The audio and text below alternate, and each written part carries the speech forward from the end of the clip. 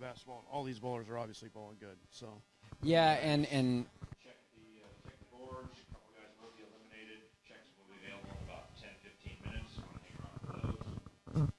Best of luck to everybody this morning. All right, next shot counts for score. Good luck and good bowling.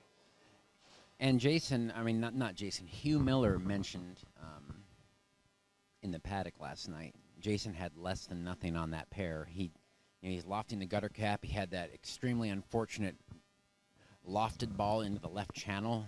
Very rare. I did. I saw that, and I've been in that situation where you just run out of lane, and the luck of the draw was he happened to be bowling a left-hander on that pair, and not just a left-hander, but a left-hander as good as Hugh. A left-hander with 53 PBA titles and 25 plus OBA titles.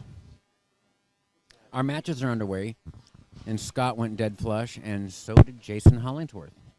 Yeah, by the way, I wanted to mention that, Jason Hollingsworth has battled here. He had 8-14 shot at him early in the first match, I believe, by Scott Halverson, and he's battled his way all the way back to this spot, and that takes a lot of mental capacity to do that, and physical too, because you're pretty much bowling every squad when you get in the losers bracket that early.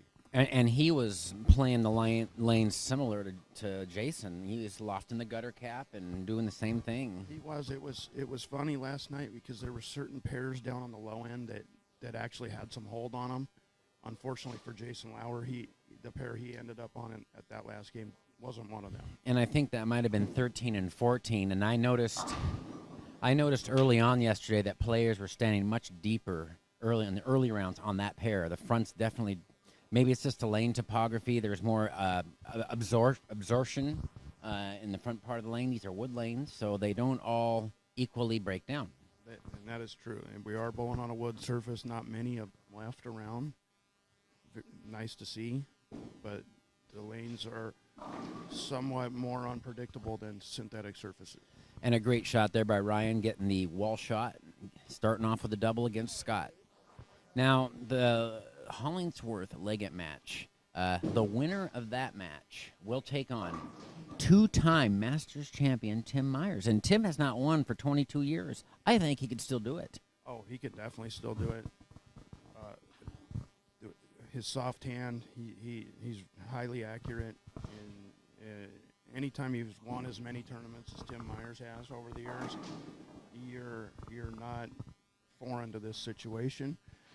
And nothing that he comes across here is going to surprise him, and he'll be right at home bowling later today. And, boy, he got a bad draw yesterday with catching a lefty on a good left-handed pair late, which, Josh made him look really easy yesterday in that seventh round. Oh, Josh bowled phenomenally all day. And so he's really the wild card for me in this, depending on what pair he gets on, if he gets lined up. Now, I don't. We got to take a solid 8 by Scott Halverson. Horrible break. But depending on what his temperament is in this situation, but Josh bowled great yesterday. Ooh, and a nice trip 4-9 for Jason. Good shot by Jason. He's extremely deep already, standing in front of the ball return on the right lane and using the center part of the lane early.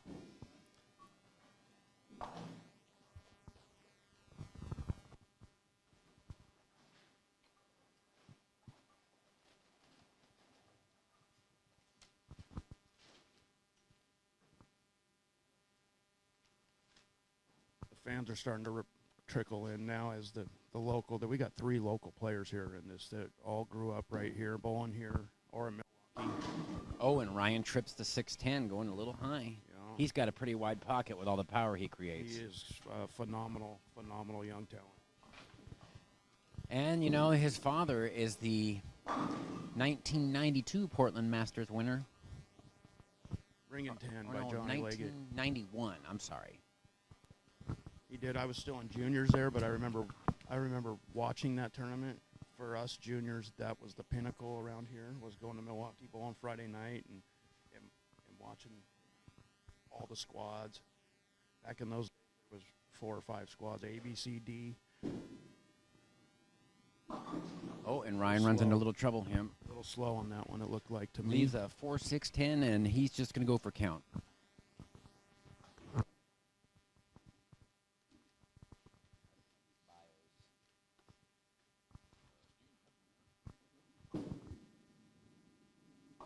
That's a good sign for Johnny Leggett making a 10-pin there.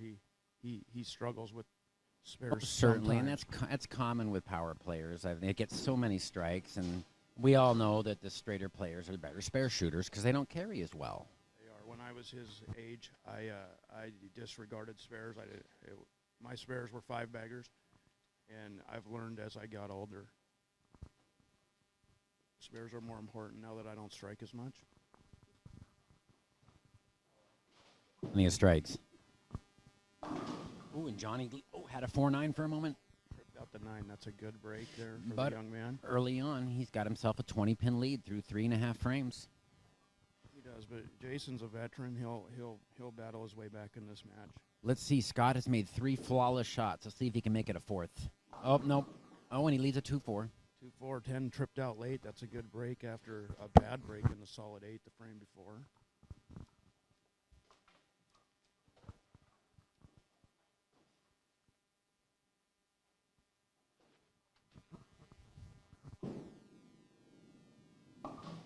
And looking at the bio sheet for Ryan Nicholas, he won his first OBI title this year. He also finished second. He has 18 300s at the young age of, you know how old he is, Mike? 21? Is he 21? He's in his early 20s. I do know that. Yeah. You By seen the him way, with a beer? No, I have never seen him with the beer. But by the way, speaking of his first OBA, he beat me on the stepladder that in the doubles.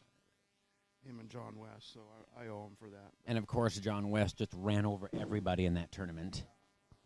And he's been doing that for a long time. When he bowls, it's just, when he has his look, he is tough to beat. Oh, phenomenal. He just ran into a bad draw yesterday.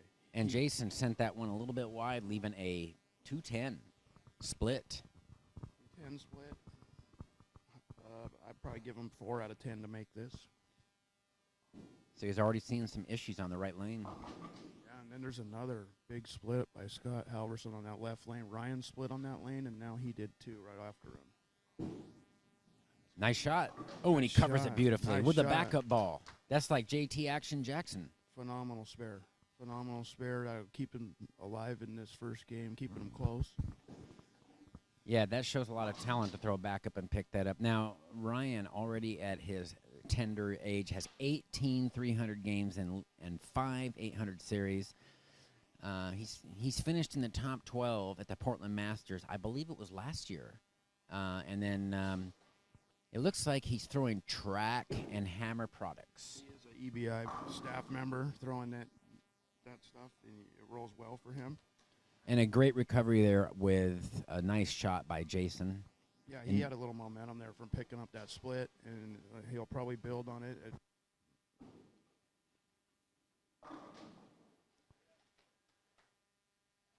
Good shot by Ryan there, a little high in the pocket, left the 6-pin.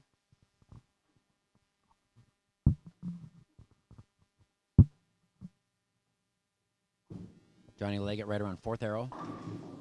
Oh, and he doesn't get the 7-pin. Oh, he tripped the 4 out, but not the 7. Last night, late, he was lofting it more than anybody around here I've ever seen. Down on 3 and 4. Oh, 3 and 4, that pair was just on fire. I watched that match, and it was hooking as soon as it hit the lane. Yeah, and I made sure the cameras are on for that because that was just a sight to see. It was, and to be able to control it with that much loft is just trouble. Missed spare by Johnny Leggett. He's going to have to bounce back from that. And this is what you talked about. You know, the youth sometimes and power players as well have problems with picking up single pins. They do. I mean, you know, these kids nowadays, they'll throw a 3-bagger behind a missed spare. That's just the way they're brought up nowadays. And Ryan makes an adjustment off the high hit that comes in light, leaving a 3-5. Looking a little bit confused right now. Starts off with a turkey, and things went south here pretty quick.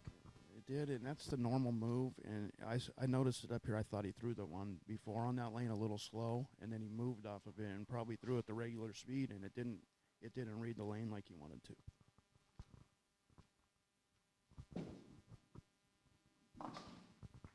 Good conversion, though. Keeps his composure, makes a spare.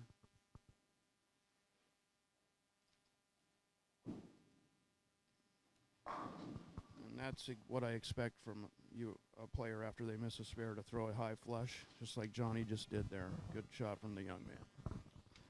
And we mentioned Ryan's bio and his achievements at a young age. I'm going to take a moment to talk about the great Scott Halverson's bio. Oh, and he almost left the pocket 7-10, but he's a quiet 10-pin there. He did. And speaking of Scott, he's probably the steadiest player we have bowling right now in this round. And the most impressive thing with Scott, he never shows. He doesn't. I saw him show a little emotion yesterday when he was down 42 going into the last game against Christopher Tucholsky, and he made it up, and he got the strike in the ninth to take the lead for the first time in the match. And I actually saw him pump his fists, which is rare for him. If that was you or me, we would yell out. I would be yelling, and I would have probably ran it out 3 or 4 lanes. That's right. Yes. Now, Jason's really having problems at lane 18. 3 shots in a row have missed the pocket. It looks like that lane might be a little tighter. Another backup ball, and he's going to miss it. He got good count. He got count, but that lane looks a little tighter to me for him. Yeah, so it looks like Johnny, despite missing the single pin, still has a 20-pin advantage with a strike up. And now Scott Halverson is going to throw on lane 15. Great shot. Gets the 10 out. Did he get the 10 out? He did get the 10 out. Yeah, it was kind of in that half pocket zone where you expected a 10-pin, but more maybe a little can opener deal there. So here comes Jason Hollingsworth on his good lane. Perfect shot. He threw a great shot there, and just what I expect from these players. They bounce back with high flush when they're coming off an open. Okay, Ryan now trying to regroup. Oh, good shot, Messenger. Left the 10 though. Oh. Yeah, and he scouted the 7-pin. That could have been disaster. And let's talk for a moment about Scott's achievements. The Portland Masters, he's finished second in before. But he's won just about every other Masters in the Northwest. He's won the Seattle Masters, the Tacoma Masters, the Northwest Masters, the Tri-City Masters, and the Spokane Masters. Mike, how about that? Yeah, I think when you get a player like Scott in match play where you bowl a number of games and it's not one-game matches, he just never gives up the pocket. So he's steady and he hits the pocket quite a bit, and when he gets it going, he shoots numbers as a test to yesterday. Shot 814 in the first round. And he's kind of a bowler that has really good touch. He doesn't try to overpower the lanes. I mean, he can really take his hand out of it when the fronts get dry, and he's that's something a lot of people can't do. Just by nice cover by Johnny. Nice cover by Johnny. The 3-6-9-10 is never a spare you want to see. And yet, great shot on that, but he just missed the 7-pin, but it didn't hurt him. Okay, Ryan now he hit the pocket on the last shot. Last time in this lane, he came up light. He's having a little problem finding a line on 15. Let's see if he can make an adjustment here. Oh, and he gets a good break. He almost hit the 3-7 for a moment. So, yeah, he could have had that could be really 4 splits in a row. He's broken up to 7-10, 3-7. He's really searching on that lane. And Scott, in addition to what I've mentioned, he has 1 PBA title, 1 OBA title. Like I mentioned, he lives in Lakewood, Washington, which is a Tacoma suburb. And Johnny comes up a little high with a 4. Scott's high series is 858, and he has won $5,000 in a single check bowling before. Yeah, he's no stranger to bowling for big money and bowling match play. As a test of looking at him right now, he's not nervous. He looks calm. He just does what Scott does, and that's stays in the moment, doesn't try to do too much. But I'll tell you, there's not many players around that are better than him. And he is part of the 900 global staff.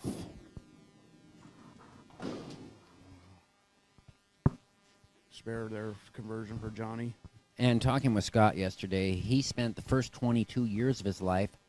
He is an Alaska native. He lived in the suburbs of Anchorage, and then he moved to Puget Sound, and he says he likes it there. Doesn't like the hot weather. Perfect shot by Scott. Great shot by Scott Scott. takes the lead there. Scott has a 4-pin lead. And you see, very, very stoic. Let's see here. Jason gets cut the lead to 9 here, I believe, with the strike. He got that Looks ball like it's farther going inside. high. Yeah. Yep. Ooh, and a 3, 6, 9, 10 for both players on that. That lane is going to determine who wins or loses this match. Which person is going to be able to figure out the break point on 18? I agree with that, and just by the draw, Jason Hollingsworth gets to finish on that lane 2 times out of these 3 matches. Scott is really lined in now, so Ryan better figure something out quick because Scott will not give up the pocket much.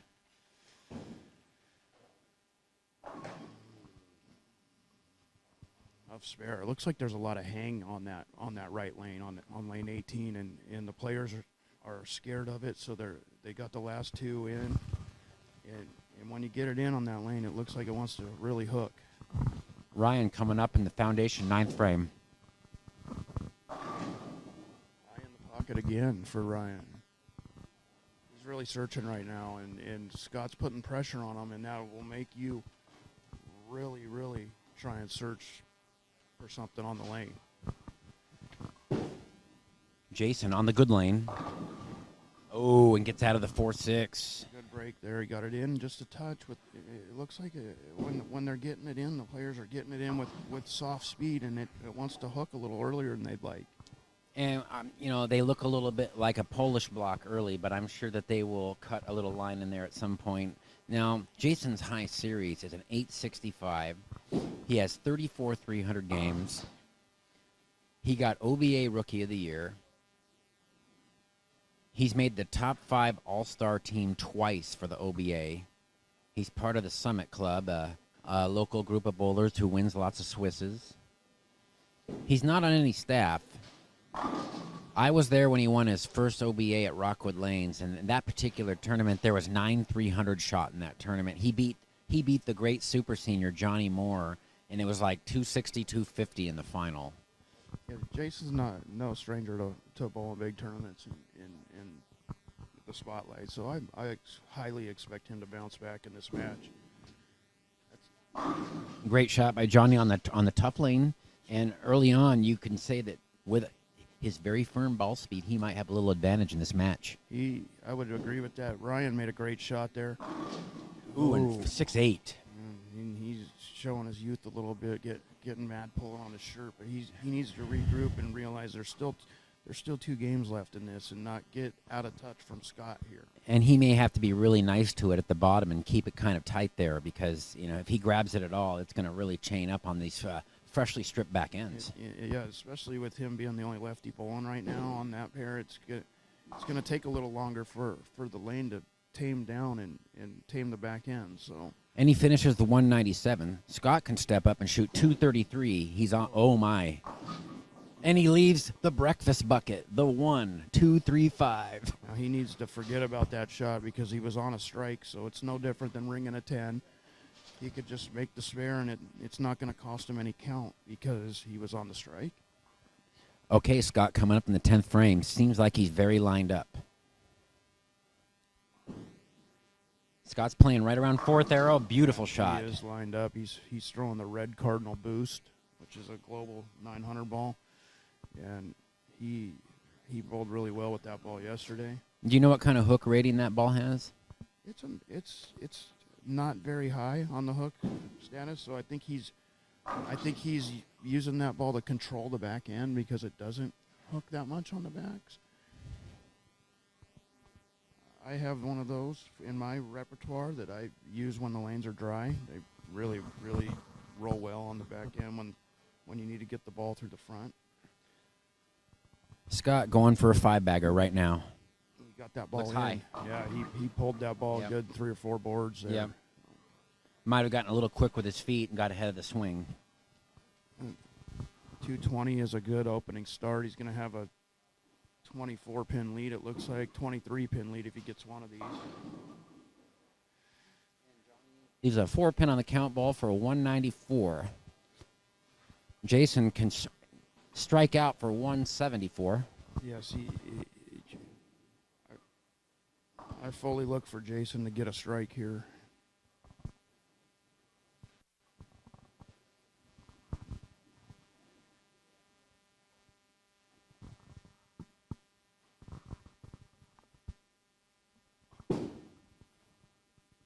That was a much, much better shot from Jason with the ball speed. He got it in the center of the lane and let it push to the right. This is a big shot here. I believe the difference between 20 and 30 pins in a 3-game match is huge. Yeah, and early on we're seeing most matches are reasonably close, especially if Jason doubles here. Yeah, 23 pins. Scott's going to be ahead of Ryan. That's you know, with Ryan's talent, he can make that up very fast. Oh, he gets the break there. Jason does with the trip 9. Good shot though. He found the hold. The hold is a little farther in than I think these players expected.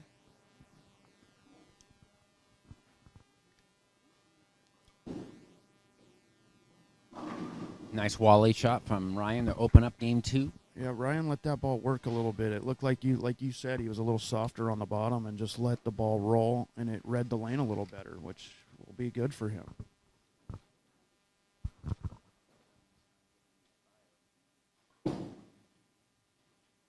Good finish there from Jason. Well, the final score, 194 for Johnny Leggett, 174 for Jason Hollingsworth. Johnny will take a 20-pin lead in the game 2. This is round 8 of the Portland Masters losers bracket. Better shot there from Scott. His feet were slower. He projected the ball on the plane he wanted. It was very nice shot.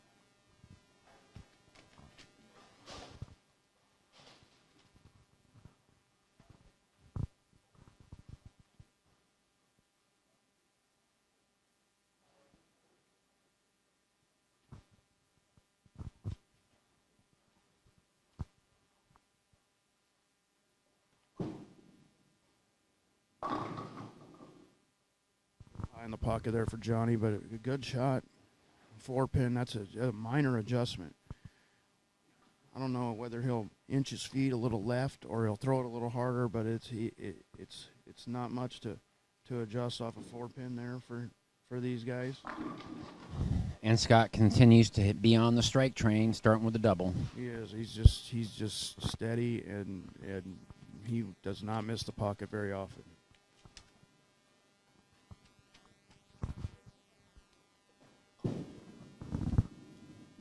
And Johnny misses another single pin. And Mike, if Johnny ends up losing this match in a close fashion, he can look back on these mistakes. I will agree with that 100%. A 4-pin, he's throwing a rubber ball at it up the left side of the lane instead of. Do you really think that's necessary right now? I think so. going cross lane on the fresh is probably a better option. I do believe so, and I think he could do it either with the strike ball or the rubber ball. I think the center of the lane, there's oil there, so you're not worried about a hook. That's high. Yep, Jason tugged that one. He's a 6'9", 10, and Ryan continues to have trouble finding the pocket, leaving a 3-6-7 split over on 16. He is, and I feel like.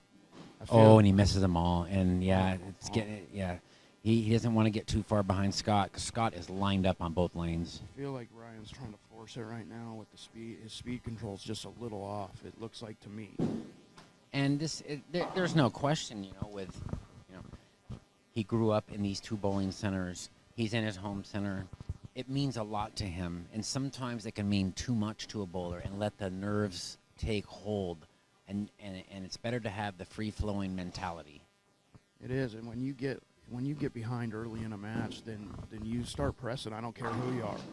The best bowlers in the world press when they get behind in matches. So you can imagine being a young kid at his home bowling centers, and Johnny Leggett's in the same position. There's a lot of people back here rooting for them. So the pressure's there's just a high amount of pressure right now. Oh, and Jason leaves a solid 9-pin. And, like I mentioned yesterday, Marshall Holman has a theory that you see a lot less high pocket 4-pins now, and instead you're seeing the 9-pin for right-handers because the balls are just so strong. The balls are extremely strong, and the rev rate for the players nowadays are a lot higher. So Speaking of 4-pins, there's one right there from Scott. Yeah. He's just slow and steady. You leave a 4-pin out here on this, not going to hurt you. And one thing about Scott that I noticed is he rarely falls off the shot. His balance is excellent at the foul line most of the time. Yeah, I believe the next time he falls off a shot will be the first time. Yeah. So right now, Johnny's lead is 10 pins. He's trying to recover off missing a single pin on the right lane, left lane. He's coming up on the right lane. He is, and you know, Jason got to take in some comfort into knowing he threw a good shot last shot. Oh, and that's the saw that we know right there. Watching him hit half pocket is something impressive. It is incredible, but that's what I expect. This is their kids when they miss these spares, they come right back with the strike, and usually it's 2 or 3 in a row. Right now, Scott is holding a 48-pin advantage in this match. A high, hard one, and it held. He shakes his head. He pulled that with speed, but if you're gonna pull it, you want to pull it with speed, and that's what he did.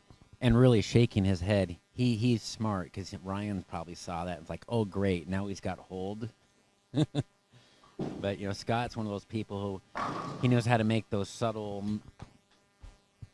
Yeah, there's a great shot by Johnny Leggett. He looked like he went with a little more loft there because he was just a little bit high in the pocket, 4-pin. Okay, Ryan's bowling on 16. He came up light on the last shot. Perfect shot. Good shot by Ryan. And he's by no means out of this match. He's a highly emotional player, and if he gets any momentum going, then he could cut into this lead.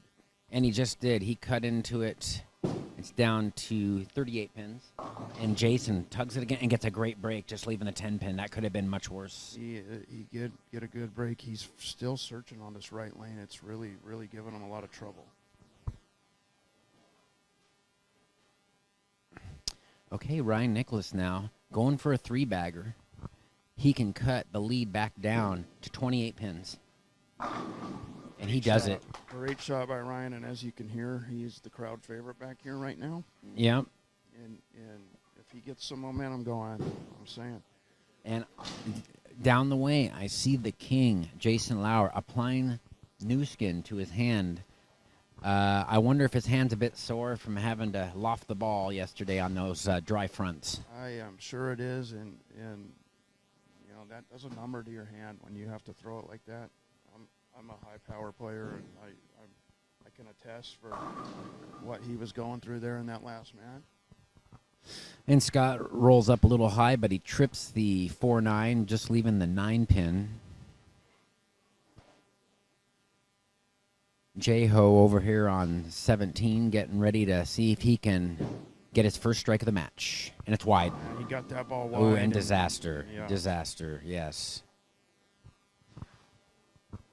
So, Johnny's got a reprieve. He missed those 2 spares, but he's getting to the pocket better than Jason, so it's kind of a wash. Yes, and I look back here now. I see 2 past champions talking with Ryan Nicholas, Tim Myers, and Jason Lauer. Yeah, definitely a couple people to look up to and emulate in bowling.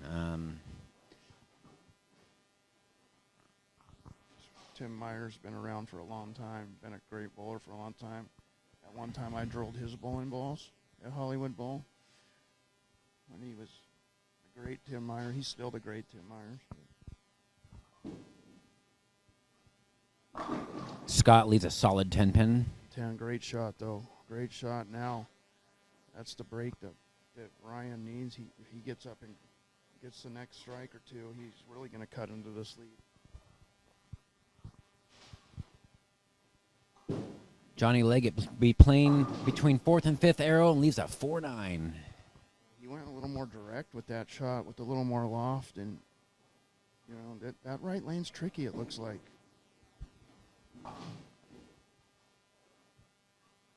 He could have really buried Jason in this match, and he's let him hang around, and hopefully that's not going to cost him later on.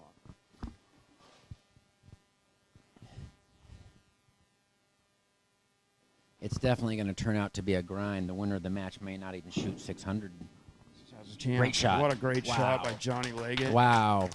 And it just amazes me, Mike. He can leave a 3-6, 9-10, cover it beautifully, pick up a 4-9, and miss a couple single pins on the left side of the lane, which really, I mean, you'd expect him to miss a 10-pin, but a couple on the left side of the lane. Little great shot. Great shot by Ryan. He Ryan was is down on one knee there on that one. He's showing this Maple Moxie. Didn't mean to steal that from Randy, but He sure is, Randy.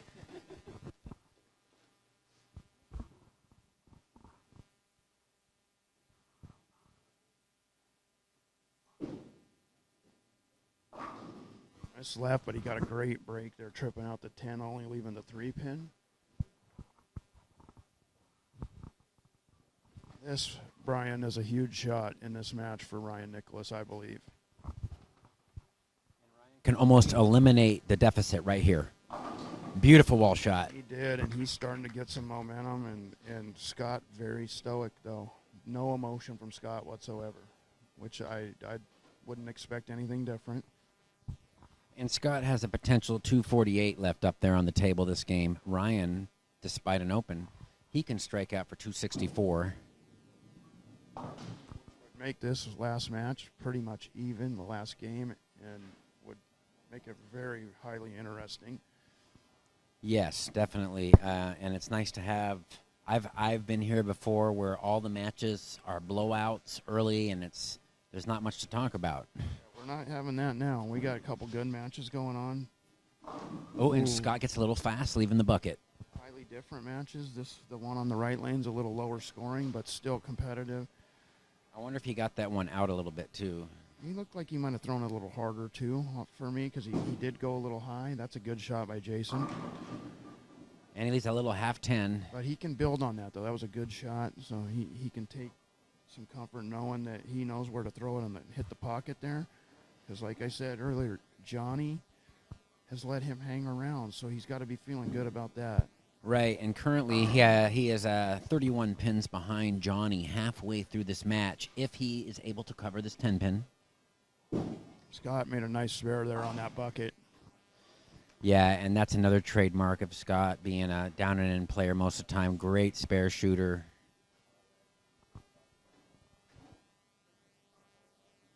Scott is a down-and-in player. Yeah, yesterday I saw him play all over the lane, and he bowled well from a little farther out, and he really bowled good last night, the last couple games against Chris Duholski. He played way in and really figured something out, because he was down big in that match. Perfect shot. Shot there. And he is very versatile, but obviously his A game is the down-and-in game. Yeah, what he's doing right now is A City. That's what he's looking for, and he's in his comfort zone right now. Wide. Wide Oh, again. and Jason almost leads a disastrous split, just leaving the 2-4-8 combination. Wow, there's just such a hang spot on this pair of lanes here on 17 and 18. It just hits and it skids an extra 4 or 5 feet, and that's all it takes to. Ryan coming up here going for a 6-bagger. Wow. Great shot. What a great shot, and he's clawed his way right back in this match. He's Yeah, right now if Ryan and Scott strike out, Ryan would have a small lead. Oh, and Jason hooks it by the spare. hooks it by the spare, so. And he's kicking himself right now for that one. He is.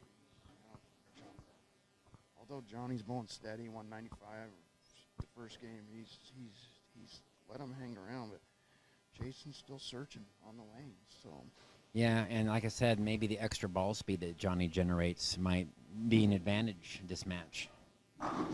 Wow, and a 7-bagger by Ryan. he's got the momentum right now, and he's getting excited. He ran that out 3 or 4 lanes. So I highly anticipate Scott getting up here and striking right now. No emotion change once again. If anything, he'll just leave a ring 10, but I expect him to hit the pocket. More loft for Johnny. Beautiful shot. He's just taking the front part of the lane out of play already early today. And how good is this guy going to be in about 5 years? He's phenomenal now, but once he learns the nuances of bowling, the mental game, and all that stuff, look out. Scott, the foundation 9th frame. Kicks out the 10. Exactly what I expected out of Scott. Just exactly the shot you need to throw. stems the tide a little bit. He's still got room for 234 here, which will not hurt him.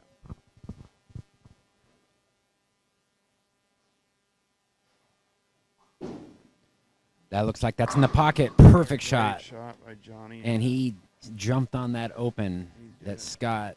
that Jason just had. He jumped on it like a veteran. You expected a player of a little more seasoning to do that, but that just shows. Oh, ring Scott, and and it wobbled. Vicious. ring and 10. And that's shot. got to hurt. Scott only has a potential 213. A clean 2-team, though. Very common game for a great player. And right now, Jason's got his back to the wall a little bit. He's down by 55 pins all of a sudden. And he Need a makes a ball ball change. change. Oh, and that was not the ball. It was a little slow there. Slow and left, I believe, and he's just searching. When you're down big in a match, you got to make drastic changes.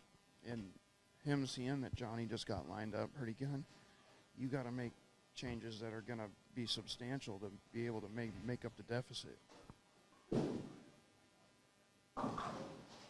Ouch. And Jason does not convert the split, and this match is starting to get some separation. I feel for Jason. I've been there in the same spot when you're searching on a lane and you can't find anything. It's a tough spot to be in. Looks like Scott's going to make a ball change here. I don't think he's quite pleased with his carry percentage right now because he hasn't missed the pocket a lot. Jason coming off 2 opens.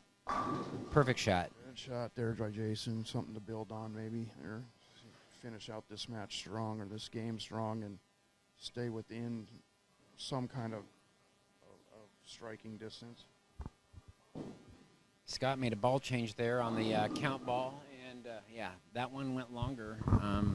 Maybe he's trying to change his angle, his entry angle a little bit. He's searching for carry because he has not missed the pocket often. So I think he realized that Ryan's locked in and he's going to have to strike a lot this next game. Johnny Leggett. Oh, that was vicious. Destroys the rack. Destroys the rack in ways that we could only dream about. Yeah. Well, no, you used to do that too. Ryan Nicholas coming up in the 10th frame. Possible 8-bagger. Oh. It's slow, and that is a huge break for Scott. And you know, the thing is, Mike, Scott being a seasoned veteran, it was interesting there when he's put the tape and the ball. Is he icing Ryan? Is he making Ryan think too long about the 10th frame? This is the mental game that Oh, great shot there in the 9th by Johnny. Vicious 10-pin. in match play, there's little things you can do to stem the tide.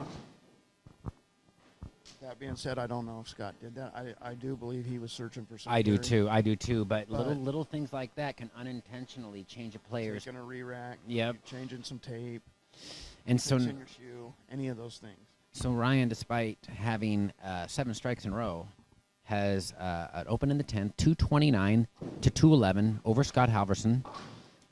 So that match is only a 5-pin differential. Less than a mark over there. So What a great finish this will be in that it match. shows the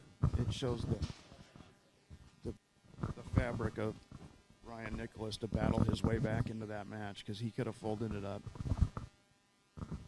But these players are highly, highly skilled.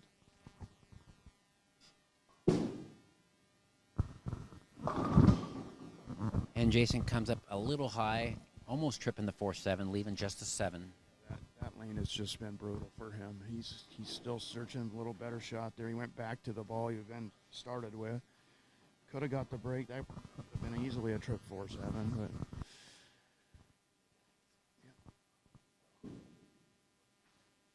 but great shot by Scott there.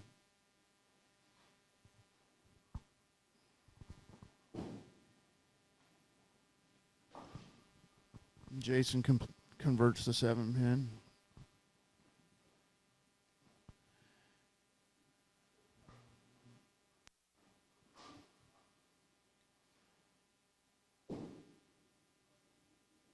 Oh, Ryan threw it right through the break. That ball looked fast and hard up the lane there, so first frame washout. I give him about 7 out of 10 chance to make this. Good shot by Jason there. Solid strike. And the score after 2 games, Ryan Nicholas picks up the washout. Ryan has a 426 and Scott has a 421. Great spare there by Ryan. Great spare. Keeps some momentum going. Jason really needs a strike here to stay in some kind of striking distance. He really needs this one.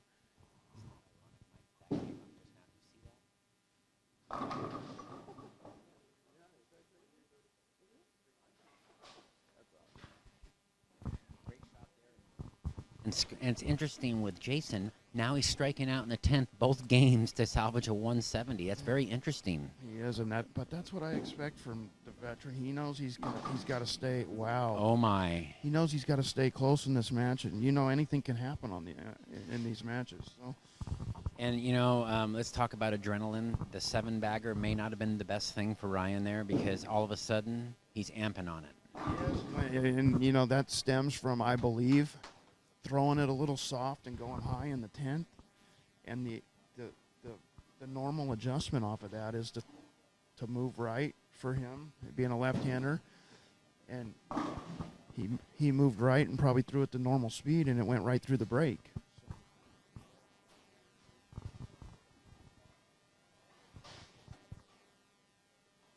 That's left. Got away with it, only getting 9 there. But he has a very respectable 214 possible on this demanding pair of lanes. That lane has been brutal for the players. Okay, Scott Halverson right now. I totally expect him to jump on this open frame. Oh, me too. That's what he's made of. Good-looking shot. Oh, and he gets a love tap on the 10. He does, but we both said it. That's what I expect out of Scott Halverson.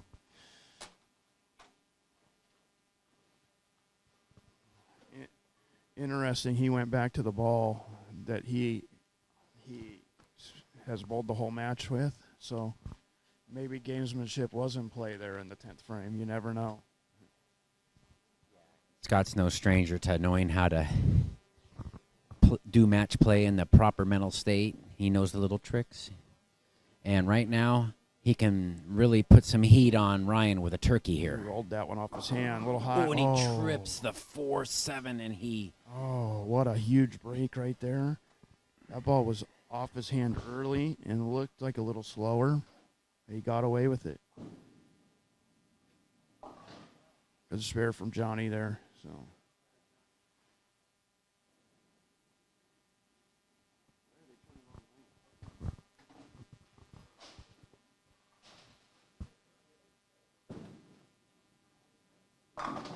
Good shot by Ryan. Solid shot there.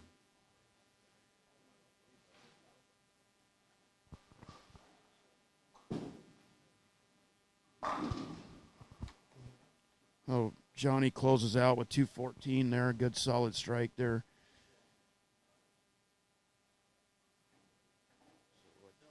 Two games, we have Johnny Leggett with a 408, Jason Hollingsworth with a 342. Johnny will take a 66-pin lead into the final game. Yes. Big shot here from Ryan. He's got to have it. And a good comeback, double after the open. Good shot. He's got to continue to strike as Scott has really started off strong this final game. Shot by Jason, gets the messenger. Jason needs to do a lot of striking this game.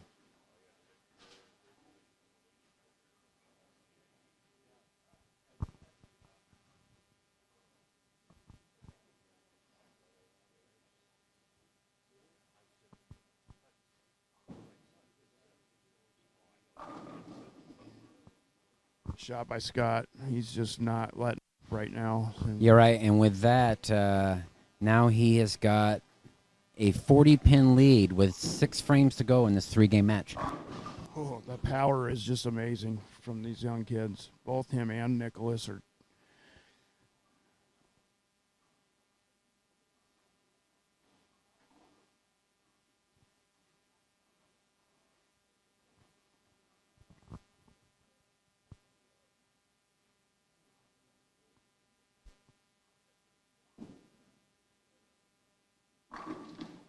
goes. Ring and 10, it looks like.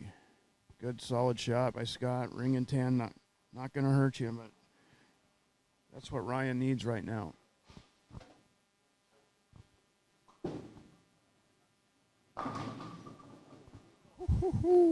Good shot by Johnny. Had the 7-10 up for a minute. Messenger to 10. Only leaving the 7.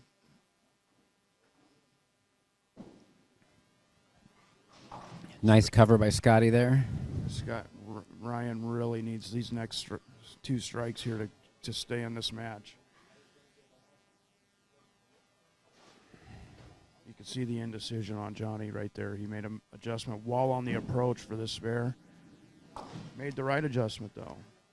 And congratulations to Johnny. He just picked up a single pin on the left side of the lane.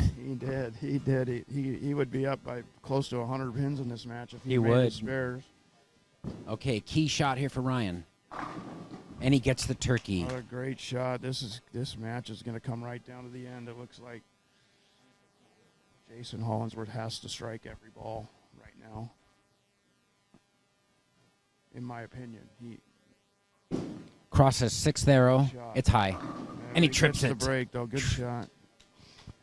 Good shot. He's continuing to make adjustments, which is all you can do at this point until you find something that works. And the 2 greats have begun practicing on the end pair. Tim Myers and Jason Lauer coming up in our next match. They will meet the winners of our current 2 matches. A lot of titles over there on that end pair. And he gets fast again, leaving the bucket. He threw it highly fast right through the brain. This time, though, at least he got the washout out. And I think he said good shot when he let go of that, like he expected that was going to hook. He did. He was running it out. You know, if you... That looks like that's high. Oh, and he carries the Brooklyn. And you know, and that's huge right there. Huge break. Huge, and he needs every break he can get right now. When you're down by the amount he is, he'll take it and he'll build on it, and I expect him to throw a good shot here in the next frame. And I just believe Ryan got a little bit fast there, and maybe that's why ball kind of sailed through the break point. Okay, Johnny here on his good lane.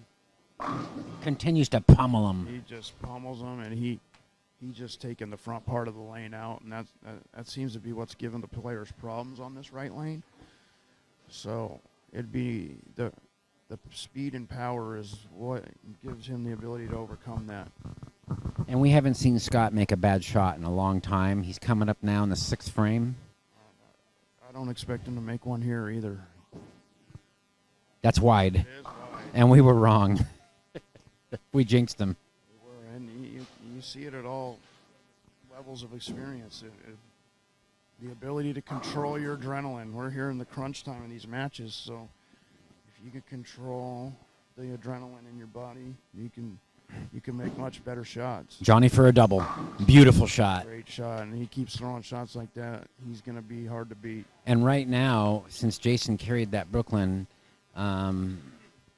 he's down by 46 pins with 7 frames to go. Yeah. And the 1, 2, 4, 8 is covered nicely by Mr. Halverson.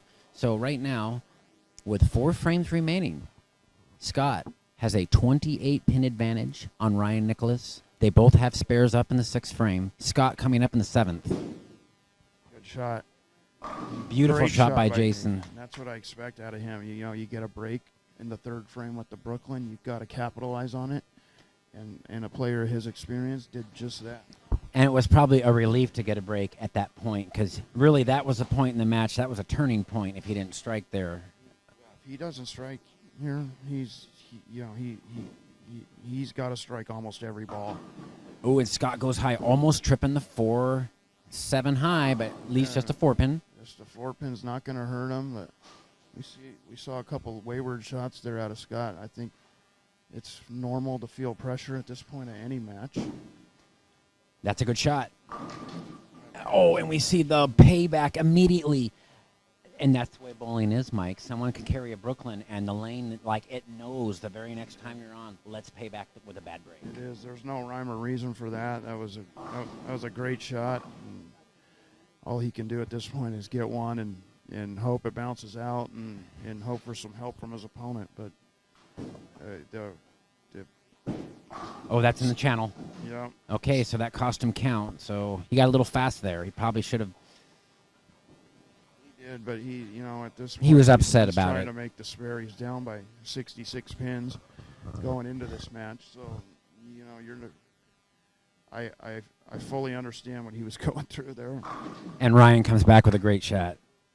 That was a phenomenal shot by Ryan, and he really, really has to have this one to Johnny high flush. does not bowl like a 16-year-old, in my opinion. No, if you saw him on the street and you watched him bowl, that's not how you think he would bowl looking at him. He looks very clean cut. I believe he just got his driver's license, and he's down here in the final 8 of the Masters. Unbelievable. Okay, Ryan Nicholas coming up in the 8th frame can cut the lead.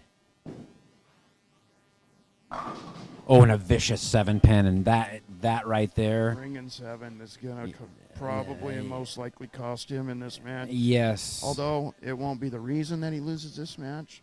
Probably the washouts, the first 2 frames.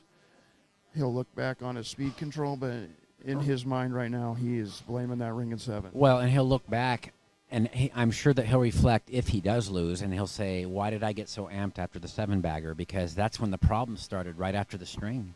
I understand why you got amped. Absolutely. He's a youngster. I get amped. We all are guilty of that. Johnny Leggett just paralyzing the pocket. He is locked in, as we like to call. He is benefiting greatly. So now from Johnny has wrapped up this match. All he has to do is pretty much stay behind the foul line the last 4 frames. Because Jason's max score of 264, Johnny needs a 199, and that's if Jason strikes out. Johnny's going in already in a 230 clip. And that's high. Brooklyn. Yep, Brooklyn. And he's like, why do I have 2 Brooklyns and then a pocket 710? Might as well just stay Brooklyn. That lane's been his demise this whole match, really. Pivotal shot in the 8th frame for Scott Halverson. And that's inside. Left, yep. Yeah. Okay. That's makeable at 3-6. He's got away with a couple wayward shots here where he could have easily split, and he's broken it up, which to me is a mark of somebody that's lined in. When you're missing the pocket, when you're lined in and not splitting. That looks like that's there. Oh. That's all she wrote in this match. It is, and I want to say what a great tournament Jason Hollinsworth had. He battled. He lost the very first match yesterday. To Scott Halverson, who bowled an 8-14. And to lose your first match and make it to the Sunday of the Masters is a huge accomplishment, and he should feel really good about that. Definitely, and I believe this is his best finish. And like you said, he lived in the losers bracket all day yesterday and survived all of his matches. So nothing to be ashamed about, that's for sure. We've got a couple big tournaments coming up here in the next few weeks, and I highly expect him to bowl well in those, feeding off this experience here and moving on. But nothing to hang his head about. Scott coming up in the 9th frame. Oh, in an extremely unfortunate wobbly 10-pin. There's a situation. He can shoot 231 if he makes the spare and strikes out. Yeah, and right now looking at Ryan's, if Scott covers this spare, that match is going to be over almost. If he just stays clean, it's over. He has to mark here and then spare in the 10th. But before we get to that point, and he misses the 10-pin. Misses the 10-pin, and Wow. Ryan's off the mat. That was so unexpected by a composed player Ryan's like Scott. off the mat, and here's the situation. If Ryan strikes out, he will force Scott to double in the 10th, I believe. And this is coming right down to the wire. This is so exciting, Mike. Yeah, this is what match play bowling's about. This is why we shoe up. The money and the titles are great, but the competition is what it's about, and making shots in the clutch. And this is a must-strike situation in the 9th here on lane 16. And he delivers. He threw it fantastic. To have any chance to win this match, he has to strike here.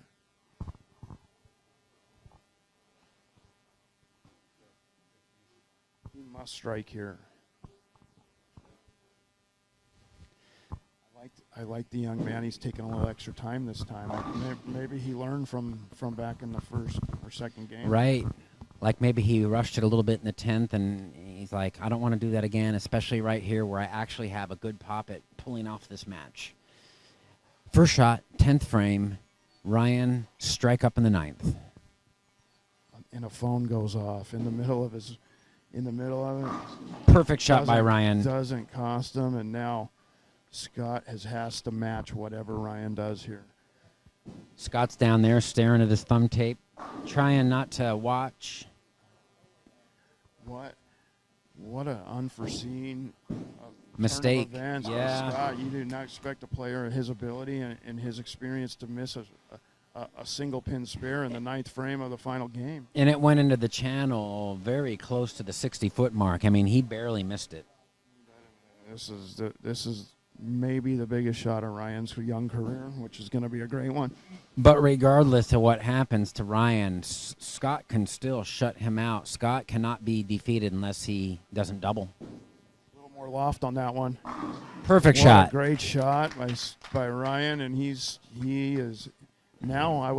I will say, I feel like Ryan's in the driver's seat because Scott needs a double now. Right, and Scott last time went up high on lane 16, so he's going to have to make an adjustment right away. And Jason almost leaves another pocket 7-10. He to Jason's credit, he battled this whole match with not having a very good look on that right lane. Okay, so really count is a non-factor here as far as Ryan's ball. He's forced Scott to double regardless. What a finish there. What a finish. So Scott needs a 218. Scott needs to fill 28. He does. Double and an 8 count. Can he pull it off? He's been here before. Interesting, though. Scott's demeanor, look, everything about him never changed as Ryan was running them out, getting loud. The crowds were behind Ryan fully. I expect Scott to make a good shot on this one right here. And hopefully he doesn't over-adjust and go light from that 3-6 he just left.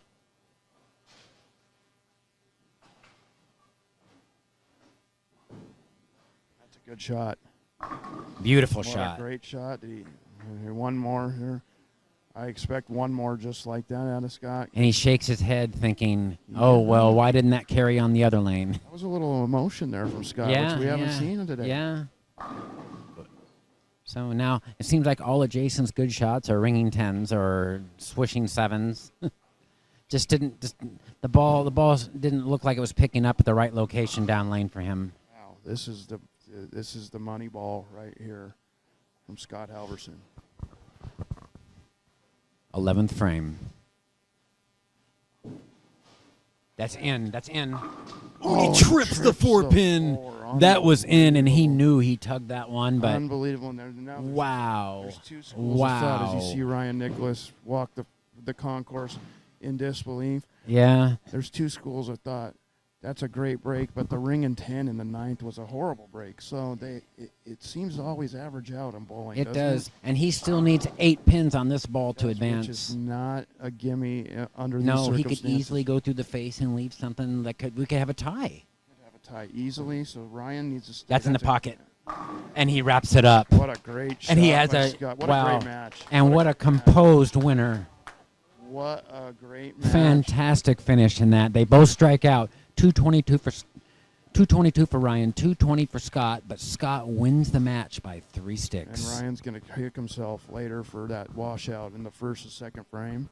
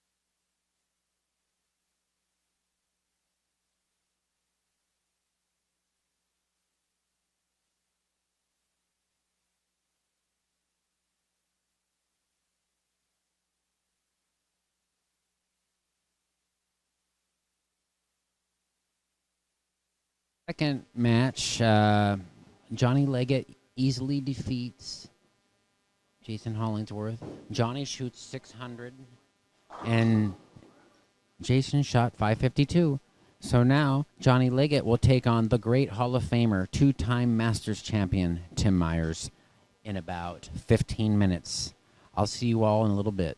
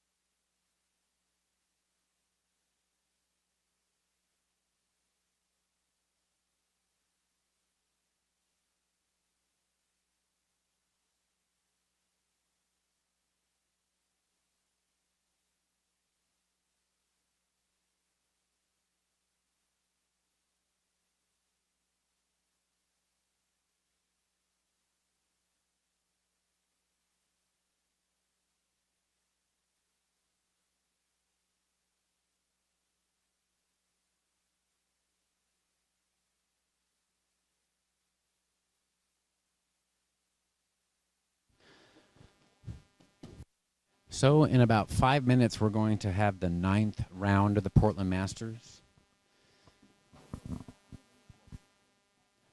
The two matches that we're about to bowl will be Johnny Leggett will take on Myers, and Scott Halverson will take on Jason Lauer.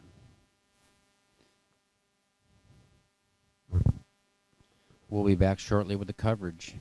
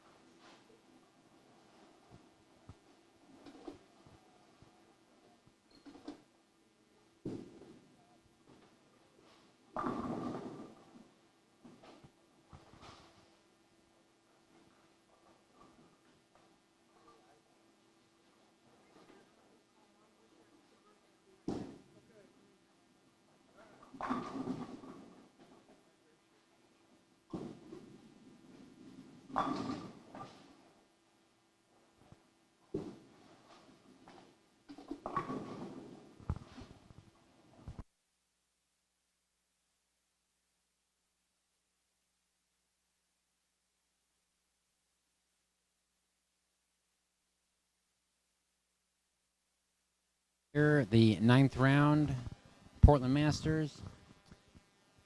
We've got 2 matches here for the 10:30 a.m. squad. We have Tim Myers, who lost yesterday to Josh Wills in the winner's bracket, facing off against Johnny Leggett. And then on the right pair, we have Jason Lauer, who lost yesterday to Ryan Nicholas. No, he lost to Scott. Hugh Miller. Hugh He Miller, lost to that's Hugh right. Miller Forgot last about that. night.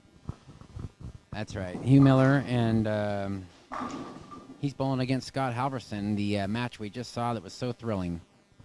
Yep, you've got 2 past champions stepping in here to take on the winners of those last matches.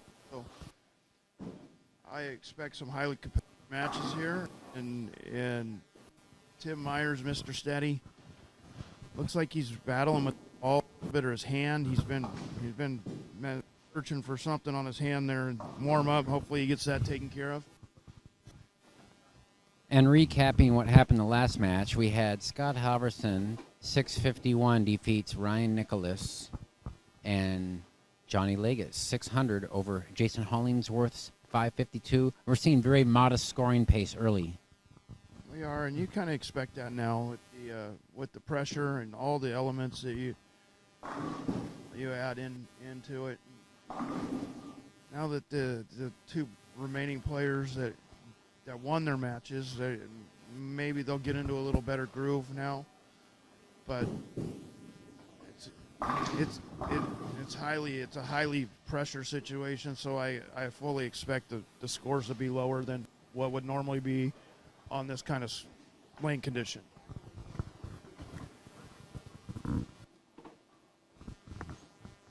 Most definitely, Mike, and we might see a totally different line played at this end of the house. Totally. Yesterday, this end of the house played a lot differently than that high end that they came off of. So I noticed Scott is already throwing a different ball in the warm up. He was down there, which is tighter down.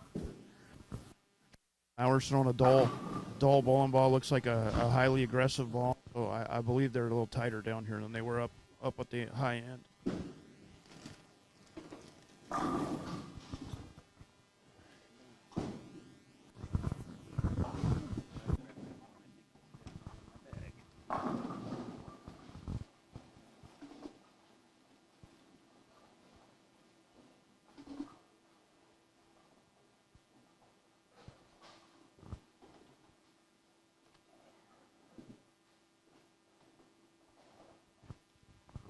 Watching and warm up, all the players are highly lined in. They're all hitting the pocket. Right now, they're just staying loose. It looks like, and should be an interesting, higher scoring match here. It looks like, based on the warm ups. Now that could go out the window when the arrows come up, as you well know. And for those of you who just joined us, my name is Brian Schmidt, and I am happy to have a commentary host today, Mike Miller. Thank you, Brian. It's my pleasure to join you today. It's my favorite tournament of the year, and it's an honor to be able to sit and do the commentary with you. Thanks for having me. Much appreciated, and I hope to do it again.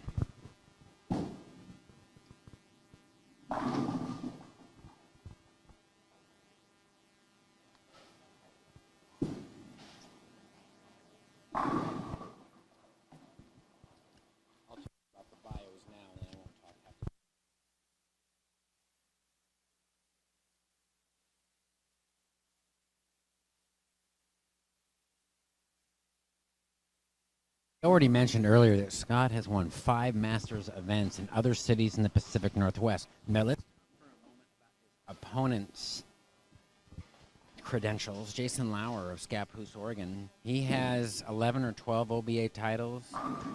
He won the 2008 Portland Masters.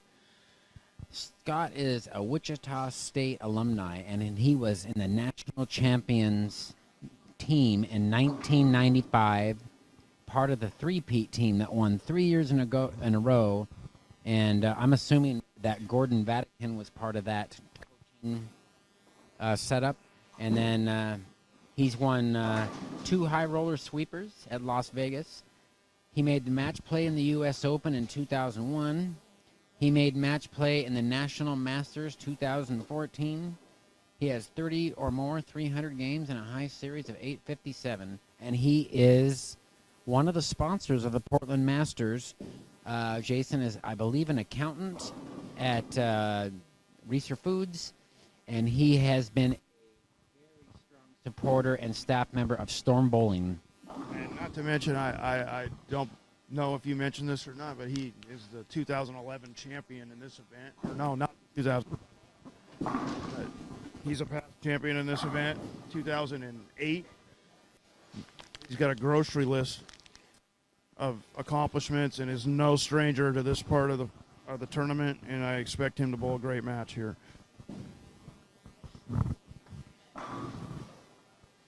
And he didn't list what ball. Can you tell what ball he's throwing right there? I cannot. I know that he's on Storm staff. I know that he had a no rules down there, which is a roto grip ball. Looks like he was throwing that. That could be some kind of snap lock or lock. We'll find out from him. Try and get that information out here if we can.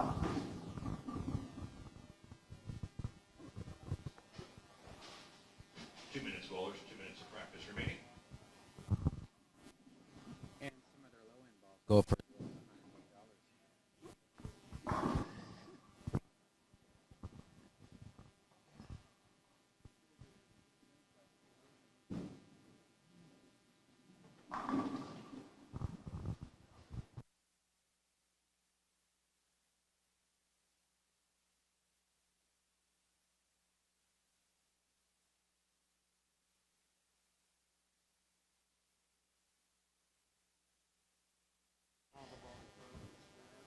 Yeah, and we're watching Styles here on 5 and warm up. Oh yeah, you got 3 seasoned veterans left here in this round, and Johnny Leggett, who is 16 years old. It's hard to fathom. I know we've touched on it earlier, but if you weren't with us earlier, 16 years old, just got his driver's license, and he's down here in the final 6 at the Masters. Unbelievable. And 3 messengers thrown at the 10-pin on that practice shot. And let's take a moment before the match starts, and let's give a shout-out to the 2017 Portland Masters sponsors.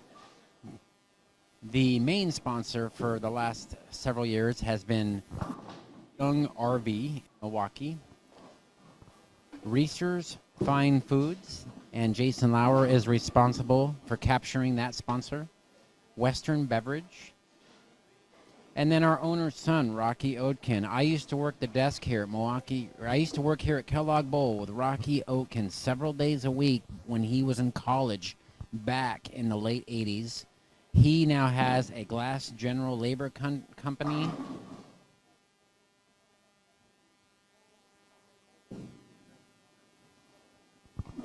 I'm sorry, he has an environmental company. Glass General Labor is another sponsor. Pietro's Pizza, Terry's Diesel Repair, and Benny Salinas. Without any of these guys, we would be bowling for the prize fund and the prestige that we're bowling for, and this tournament wouldn't be as successful.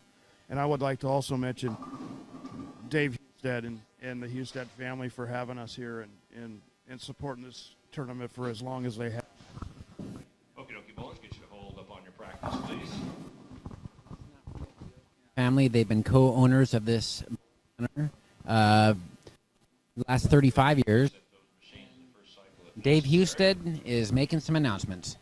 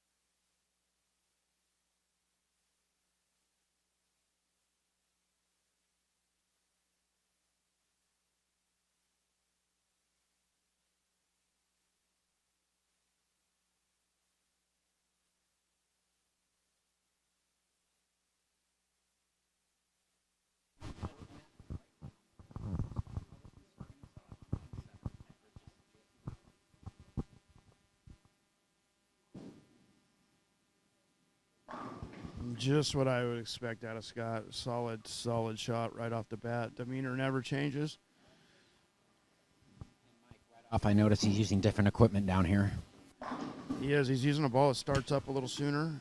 I believe the lanes are tighter down here just by reading his ball change. And Johnny Leggett's using the same ball he used down there, just playing a little farther right. I mean, he just overpowers the lane like stuff we don't understand. And Jason throwing the lock from Storm, and he's probably ecstatic he doesn't have to loft the left gutter right now. He is more than excited that he's not even touching the left gutter. And he's not even up against the ball return, which is very nice for him. How long that will last, who knows, but Fast 8 to open the match. fast 8, but a good shot. You know, there's got to be some nerves, some butterflies. First shot of the day. You know, you're in the last 6 at the Masters, so it might take a second to get the butterflies out, even for these experienced players. Tim Myers, Hall of Famer, 2-time Masters champion, comes up with a perfect strike to start the match. Wouldn't expect anything different. Tim Myers is steady, and he's a perfectionist and a shot maker. When you've won as many times as Tim has for as long years, you know how to bowl in these situations, and I fully expect him to bowl a good match here. And our noontime match is going to be a thriller. We have 2 undefeated left-handers coming. Hugh Miller versus the relatively unknown Josh Wills from Battleground, Washington. Who bowled phenomenally yesterday. I don't believe he was in a tight match yesterday. I think he pounded everybody he bowled. Josh did. So. And Tim went kind of a flat 10 there to start, almost love tap. He did, but he's in play, and he's off now, and he's pretty much lined in. So, although disappointed he didn't double there, I don't think he's going to be that disappointed. Ooh. And Jason goes wide, leaving the 1-2-4. Yeah, it looks like Jason's searching for his bearings a little bit. I'm sure he'll find it soon and start making the shots that we know he's capable of making. And I see he just took a big breath and kind of moved his neck around, trying to calm the nerves a little bit. Yep, it is normal to have nerves right now, and if you don't, then something's wrong with you, because you're in the last 6 here, and nerves are going to come into play here.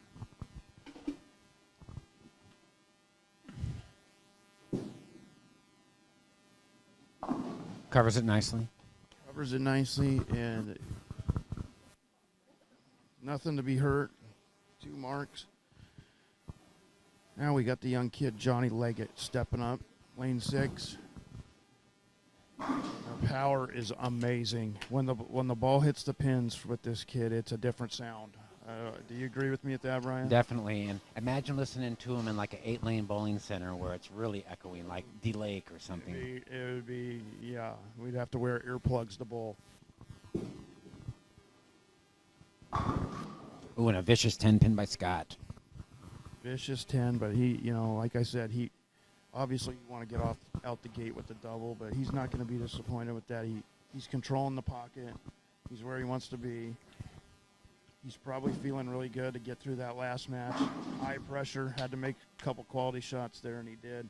And I believe the red piece of Global 900 equipment he threw earlier, that was what he shot the 800 with yesterday. He did. It was the red boost. I just believe that the lanes are a little tighter right now. There's obviously a lot less play going right now. And Johnny, right out of the gate, has a 20-pin lead over the Hall of Famer. Good start for Johnny. Good start. Oh, and Tim with an errant shot. He tugs it and only leaves a 6-pin.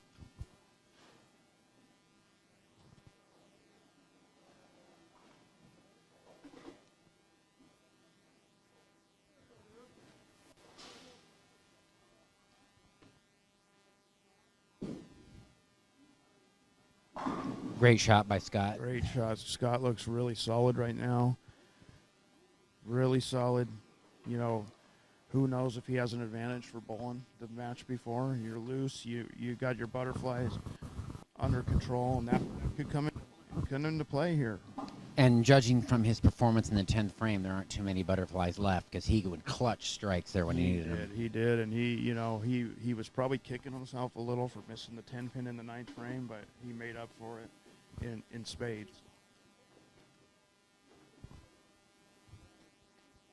Much of this game is what you can forget and how fast you can forget it, and the shot previous. If you can move on from that, you're going to be much better. Ooh, and a Greek church by Jason. And Randy Peterson says, a short memory is very good in the game of bowling when it comes to bad things. And I believe that goes for any sport, to be honest with you. And the shorter your memory, the better, because you can't control what happened. It's not going to change. The result's not going to change from the frame previous. So the faster you can move on, the better off. And Tim leaves a 2-pin. Tim's playing right around 4th arrow right now.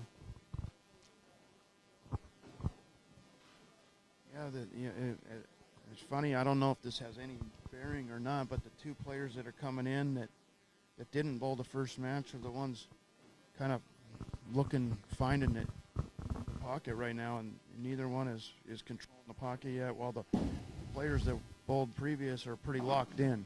Right, and maybe they're anticipating some similar changes on the fresh early that they made mistakes on to begin the first match down at the other end.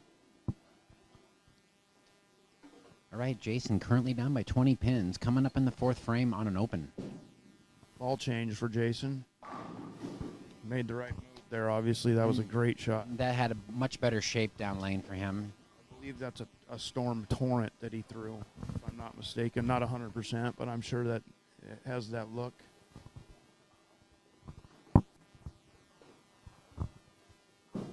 Johnny Leggett is the Truth Pearl. Oh, and a packed 7-pin. Packed 7 with the Truth Pearl now. He's got to move on from that. It's a bad break. Good shot. Now you got to. He struggled a little earlier with his left side spares. You got to move on and make the spare now. All right, Scott Halverson to extend his lead to 30 pins in the 4th frame here with a strike. Very fortunate just to leave a 10. You got that right a little bit, and it broke up the split, which he'll be happy about. Okay, Johnny's been a little suspect on these spares. He got that one. He drilled that one, though. He made a nice adjustment there and hit it square and move on. What a great shot, though. Great start for the kid. He couldn't ask for anything better. Get off on a quick pace there. Scott Halverson covers the 10-pin, barely. He's struggling with the 10-pin, Brian. I don't know if it's in his mind. I know he barely missed the one in the 9th frame of the last match. He missed it in the channel, but that one barely hit it on the left side. But then again, he also still put a little rotation on it. And Johnny with a super washout. Super washout or the PBA washout, whatever you call it. It's 5 either way you look at it. And now you got to regroup and try and make the spare. It's a very easy spare under normal circumstances, but with the pressure of being in the last 6 at the Masters makes it a much, much harder spare. And it hurts extra bad that it's on a spare, the count.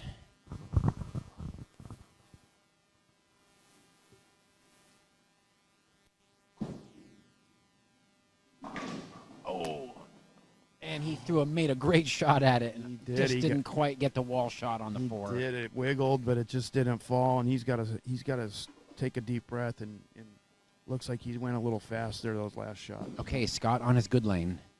Great shot by Scott And he seems Halverson. to have 7 dialed in early. Yeah, he just threw that one a little fast on the right lane and got it to the right, but I think he's lined in. All right, Tim. Left off his hand. Dead flush.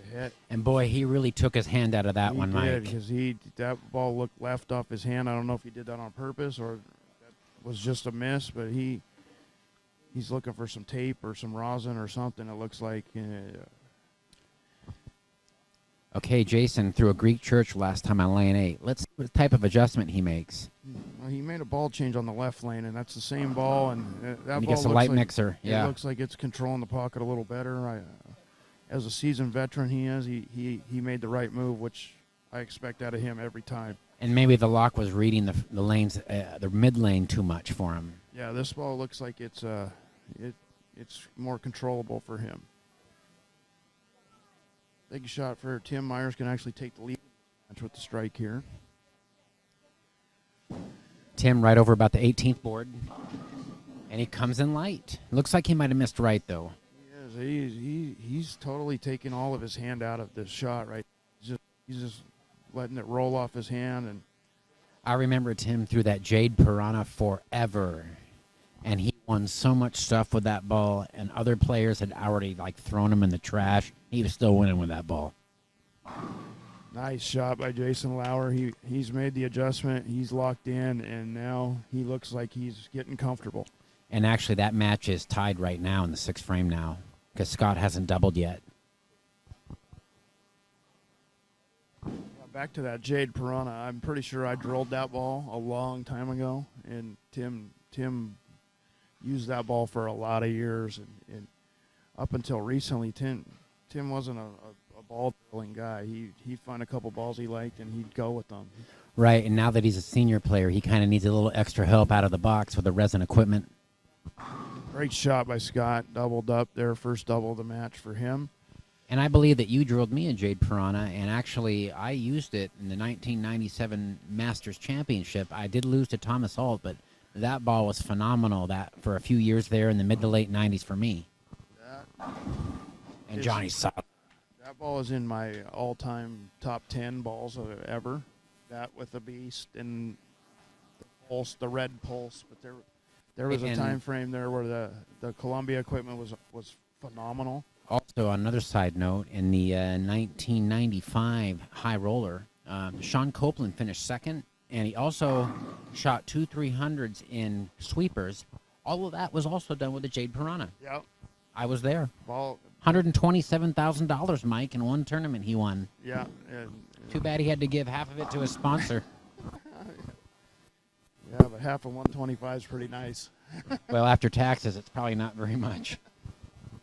And Johnny goes high, leaving a 3-6-10. He did. After the PBA washout, like you said, it's a common mistake to miss in and be a little bit tentative about the slick outside boards and tug it a little bit. It is. It's the hardest thing about bowling. When you're bowling in these tough pressure situations, to be honest with yourself on whether you made a good shot or not. Jason. He's definitely, that ball Poor is giving bagger. him a little area. He pulled that ball a little bit and it held. So he's feeling good about big, deep breath. He's feeling really good about that ball change. And both of these seasoned veterans are lined in now. And we have a 10-pin advantage for Scott Halverson through 7 frames over Jason. And with Johnny picking up that spare, Johnny has a slim 5-pin advantage on Tim Myers. So we've got 2 really close matches early.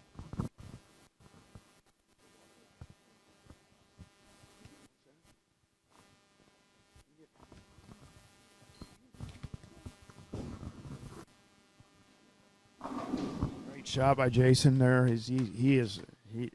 That ball has really given him the lane. He's got a little bit of right. He's got hold now. Now he's just going to town. He's locked in. Tim Myers looks like he was out a little more there. Oh, and he gets the light mixer. Beautiful. We like to call that the Tim Myers tickler. He's got the touch. You know what? He tickled the tonsils of that 7-pin. He is the veteran, and he's gotten that strike for years. The Tim Myers touch. Scott Halverson coming up, going for a 4-bagger.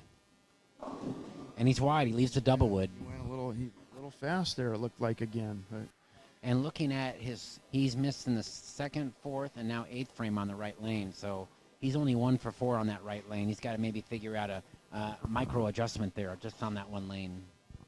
I don't know if that lane's tighter, but I know Jason pulled it a little bit on the last one and it held Paga, so it leads me to believe that it is a little tighter.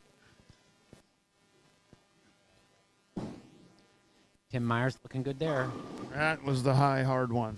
High flush off his hand. Good shot by Tim Myers. Now the kid, Johnny Leggett's got to get up there and make a quality shot here. Scott covering the double wood nicely, but he's finding himself trailing now Jason, as Jason has opened up a 5-bagger after the Greek Church and made a very, very key ball change.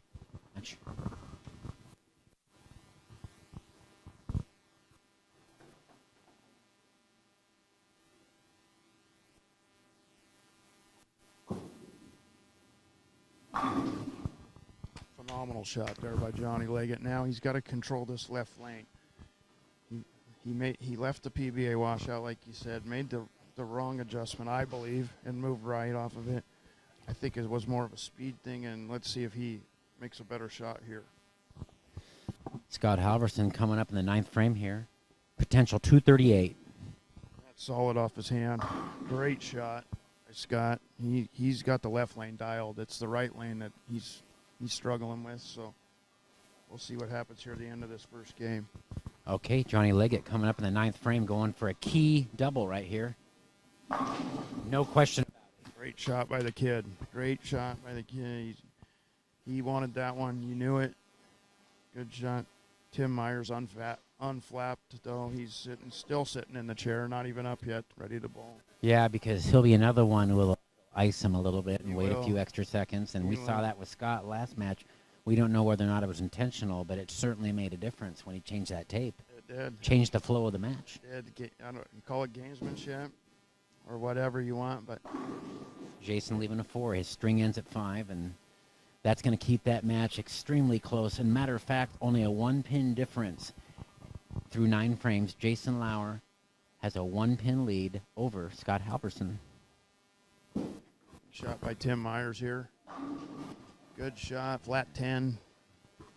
And a shot just like that, Mike, if Johnny Leggett throws it right, there's about 3 messengers flying 100 miles an hour at that 10. There is. It's the new school of bowling, and it's like it or love it or hate it, whatever it is, it's here. And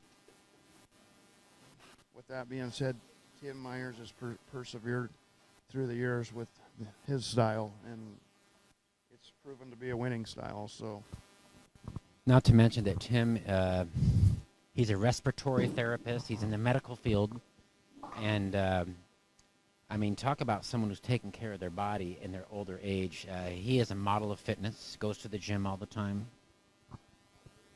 he is weighing in at a weight that I haven't seen since I was maybe a junior in high school. Yeah, I'm thinking that he doesn't hit up the McDonald's for breakfast every day.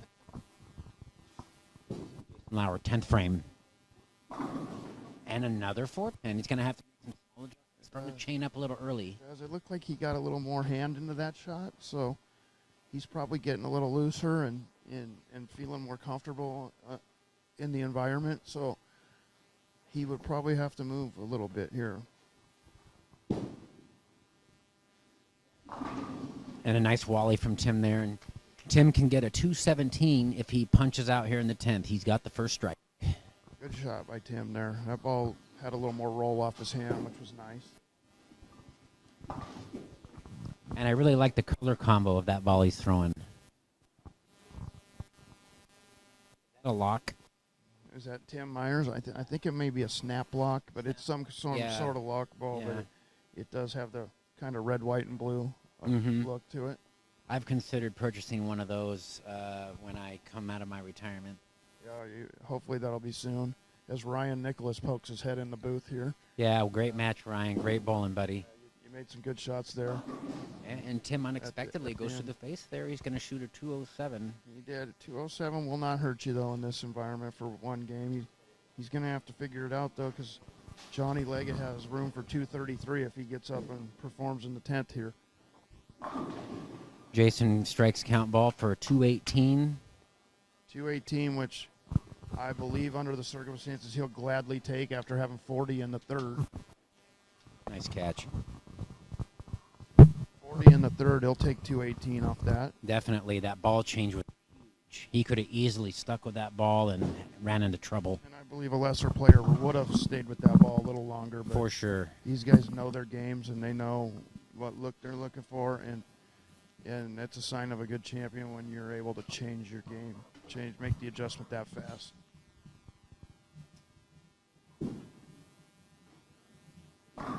Scott made the adjustment there. He threw that a little farther up the lane, and it held pocket. And I don't know if that was on purpose, but it was a great shot. And leads me to believe lane 8 is tighter than 7. Yeah, and we talked about micro adjustments that are being made right now with Jason leaving a couple 4-pins after the string, and Scott probably anticipated that with his own ball and made that adjustment. Okay, Johnny Leggett getting up in the 10th here. Potential 233. Great shot from the kid as he looks at his finger there.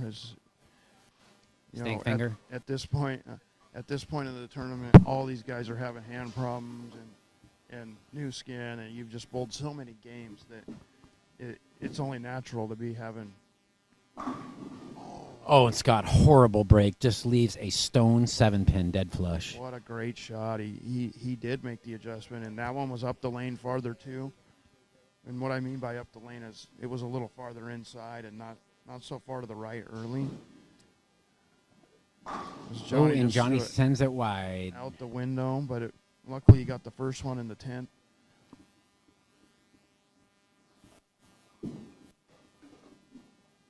So Scott's going to have 227 to 218. Nice tight matches all the way around. And a clean 227. We see Scott throw so many clean games in his career. It's just, that's a winning formula. So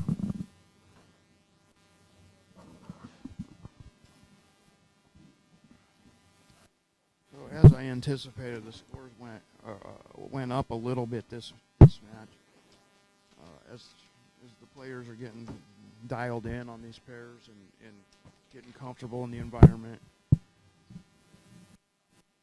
2 competitive matches going here, and I wouldn't expect anything less under the circumstances at this stage of the tournament.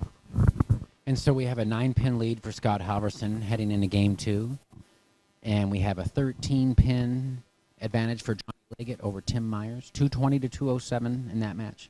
Jason Lauer starting off Game 2. He made the move.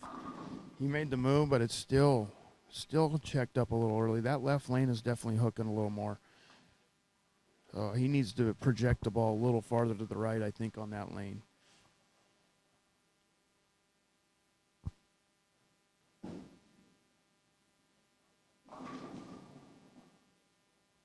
Tim Myers with a good shot there. Just couldn't get the wall shot on the 7.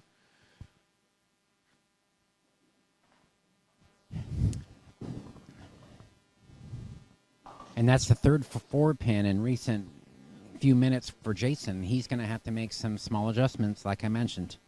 He is, and I expect him to. He's not gonna sit there. He's a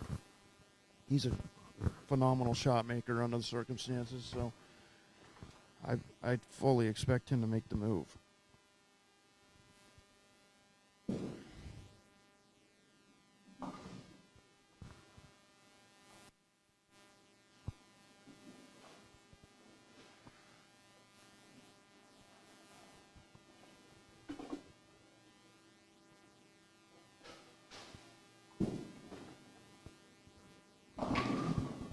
And Scott leaves a light pocket 710. Could that have been a bad rack, Mike? I mean, could have been a bad wreck. He went back and it missed to the right a little bit of the shots in the 10th, so it hit light, but a little unorthodox to see something that light leave a 710 in that range. It could have been a bad rack. It very, very possibly could have been.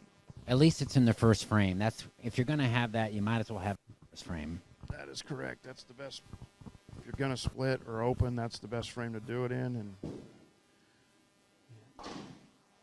gets the count. As a veteran, I expect him to do that. Now the kid, Johnny Leggett, stepping up. 13-pin lead to start this match.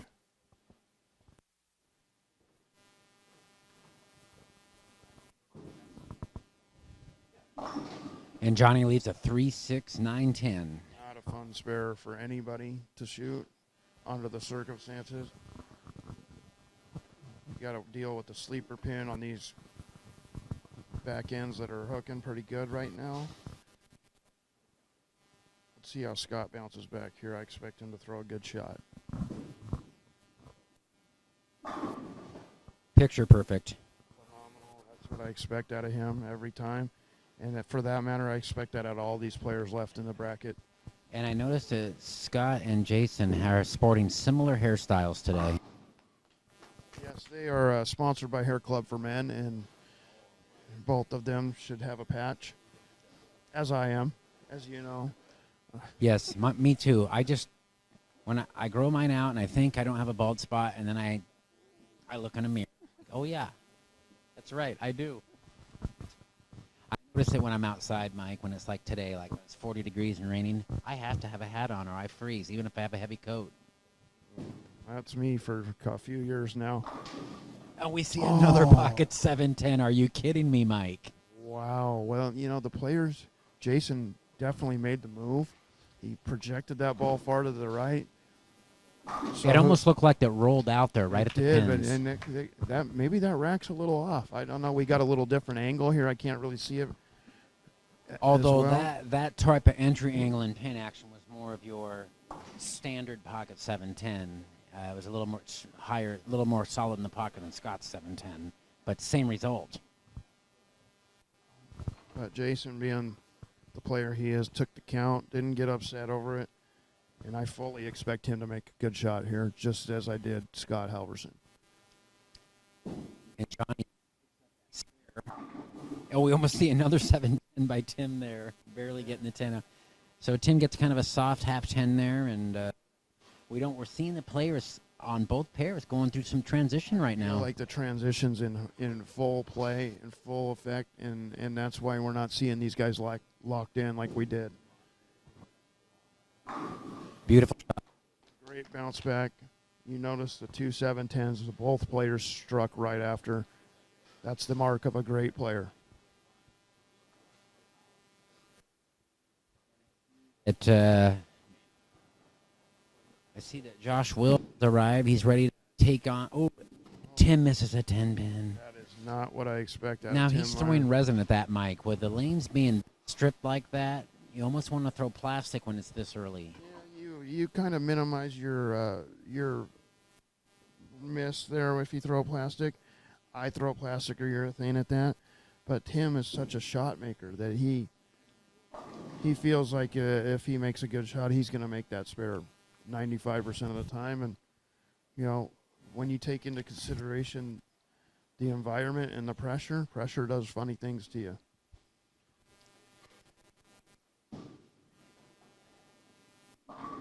And Tim playing right around 18 board there at the arrows, trips the 4-pin. But he's just, as the other two players in the other match did, he bounced back from that and threw a strike as I expect he would. Johnny can extend his lead here with a big strike in the third frame. Scott's still struggling with that right lane over there. When he gets the ball to the right, like he thinks he needs on that right lane, it looks like it's hanging a little bit on him. So for me, if I was playing on that lane, I would control that with a speed. It would be a little less speed on that lane. And I wonder if he's going to make another ball change shortly. It's very possible.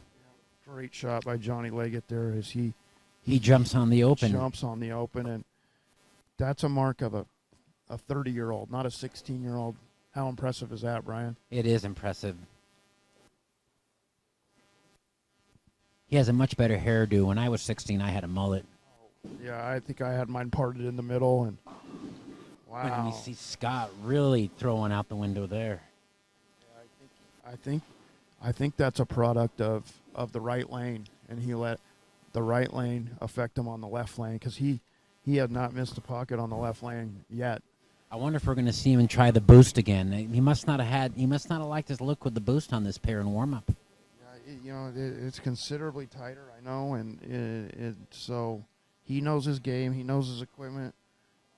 But the last thing you want to do right now is be second guessing yourself. So if he's going to make a move, you better do it fast, as Jason did early in that first game, and he seemed to make the right move.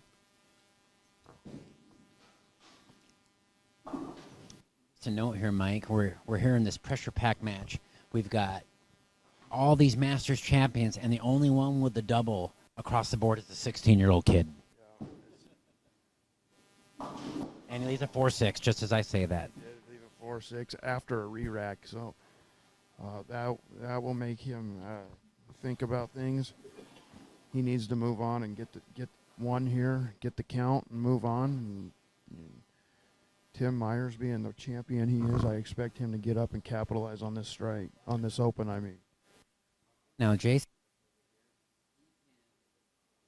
Yeah, I see that out of his hand. He tried to help that because he came up light. Not to leave it. A little extra hit on it, and the ball hooked a little earlier than he wanted.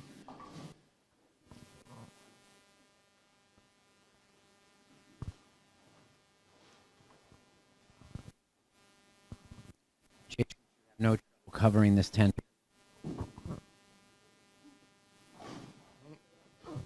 And he makes the 10 pin. And Plastic. definitely.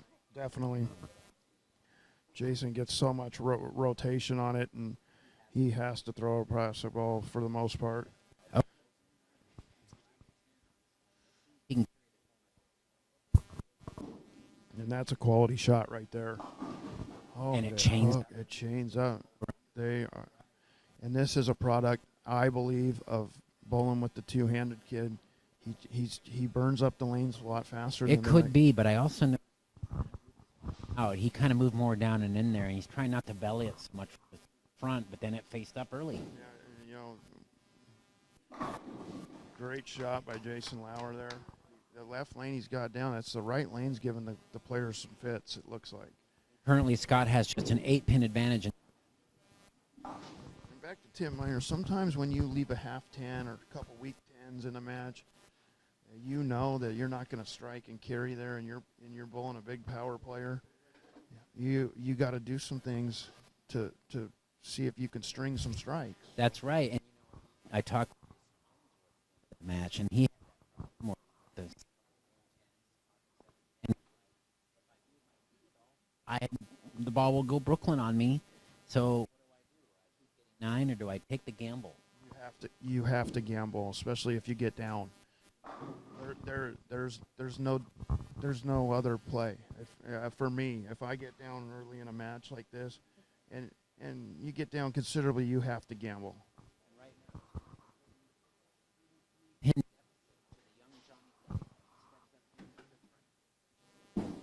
Right over 14. He's playing. That is, and there was a ball change, and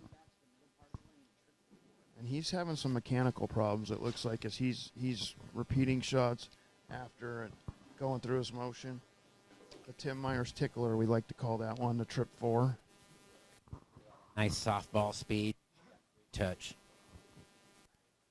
Okay, Scott, can he be the first one to double? What a great shot by Scott Halverson right there. That was solid. You know, he figured out the right lane, and then he got up and made a great shot on the left lane. Now it's time for Jason Lauer must respond here.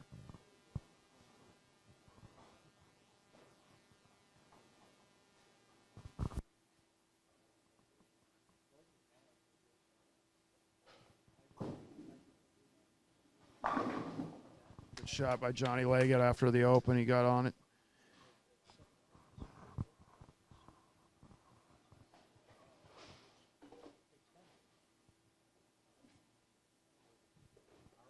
And trying to get on the strike train there. He hasn't doubled yet this game. Let's see if he can answer Scott's double. We helped that, but he got to the right.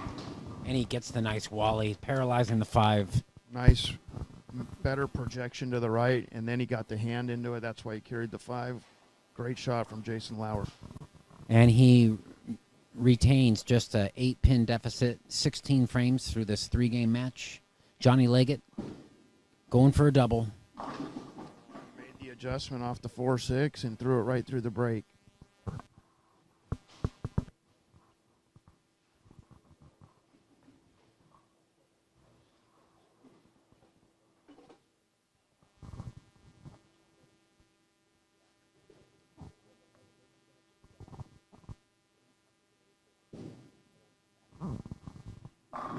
What a shot by Jason Lauer. Both of these seasoned veterans have made the proper adjustments midway through this match. They've read the transition. And we're in for a treat here at the end of this match because I have a feeling it's going to go to the wire.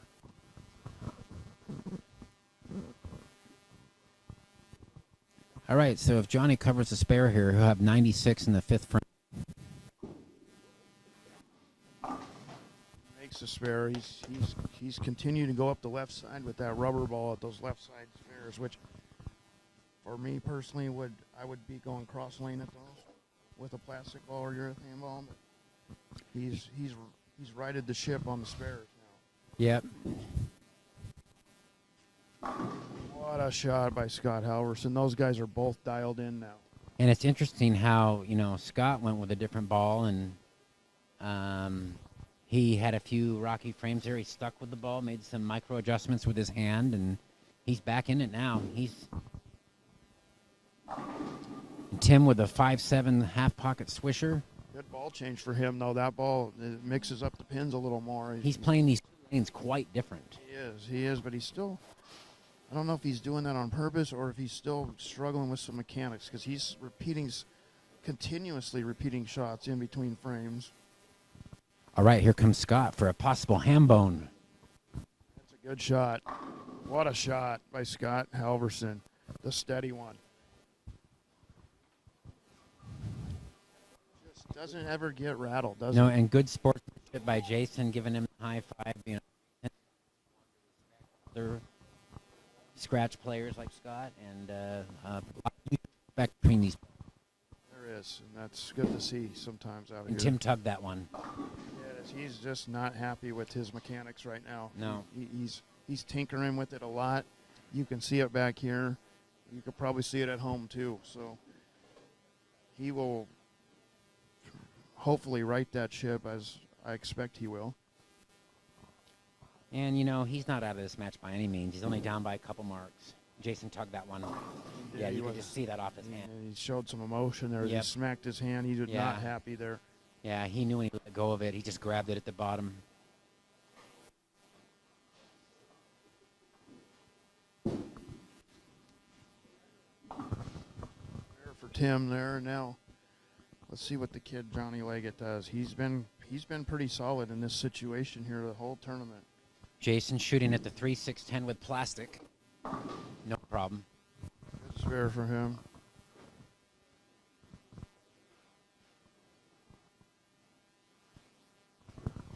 And on another note, I'm excited to see the next match here with Josh Wills and Hugh Miller. Two lefties going at it.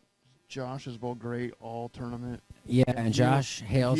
Hughes is where he's expected to be. He expects to be here. And Josh, by the way, is kind of a new player from Battleground, Washington. He bowls at the Little Tiger Bowl, managed by Dennis Bailey. Oh, and a horrible break. 7. That's the second one of those in this match for him. Wow, and sometimes there's too much power, Mike.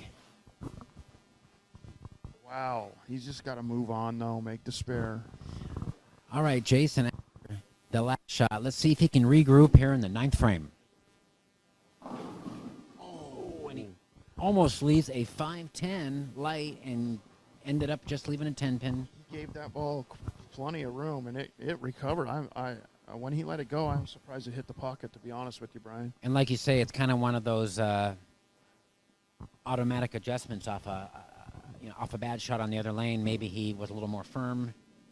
And we see this again with John, the third time today. A single pin on the left side of the lane. You cannot let a champion like Tim Myers hang around like this. He eventually will jump on you and take and capitalize on these. Although it was quite surprising to see Tim miss a 10-pin this game as well. There's a little bit of nerves involved. And like you say, some mechanical issues. He may have, for all we know, he could be having some trouble with his grip. So big 2 shots coming here for Scott Halverson, though. He can really open up a nice advantage in this match. And, got to already have a match in his pocket like the one we just saw. It gives him confidence for the rest of the day. Yeah, he's already performed in the 10th. He knows what it's about. He's there. There's not going to be anything that pops up now in the match that he's not ready for when you have to throw 3 in a row. And he peers it. He did, and he's just, he's dialed in, and Jason better figure out something fast because Scott is what we call dialed in. All right, Johnny Leggett trying to recoup after missing the spare. He does. Look at that messenger that just came across. It would have hit that 10-pin 7 times if it was standing there. And that was the head pin flying across. But he's probably not real pleased because, like you say, he's letting Tim hang around. Now, he let J-Ho hang around, but Jason never found anything. So I suppose that if he gets enough strikes, he can miss a couple spares. Scott Halverson in the 10th frame, going for 6 in a row. A shot. He is completely dialed in, and he's just repeating shot after shot right now. And he's so smooth. And he, like I said before, never see him fall off a shot. Very balanced to the Ball's foul line. left. Yep. And Tim Yeah. just, Tim hates that lane. You can tell he's made some adjustments on it. And He is starting to try and help it, and it's that's not what you want when you're bowling. You want the ball to do the work, and he's doing way too much work right now. He needs to get 2 and move on, but he better find something fast. And Scott leaving a 4-pin. Scott's going to shoot a 235. 35, good solid game. We'll have 462 after 2, Mike. That's impressive on this demanding condition. Very, very, very impressive, and I just somebody of his experience, and he knows what it takes to obviously win these Masters events. He's won quite a few of them, and Jason's got his work cut out for him now.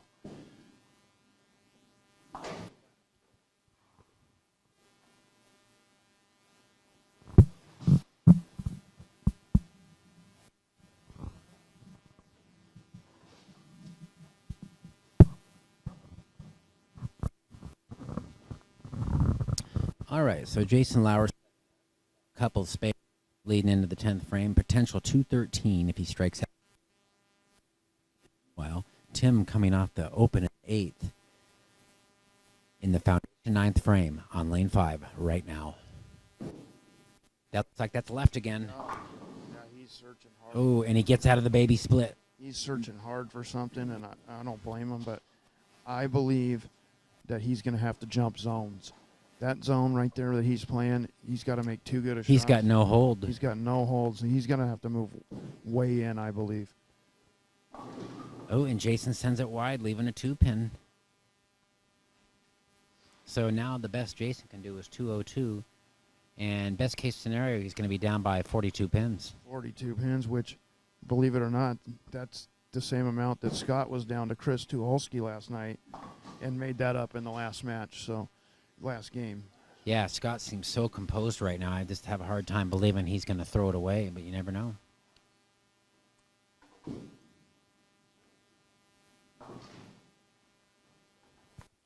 Tim is not happy with this performance right now. He just came back and yelled embarrassing. Well, didn't yell, but said embarrassing. So I fully expect him to get in shape here, as he knows he needs to throw the ball better. I believe he needs to jump zones, though, for Tim Myers.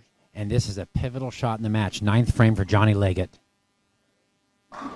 Oh, and a horrible break. Oh, my Lord. Just right after he stoned 7 on that. Oh, my gosh. Now he's showing the. he better pick this one up, Mike. This is on the left side of the lane. We've seen him miss. He's going to pick this up. There's no way he's going to miss this. What a great shot, though, and just a bad, horrible break. But he's got to move on. And that's really the only true tap in the game of bowling. I mean, the 8-pin for a righty or a 9-pin for a lefty. That is. And that's you can throw it dead perfect and always have a chance of leaving that pin.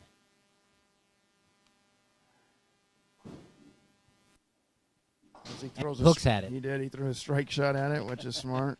I'll tell you who wasn't upset to see that is Tim Myers, as he's still got hope in this match. Yeah. Johnny could have really opened up a lead there with the strike. But let's see what happens now. As Jason Lauer's taking a lot of time to throw this fill shot as he's switching balls. That is a ball change. Shinier ball, and that ball looks a lot better there. Yeah, I like the shape of that one. Jason finishes with the 202. So that match, Scott Halverson 235, Jason Lauer 202. The 2-game total, 462 for Scott Halverson and 420 for Jason Lauer. Scott will take a 42-pin advantage into the last game of this round 9 Portland Masters. And over here, we just saw Johnny Leggett take a re-rack in the 10th, which is probably not a bad idea. He's probably trying to shake off that bad break. That cost him 20 sticks, that last 8-pin. And that's something you might see a more veteran player do, which I give the kid credit. Don't let your emotions ruin the next shot, and he high flushes it. So that shows his maturity as a 16-year-old is a little more than his age would suggest. You could say he's beyond his years, that's for sure. Scott Halverson to start off game 3. Solid. Solid 10, and it's going to have to take something drastic here for Scott to lose this match, as lined in as he is. I see Hugh Miller's here, just entered the building, getting ready to bowl in the next match here. Johnny to double in the 10th. Oh, And he just crushes it. He asked for it to push, and it did. It pushed, and that's big right there for Johnny. What a bounce back after that solid 8. Good spare by Scott Halverson there, as he's just continued to throw good shots. And that's a plastic ball. That is a plastic ball, yep. And he's just continued to throw good shot after good shot. And Jason's going to have to make something happen now. Yeah. 2 or 3 opens and $170 or something. He's going to shoot in the low, at least 200. With that being said, there's no doubt in my mind that Jason Lauer is capable of starting this match off with the first 6 or 7. He's that type of player.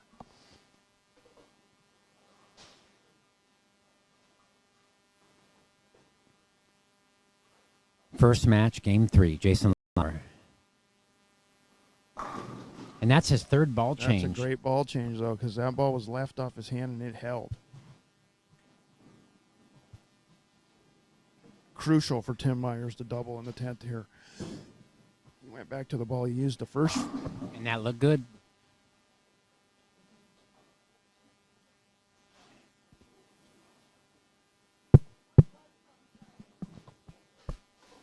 Tim's excited as he threw one good shot, he said. It's something to build on.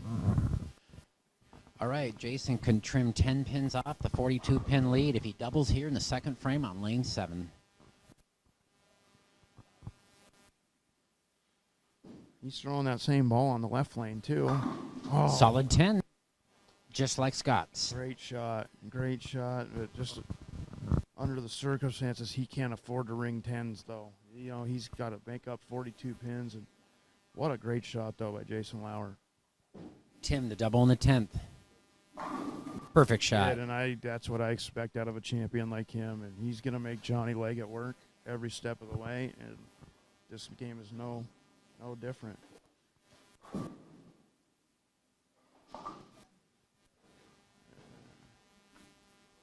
Spare for Jason Lauer, and he's going to have to hope for something drastic to happen, or Scott Halverson is still highly lined in. And Tim now with a fill ball, he can strike for a 181. That ball's way right off his hand. Oh, gosh. He's And fortunate to get 7 on that. Yeah, he leads the 128, 178. And so,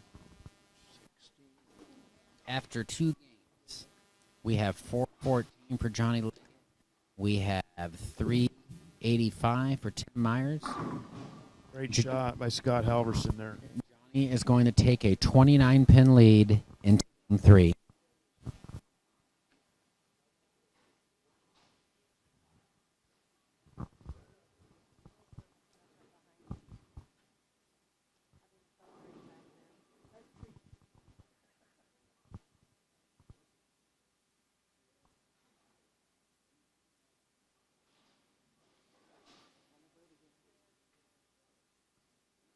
Big shot here for Scott, I believe, in this match, just to keep the pressure on, not give Jason any hope. And he dead flushes it, just not going to give Jason any hope. Johnny Leggett switches balls. Good ball change for Johnny.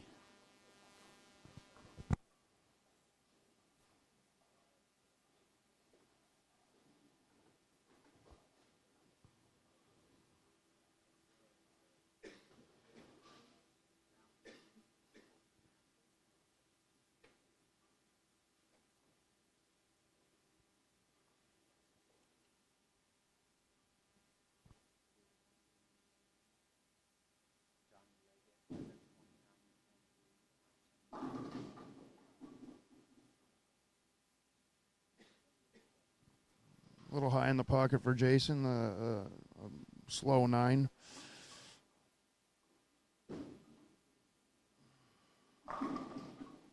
Good start for Tim Myers there as he gets the 10 to fall. I believe Tim's found something, though, with that ball he started the match with.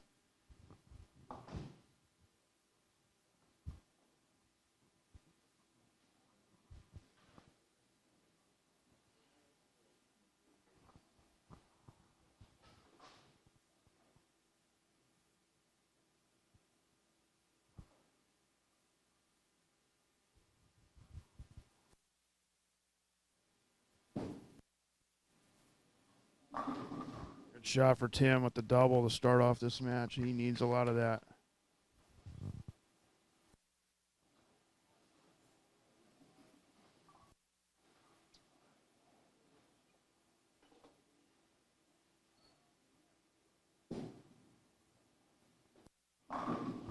Good shot for Jason there as he needs something to start happening here, and he's making quality shots. Scott's just Mr. Steady, and he's not giving Jason any sniff of getting back in this match. And as usual, Scott has not had an open frame other than the pocket 710. That's it. Right? I So don't- really he should be clean. He should. And Johnny's ball change seemed to prove the right decision. Unbelievable. The kid is not 16. I want to check his birth certificate, Ryan. Yeah. Maybe he's an illegal alien.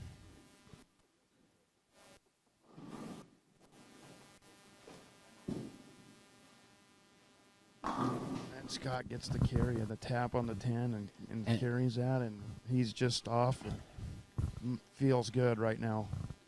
And right now he's extended his lead to 63 pins with 6 frames remaining in the match. Yes, and the way he looks right now, I would not want to run into him because he is in control of his game greatly. Wow, great shot by Johnny, and sending a message to the senior player that I can make mistakes, still hold a lead. Yeah, because he pulled that ball greatly and it held. That ball speed is something that me or you can't even get on our spare shot. Scott going through a 4-4 bagger. Dead flush. But it held, and he knows it, and he's feeling real good right now. Yeah, and maybe, he's got an advantage on this pair that he's bellying the ball a lot less than Jason. Naturally, he doesn't have as much hand, and that might be giving him a little more room. Must strike for Tim Myers. Tripping the 4-9. Did trip the 4-9. That's the Tim Myers tickler. It is. He's trademarked that carry right there. He tickled the throat of that pin. He's got to have a lot more of that too, because he's down 29. And disaster for Jason. Yeah, he's And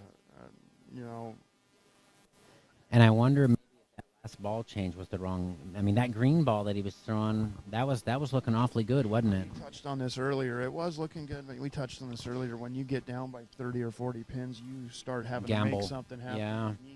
He gambled with the ball. He thought maybe he could string some strikes with, but That's left, and it holds. Scott has just not let him off the mat. And Nope. It's hard when he never misses the pocket. Tim Myers has got something going now. He's going to have some help here from the kid, though. Wouldn't it be something if Tim shot like 279 and the kid shoots like 260 and still wins the match? That would be. I wouldn't put it past either one. No, of these two. that would be exciting, though. And right now, Jason is on the ropes. He needs to strike out and hope for Scott to. I mean, even if he strikes out Mike, Scott only needs at this point a 194 to advance, and he's going at a 230 clip already. Yeah, so it's And a great shot by what a shot by Johnny Leggett. I mean, Tim Myers is throwing 4 quality shots, trying to work himself back into this match, and Johnny Leggett is having none of it. And it proved to be a disaster, that last ball change for Jason. This ball is not reading the back part of the lane very well, and another washout. And Yeah, he's I've been in that situation. It's a tough spot. wow, and Johnny with a Wally. that ball change, he's going to look back at that and go, you know, he's. Oh my gosh! he's Did you hear? feeling He it. just said, "Come on, old man." That was Oh, wow. Are you kidding? Calling out Tim Myers. I don't want to see any of that because Tim Myers' record speaks for itself. It you does, know. but he didn't say it to Tim. No, He, I know he did, and I know he's excited, but and you know what? At 16 years old, it's kind of hard to control your emotions. He is. knows he's bowling a senior player who has great credentials, and I can no means understand. is this match over though. Tim's No. still got room for 300. That's inside though. That was pulled off his hand to me. Yeah. Yes, and you know it's hard to overcome the power and the speed of the two-handed.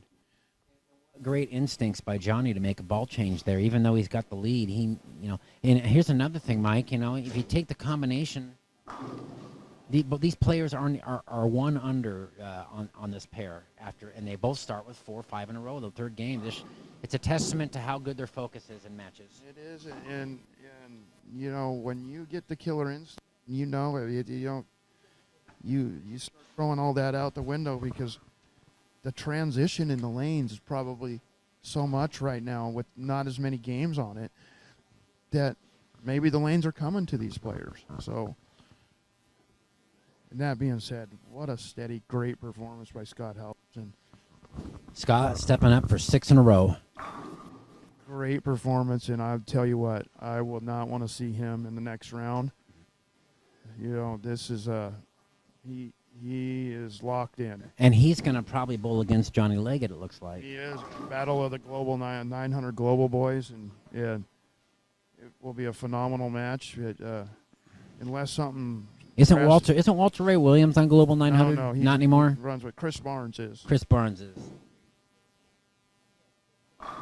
There's a good shot by Jason. I hope he finishes the match strong, and he has no reason to hang his head as he bowled great. He was our leading qualifier, I believe. Yeah, and looking at the numbers now, if we extrapolate Scott striking out, he has a 752 series. You know, you're just not going to beat that most of the time under these circumstances. I mean, not unless it's absolute China, which we're not bowling on. Yeah, no, not by any means, as you can see by the scores. But All right, well, let's see what happens here in the 6th frame with Johnny. Myers needs grandma's teeth to pop up Yes. right here somewhere in this next couple shots, but I don't see it with the speed that Johnny and the ball change and the confidence in which he's throwing the ball right now. Speaking of Grandma's teeth, shout out to my man David Grooms. And a great shot by Johnny Leggett. Speaking of David Billings, he drove a few of our balls.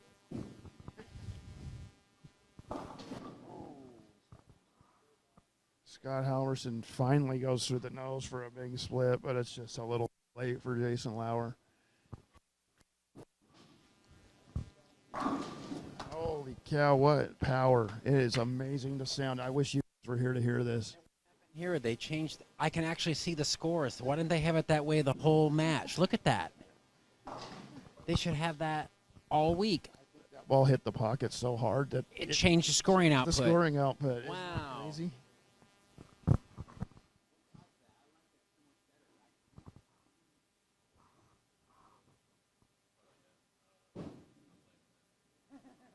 crazy? It's like going through the face again. Tim's in the situation now where you just got to sit back and be a spectator and you know, tip your hat to the kid. And from Scott Howard, so what a performance. I am so impressed with his demeanor and his ability to bounce back and make shots.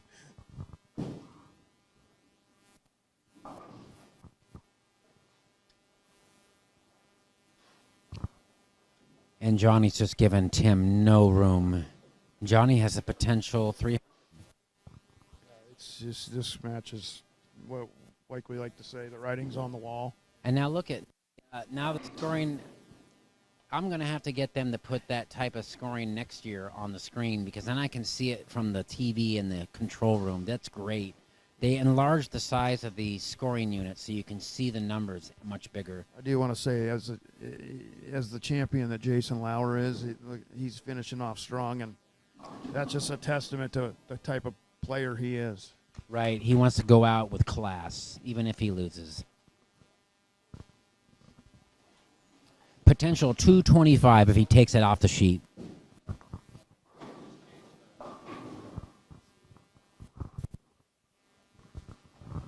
Solid performance, though, from Jason Lauer. Great tournament. He'll be back.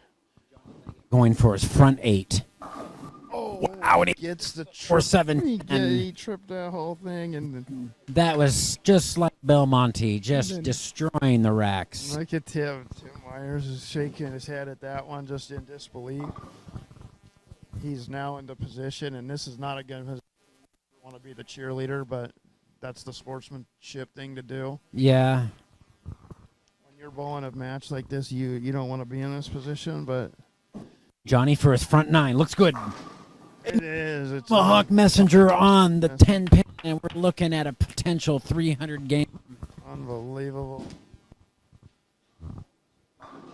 Johnny just drilled that ball this week. That's a drift. He drilled it because he likes mine the way mine looks so much that he ordered it and drilled it. And Well, that means if he wins, you get 50% of the winnings, right, Mike? oh, he's already paying me, yes. Okay, great. Okay, Tim, potential 254.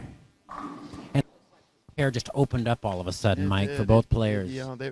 It went through the transition, and now they're where they are, and the players can control it. Scott changes balls here. Smart move. And proving to us that he was the right ball through the. He So did, but he's just searching. You never know.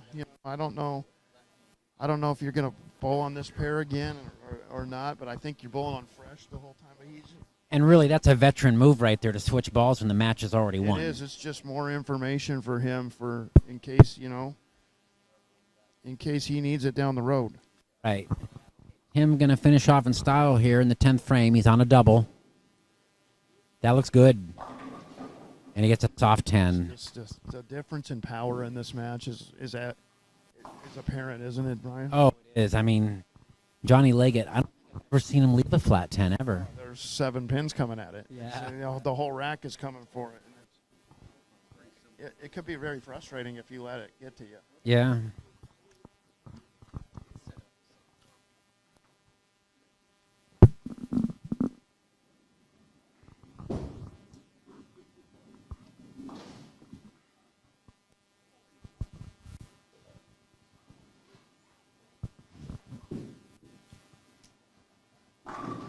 And Scott finishes with a 235. So the final score, round 9, losers bracket. Scott Halverson 697, Jason Lauer 623. Scott Halverson will move on, and he will take it.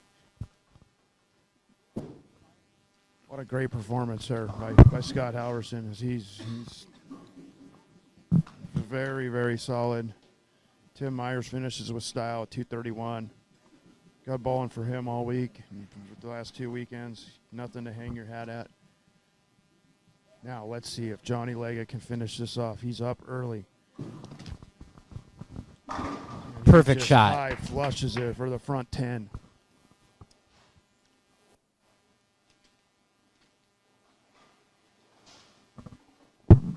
If you could hear how loud that strike was in the pocket.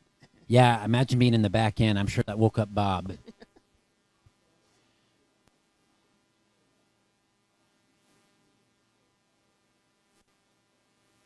There's a shot. Looks good.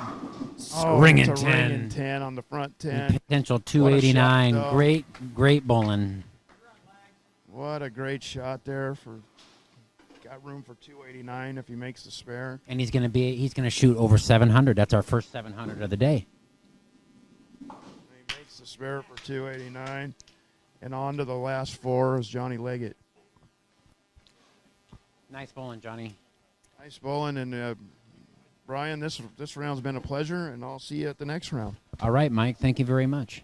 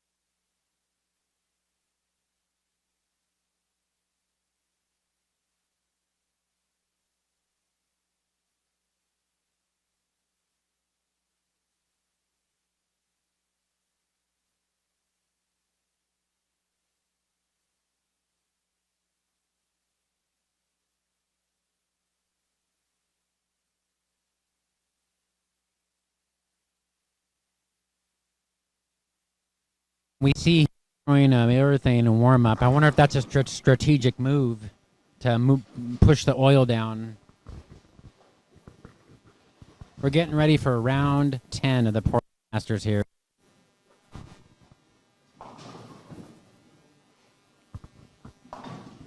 We're down to our final 4 players.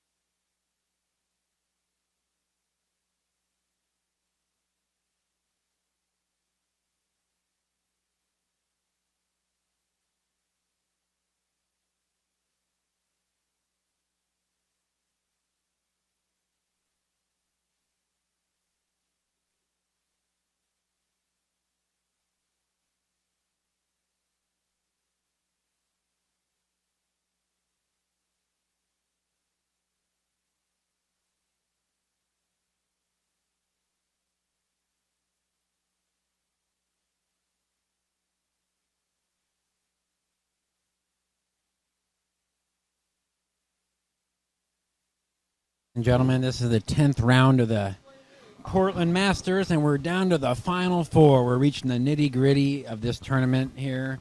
We've got two matches here. We've got a loser's bracket match at the low end with Johnny Leggett versus Scott Halverson on 9 and 10. We have our two remaining undefeated players, both left-handers.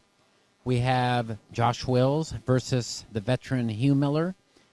Josh Wills is a left-hander, hails out of Battleground, Washington, and he uses no thumb.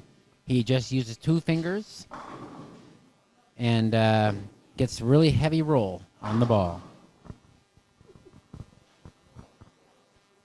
We just saw Johnny Leggett go front 10, 289 against Tim Myers to advance to this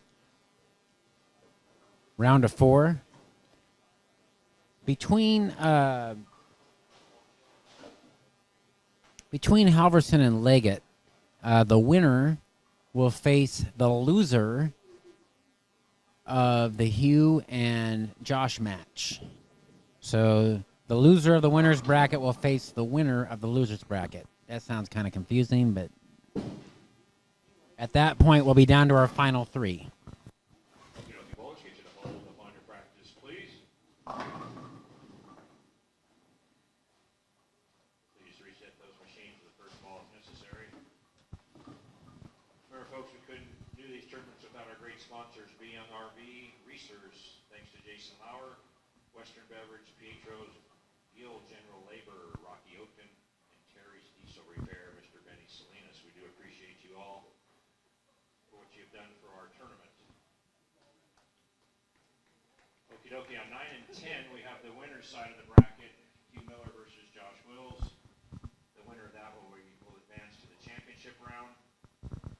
We have the loser side of the bracket on 3 and 4, Mr. Leggett and Halverson on 3 and 4.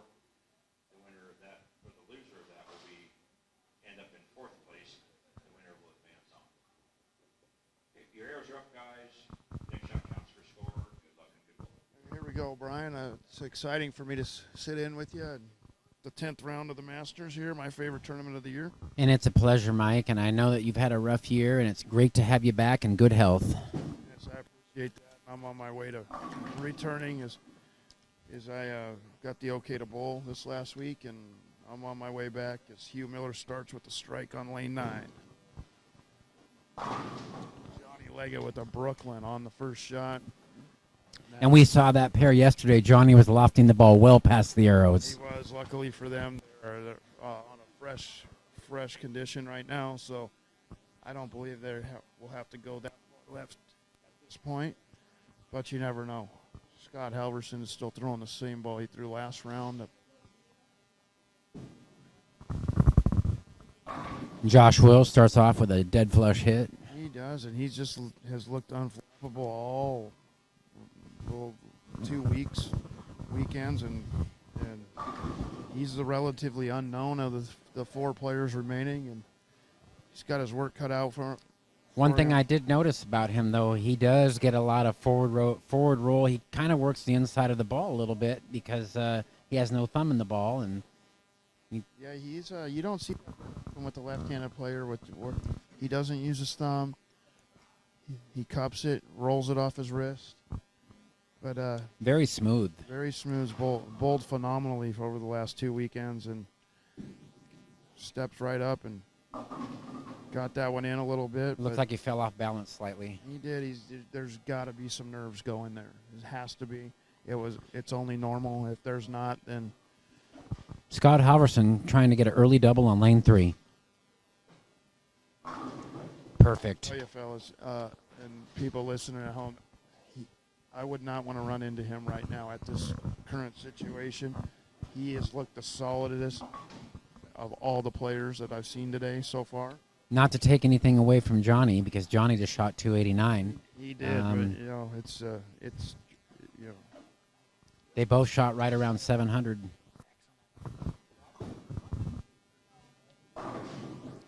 And he leaves a 4-pin. Yeah, 4-pin, good shot early in the match. He doesn't want to get behind early to Scott, that's for sure. No, Hugh.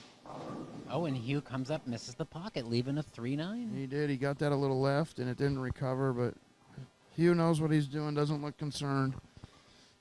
And it'll be interesting to see if throwing the urethane in warm-up is going to be a factor later on with the transition. I think that's what he was going for as far as doing that. And Johnny misses his 4th spare of the day. He missed another 4-pin to on the the right. left side of the lane, and I don't think he's going to be able to afford those mistakes in this match. Not in this match. No, I agree with you 100%. Scott is the first player he's bowled that is highly lined in, and he is not going to give him anything. And so he better erase it right here with the strike. And no one's challenged him.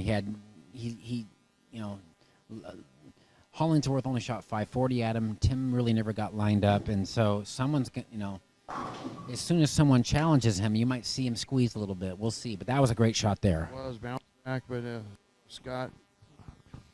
Scott's highly lined in, and I expect him to double here. Good shot from Hugh Miller there. And he threw that a lot tighter, the high hard one, like we like to say in the game. Yeah. And it's a tie match early. All right, Scott Halverson hoping to open up with a turkey here on lane 4. And that will produce an early 22-pin lead. And Perfect. It is just a great shot, and this is the first player that Johnny Leggett's bowled that has made him pay for an open. And he doesn't open very often, so we don't look for him to give too many pins back once he gets ahead. No, and you see over here, Josh went light. He's got a little bit of hang, and I wonder if that was a strategic play from I Hugh. know. I want to ask Hugh afterwards. He may not admit it, but I think he knows what he's doing. That ball was recovering early, and now it's going 2 to 3 feet farther down the lane. He was hoping the transition would start earlier, maybe throw him off, maybe. Yeah, I agree with that. Ooh, and Scott. Did he roll the 10? He did roll the 10. He did. Wow. He did That roll was the almost a light 710, and that same hit was a 710 earlier on the other pair. A little different rack over here, and what a huge lead early, a 32-pin lead. So that was a 32-pin swing when he missed that corner pin. 4-pin. He missed a 4-pin. Wasn't even a corner. It wasn't even a corner. And He's going to double right here, though. he's I stand corrected. Oh, and that was a good break, getting the 4-pin out. Huge Oof. We might see. This match has the potential to be a blowout with Scott. It does, and this is the first time today I've seen Johnny starting to rush things a little bit. He Yeah. jumped up there really fast. Good And a shot. better shot there. Good shot from Josh there. He tightened things up too, and I think he's going to learn here fast that he doesn't want to go away from the pocket too much. And for Josh. And he chops the 3, 6, 10, and we're seeing the doors fall off quick here. Yeah, he needs to regroup. He needs to take a re-rack, take some time. Takes the glasses off, wipes a little sweat. Meanwhile, Hugh over on lane 10. Coming up high, leaving an 8-pin, almost a 6-8. Yeah, that's a bit of a. You expect that. He went light last shot, so I think he gave it a little more hand, and it checked up a little early on him, but still controlling the puck. So, and easy spare for Hugh Miller.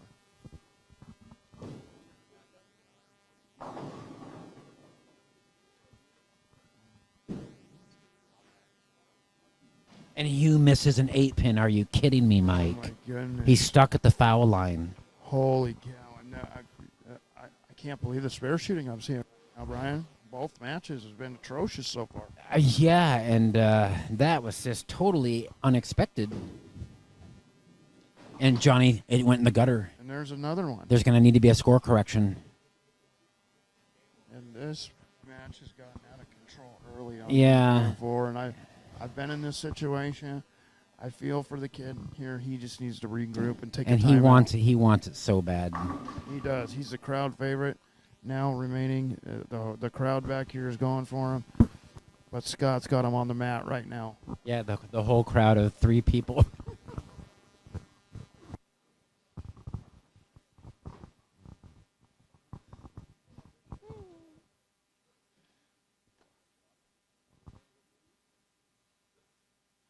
Scott going for a 5-bagger. Money. There it Gets a is. nice can opener. Let's calculate that real quick, Mike. Let's see, 90. Scott's got like That's a lot. a 75-pin lead through 5 frames. Meanwhile, Josh Wills, great shot. Big shot. He takes the lead in the match there. And this guy doesn't seem to get too flustered either. He seems to love doing the match play thing, even though he's kind of a rookie on the scene. He looks pretty composed. He is, and you know, ball reaction will do that for you. Yeah. When you like to look at your ball, it's easy to get loose, and even in these circumstances. And Scott rips the rack light for his front And, 6. He has just jumped all over Johnny Leggett. And that increases the lead to 85 pins, Mike. I don't see Scott letting up on the gas. Me neither, but as we saw last match, Johnny can get some stuff going, and he needs to do that now. And now to take an early lead, Josh Wills. Beautiful shot. what a And good shot. boy, he is rolling it good. Shot from Johnny Leggett. He needs a lot more of that.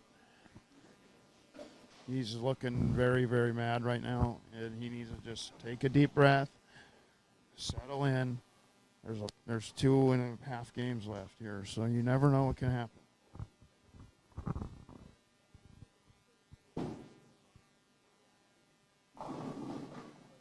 Hugh is not happy with that right lane right now. He's playing Army golf, left, right, left, or Army bowling. He's having trouble with controlling that right lane.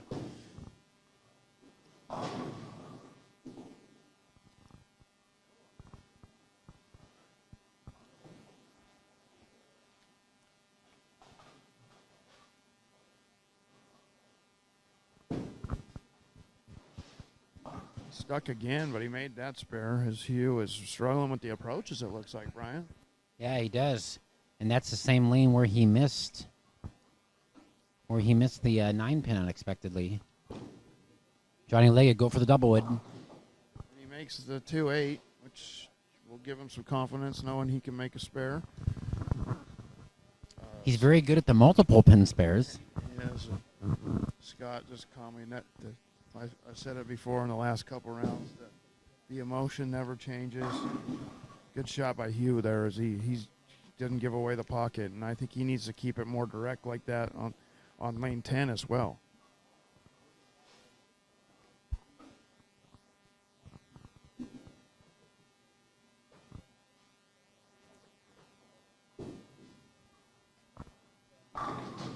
Scott's on fire.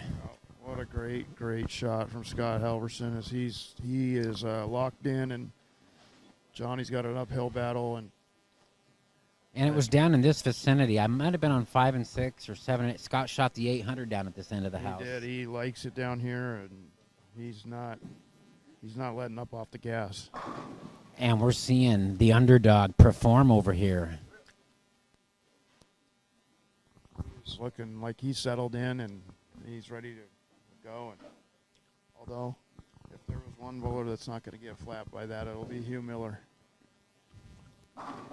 Oh, and a bad break for Scott. They're leaving a high flush 7-pin. Ends his string at 7 in a row. 7 on the 7-bagger. So looking at the score there, Mike, it's a staggering 94-pin lead for Scott Halverson through just 8 frames, 7.5 frames. Unbelievable how it just snowball effects when it's going bad for you. And he picks up his spare on the left side of the lane. Josh Wills to extend his lead. Ooh, and he almost carried that face hit, leaving just a 7-pin. He did. He had the 4-7, and the scout came and took out the 4. That's a break that Hugh and Miller needed. He needed him to get off the string, and so now Hugh, if he gets up with strikes, could tighten that match up. And a nice regroup shot from Johnny.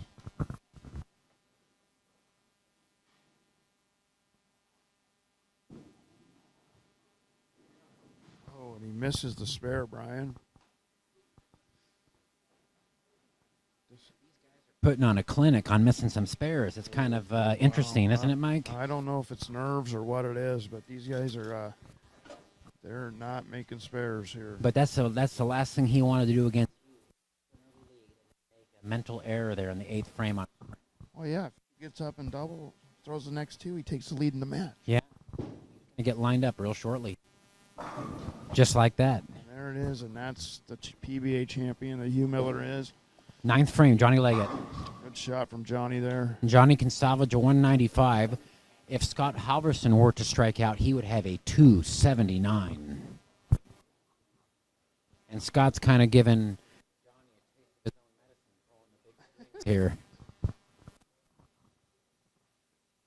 Big shot here for Hugh. He could take the lead in the match with the strike right here. In the foundation.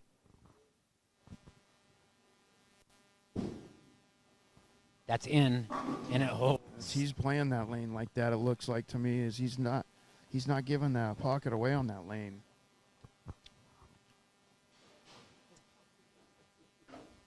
Scott Halverson, 9th frame. Oh, and yep, a little high, almost trips us 4-7, 7. No harm there. Potential 268 if he spares and goes off the sheet. Be interesting to me to see how Johnny finishes this match. As he looks like he got lined in. If he can somehow salvage 195 and Scott doesn't double in the 10th, still has a chance in this match. Josh Wills with a powerful strike in the 9th. Scott has a potential, not Scott, Josh Wills has a potential 260, 223.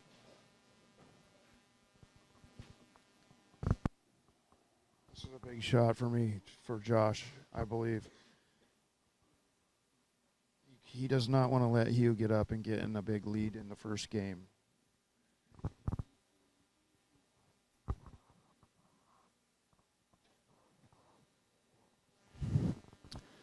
Okay, pivotal shot. First shot in the 10th for Masters rookie Josh Wills.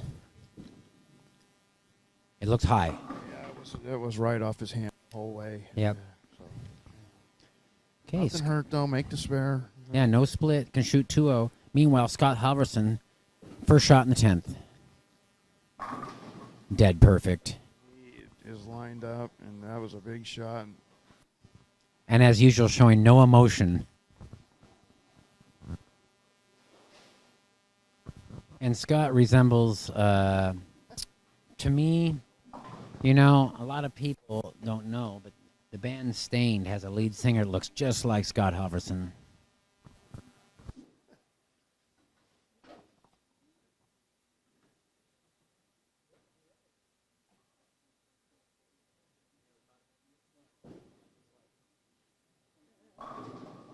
Big shot for Scott, and he has really put the hammer down on Johnny Leggett in the first game here.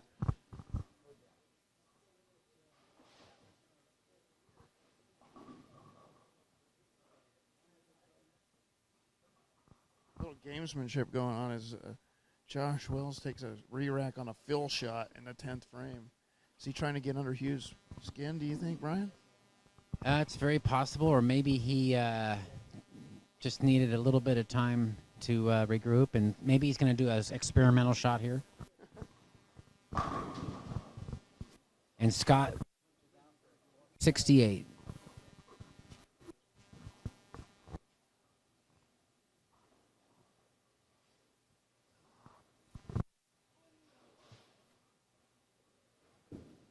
I feel like this is a big shot for Johnny Leggett right now. He needs to figure out how he throw it out Wide, the window. and that's out, and Three that off is the disaster on a double. He just rushed that shot, Mike. He did, and he's, you know, you're starting to see a little bit of his youth come in, and He was over there playing with Facebook on the phone, trying to not watch Scott, and you could just tell the nerves were getting to him a little bit. And it looks like we have some maintenance problems on lane 9. We need Bob Mulligan back there to get on the fix. Thanks, Bob. Johnny makes a spare, so he's got room for 168. It could be a 100-pin lead for Scott Halverson. Yeah, imagine Mike having the strike in that fill ball to be down by only 100 after one game. Yeah, that's a lonely place to be, but, you know, 2 games left. You never know what can happen. And he went front 10 the game before. Oh, and Hugh chains up early on him, and this match is neck and neck. They both shoot 2-0, both lefties. It is. Johnny's going to be down 99 pins, 98 pins. 102 pins. 102 pins, yeah. 268 for Scott Halverson. 166 for Johnny Leggett.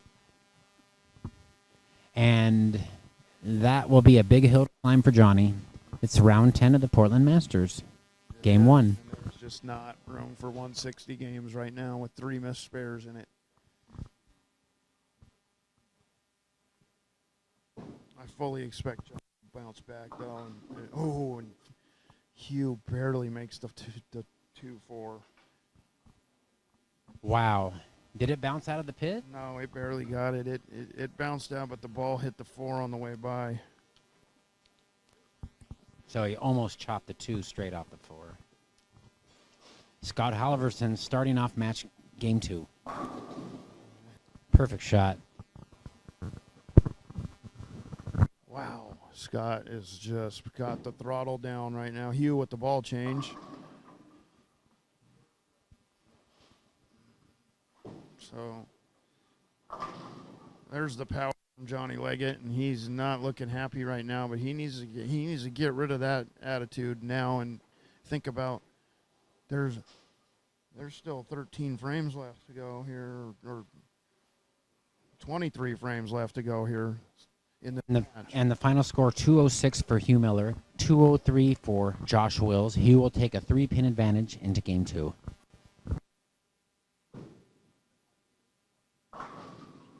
Johnny's rushing it right now, and he needs to just slow everything down. I know it's hard when you're that young, but he needs to take a deep breath, go for a walk, change some tape in a ball you're not throwing, do something. But this match is flying by, and it's not what you want right now in the last 4 of the Masters.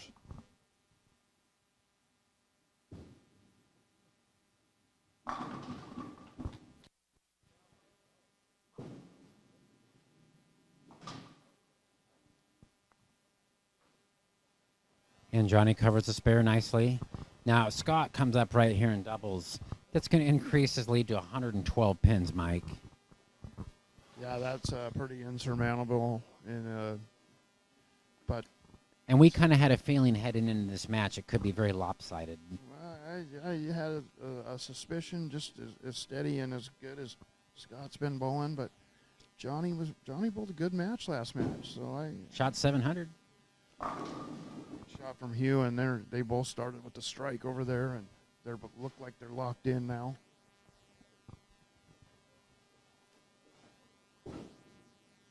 That looks light.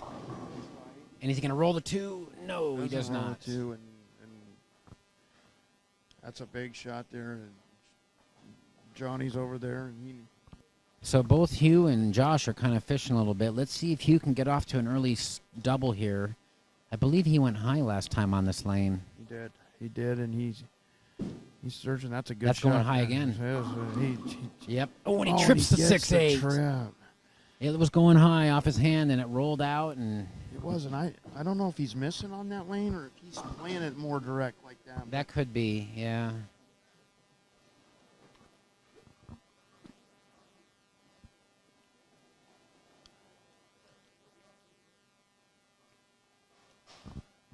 Josh is taking a little extra time here on this shot, looks like to me. He wants to start off with a double and stay right in this match here. He definitely does not seem very nervous for his lack of experience. I'm pretty impressed with his demeanor at this point. That's wide. And he leaves the 1-5. That's wide. He took extra time on that shot. And sometimes when you do that, you get out of your rhythm. Yeah. Scott with a solid 9-pin, a little bit high. A little high, but not going to hurt you. You got a huge lead, and he's bowling under the circumstances and the conditions. When you have a big lead, you just want to stay away from the splits. Yeah, and right now for him to be able to play the same line and just keep it clean is a good idea. Oh, we see Josh make a mental error there on the 1-5. This is where we might start see the nerves come into play and Hugh take control of the match. For this round of the Masters, and as well as these bowlers have been bowling, we're seeing an awful lot of mismakeable spares right now, Brian.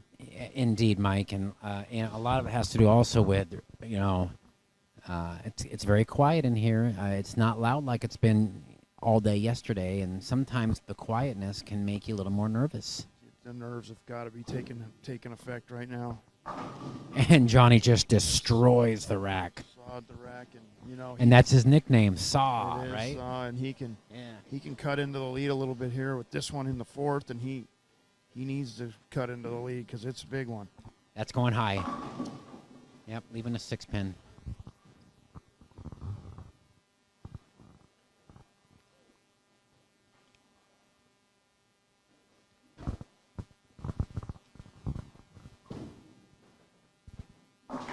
And Johnny leaves a split. He leaves the 3, 6, 7 on a high hit. He's totally lost on the left lane over there. It's giving him all sorts of problems. Josh has got to be careful over here to not get cast in one of Hugh's spells, as he'll just lure you in and lull you to sleep, and then next thing you know, he's got 6 or 7 in a row at you. All right, Hugh coming up in the third frame now to begin this match with a turkey. This seems to be his favorite lane. Oh, and it's a bone 9-pin. Good. That was a solid shot there, and you just got to move on and go to the next one and get your spare here. Meanwhile, Scott Halverson keeping things clean. Game 2, a little wide. Oh, and he gets it almost at the 7-10 there, just leaving a 7-pin. And he's starting to get it a little wider on that lane, and it's didn't recover last time. That one barely got to the pocket. Hugh stuck again. Oh my gosh, and he covers it. Weird that he's having such a problem with sticking on the wood approaches here. Yeah, I mean, did he go in the bathroom and step in urine? What happened?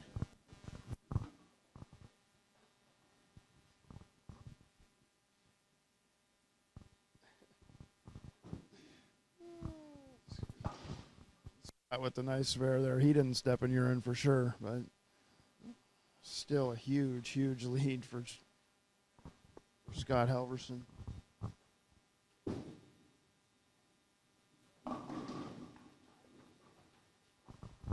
Struggling on that left lane, though both lefties are. Yeah, as I mentioned, he's some trouble fighting the front part of the lane on lane 9. It's trying to chain up early on him.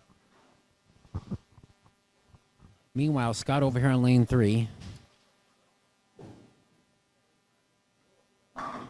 Beautiful shot. No problems with that lane. He's been solid on that lane the whole match. And Hugh continues to have trouble with his approach. Let's see. So right now, halfway through the Johnny Leggett-Scott Halverson match, Scott retains a 112-pin advantage. Oh, Messenger goes in front of the 10-pin. Johnny can't afford to have any of that. He needs strikes, and Messenger's in front of the 10 are not going to get it done for him at this point in the match. Yeah, he's almost at the point of waving that white flag, it appears. Meanwhile, Josh Wills kind of in a must-strike situation here early. Leaving a 6-pin. And he misses another single pin. The wheels have fallen off of John Leggett. And I think he's given up, which, I'm sure it's been very hard on him mentally at 16 to keep his emotions in check as much as he can. The young man should be awfully proud of himself for getting to this far in his hometown tournament. He works at Milwaukee Bowl. But he's still going to make $750. This will be the biggest check he's ever got. So he's got to be awfully proud of himself. He's got to be thrilled.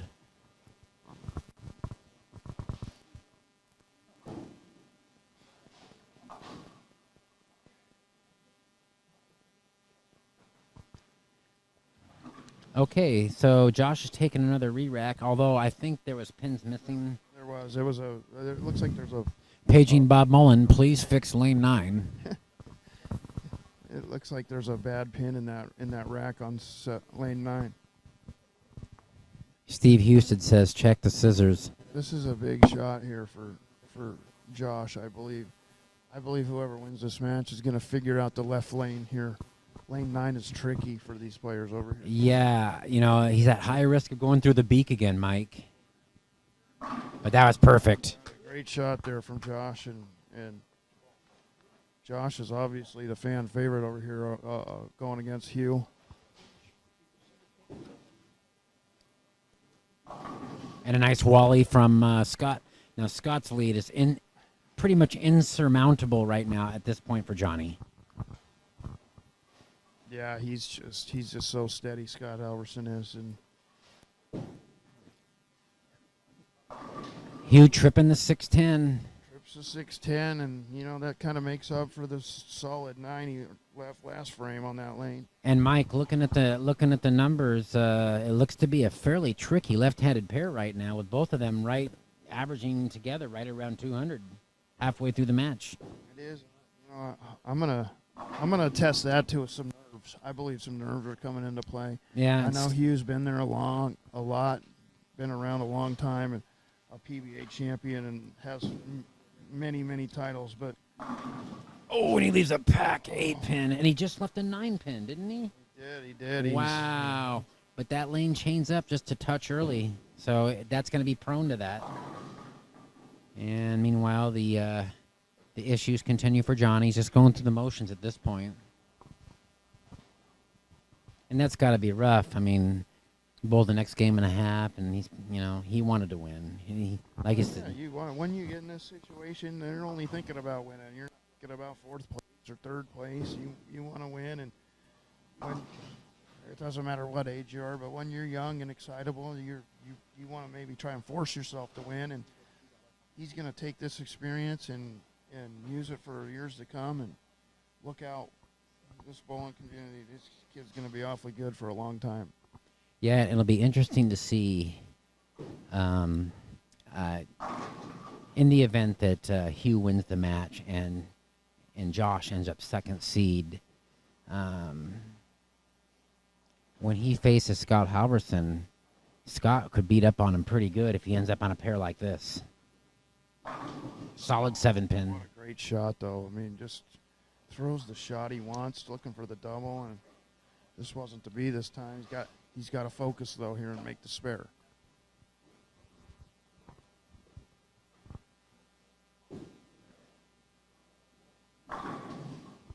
Ring in 10 for Scotty. Another quality shot. It's a quality shot, and we talked a lot about what Johnny's going through, but how nice is it to take a victory lap if you're Scott Halverson and not have to bowl these pressure-packed frames here? A game and a half off mentally could be huge for him. I mean, he could run if he. You know what? If the pair that is chosen for the championship is set up similar to 9 and 10, Scott could run the table. He would be my pick right now. Yeah. If they had it on 9 and 10, Mike, I think that Scott has a great chance to win this tournament. He does, and he just doesn't allow himself to get in any trouble. And like I mentioned before, Scott has won Masters tournaments in 5 different cities in the Pacific Northwest. He's won the Northwest Masters in Longview, the Tacoma Masters, the Seattle Masters, the Tri-Cities Masters, and the Spokane Masters. And he's finished 2nd in the Portland Masters before.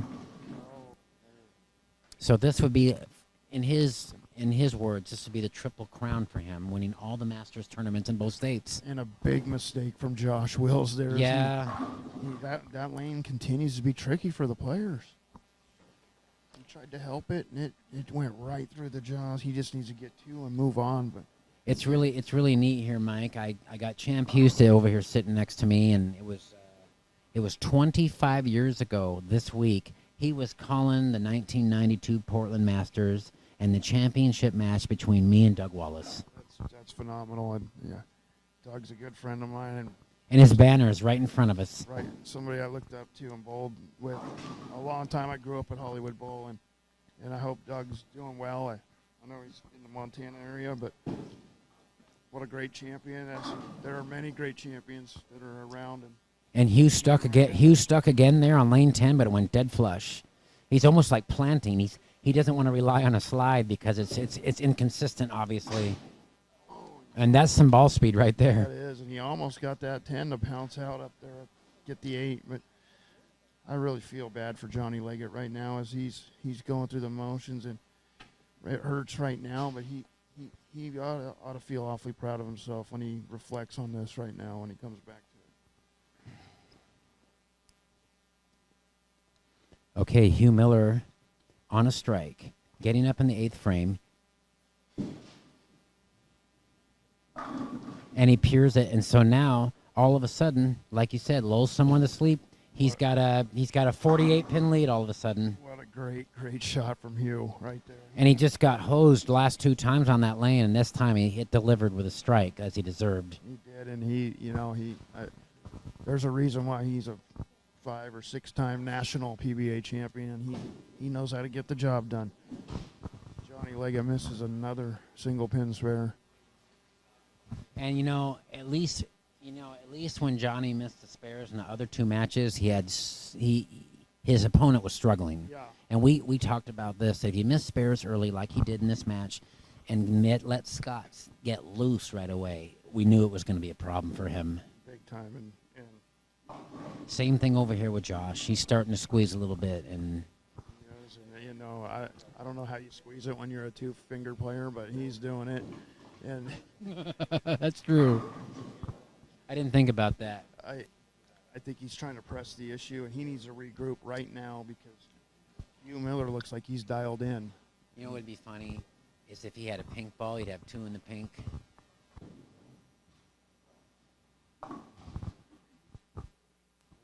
Right before us in the last 3 frames is gotten out of control over here, and Josh needs to regroup mentally right now. There's still a whole game left. It's tight. Scott has a potential 237, and he's gone back to the ball. He's probably experimenting. He is definitely experimenting. I don't know if he'll bowl on this pair again. Probably not. Highly unlikely. But he's looking for something that might be giving him something. But And a wild shot by Josh there in the 9th frame. Scott converts the washout, 224 to 152 for Johnny Leggett.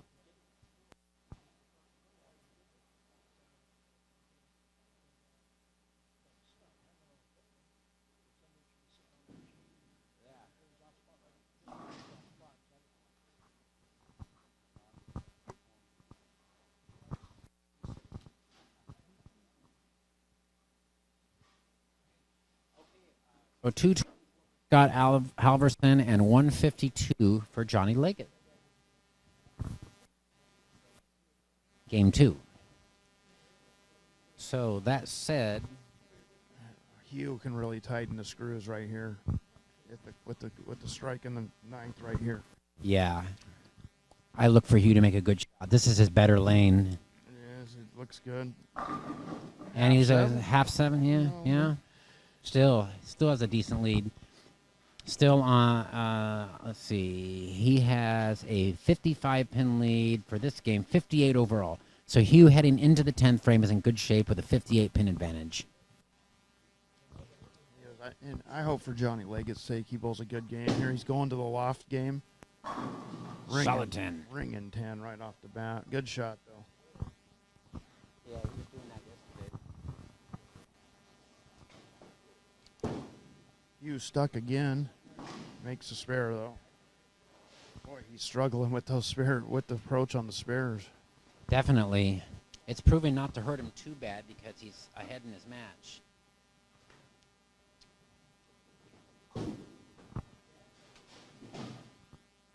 Johnny made a spare, which could be happy about later. Yeah, it'll be time to call the Oregonian and report that. Just kidding, Johnny. You bowled great. Looks like Scott's making another ball change. He's up 174 pins. And that's a veteran move right there, just, taking the practice. And Hugh can strike out for a 227. More loft on that shot from Hugh. More loft and straighter, it looked like. Yeah, and he's going to really put the hammer down here when he doubles.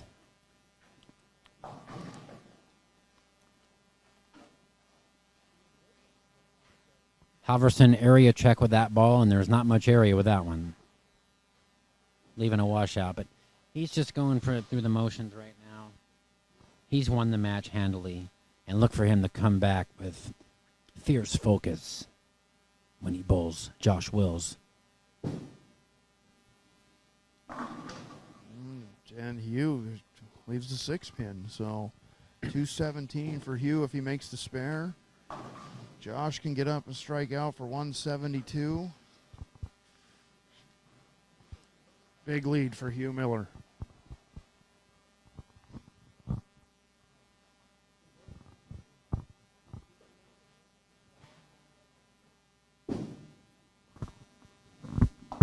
A 217 for Hugh. That'll give him a 423 through 2 games.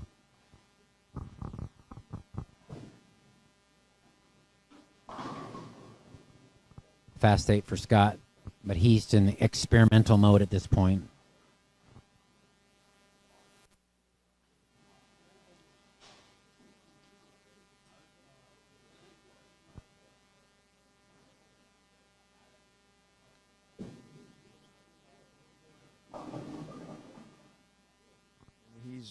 He's just lost on this pair right now. He's going to have to make something happen, drastic ball change or something. But right now he's got to make perfect shots to find the pocket. Yeah, and he only has a potential 160 at this point, so he's making it too easy for Hugh.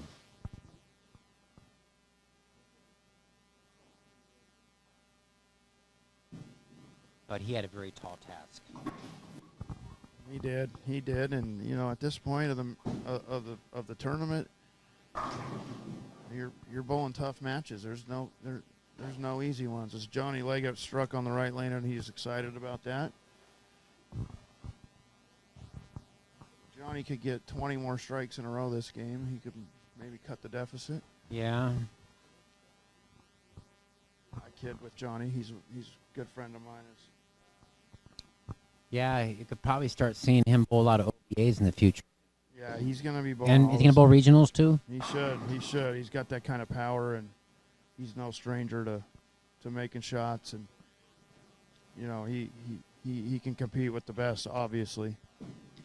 Okay, so the final shot through the face. That was a ball change. Yeah, it was a ball change and a direction change, and you know, I give it to Josh as he's just searching for something there.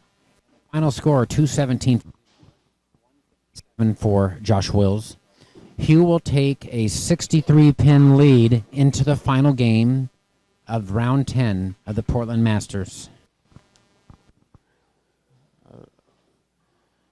Good spot to be in for Hugh and Scott. And, as we look up, we're surrounded by many bowlers that bowled and spectators that are watching, but most of the matches have been good. These two happen to be a blowout this round. So yeah, and I suppose totally out of the realm of possibility that Josh could come back, but not out of the possibility. And there's two things: he could come back, but he also has to find something because he's still got more bowling to do, even if he loses this match. That's right.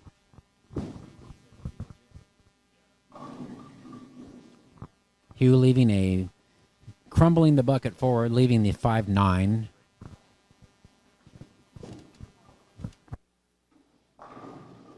Scott Halverson, pocket 710. Leave that top one. Did you see that?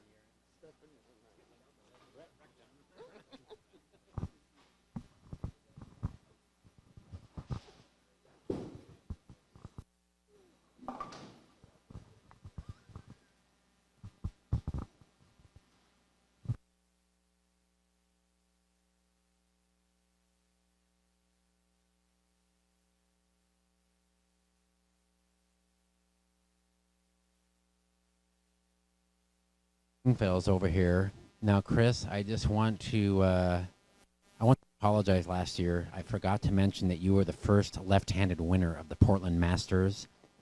in 2001, and I know Holly called me out on that. It was a mistake. It was not on purpose. Chris is up here watching, one of the spectators.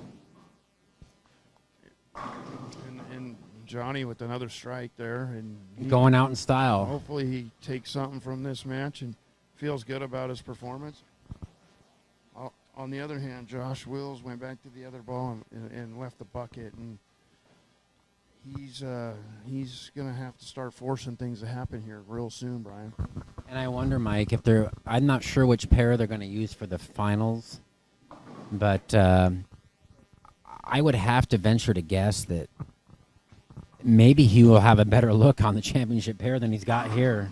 He's going to have to hope so, because right now, on the look I'm seeing, Scott Halverson would be my choice. No kidding, yeah. Now I'm going to go walk over and just check right now what pair they're going to bowl on. All right.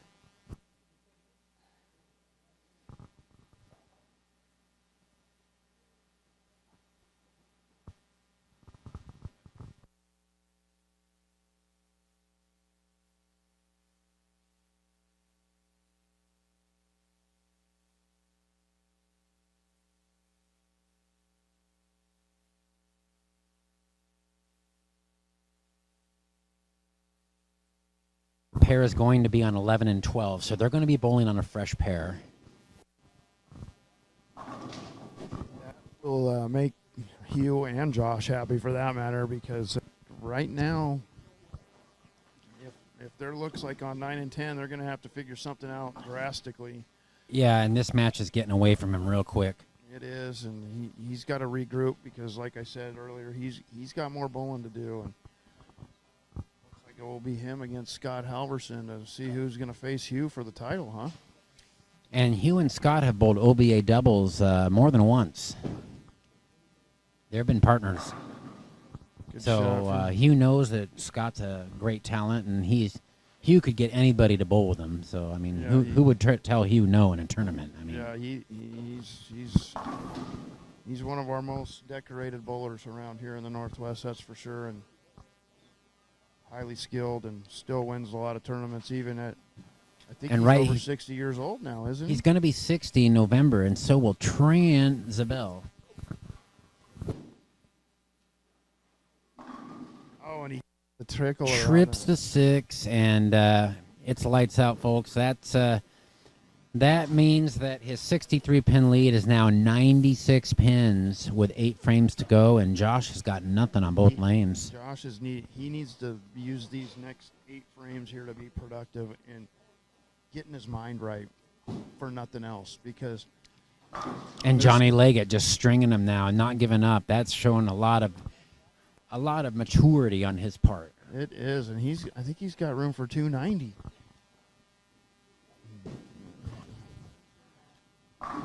That's a much better shot by Josh. He could force Scott Halverson to mark here.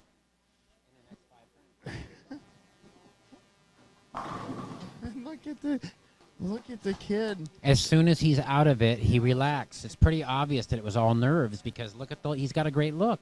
He shoots 290. Scott has to shoot 117 to win the match. Yeah. He's not there yet. No. He could throw a couple intentional gutter balls and just make it really interesting. I don't think he's going to do that. He's telling Scott right now, I'll give you $1,000 if you throw a couple gutters. And in a solid night, we saw Hugh leave that earlier on a strike. It's always on a strike, Mike. It is, but you know what? He's got to just not think about this match right now and think about getting lined in, and those are good shots there. Yeah. Is that a 2-4-8-10? It is a 2-4-8-10. And he's still not the 116. Yeah, but we know that he's experimenting right now. He'd probably be shooting 240 if he cared about the score. Oh, definitely. He would have not switched balls. I mean, he let off the end of last game against Lauer. He could have shot 7-something, and he just kind of, started experimenting when it was over.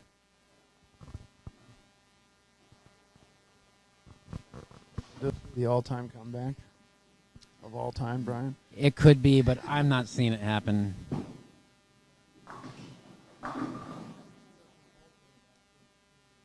Hugh is slowly getting dialed in, as he's not missing the pocket now often. And I see down there he's doing a Windows Live on Facebook. As the young kids nowadays, they got a different way of staying focused than we did. Yeah. And Hugh just takes his hand out of it, throws that resin ball at the spare. It's all about filling frames now for Hugh Miller. He's got a huge command lead. All right, Scott's probably going to strike now. This is the ball that he shot the 800 with, right? What's it called, Mike? That's called a red boost. It's a cardinal boost, and it's for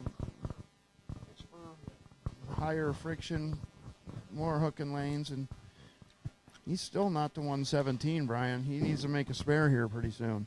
Yeah. Although he does have a couple more frames. You know what he's doing? He's sandbagging, so it looks like the match was close, and there he picks it up. And that was a winner. It stays behind the line.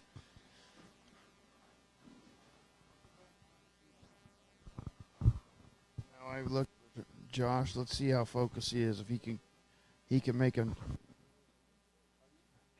good shot here after the solid 9 in the last frame. He is still not lined in, and as expected, the latter part of this match got out of hand with Hugh. It is, and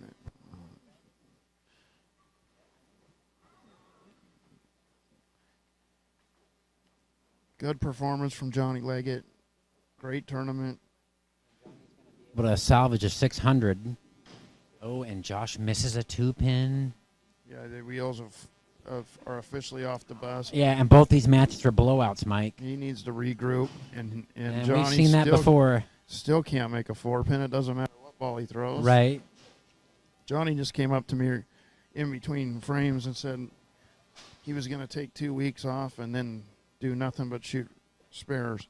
Although, ironically, Mike, all those missed spares didn't cost him any money. I mean, he blew people out, or they blew him out here. It's not like he lost a close match because of spares. No. But in the future, it could have cost him. And I agree with that. And I don't think it might have mattered in this match. Scott was lined in, and he just started switching balls just to try some stuff out. Yeah, Hugh rolls the 3, and that's the end. That spells the end of Josh's run this match. And Hugh Miller, the 2015 Masters champion, is going to try to become the 4th player to repeat. And going across the house, let's take a look at the people who have won twice. We have David Billings in 1989 and 1994. We have Scott Howe winning twice.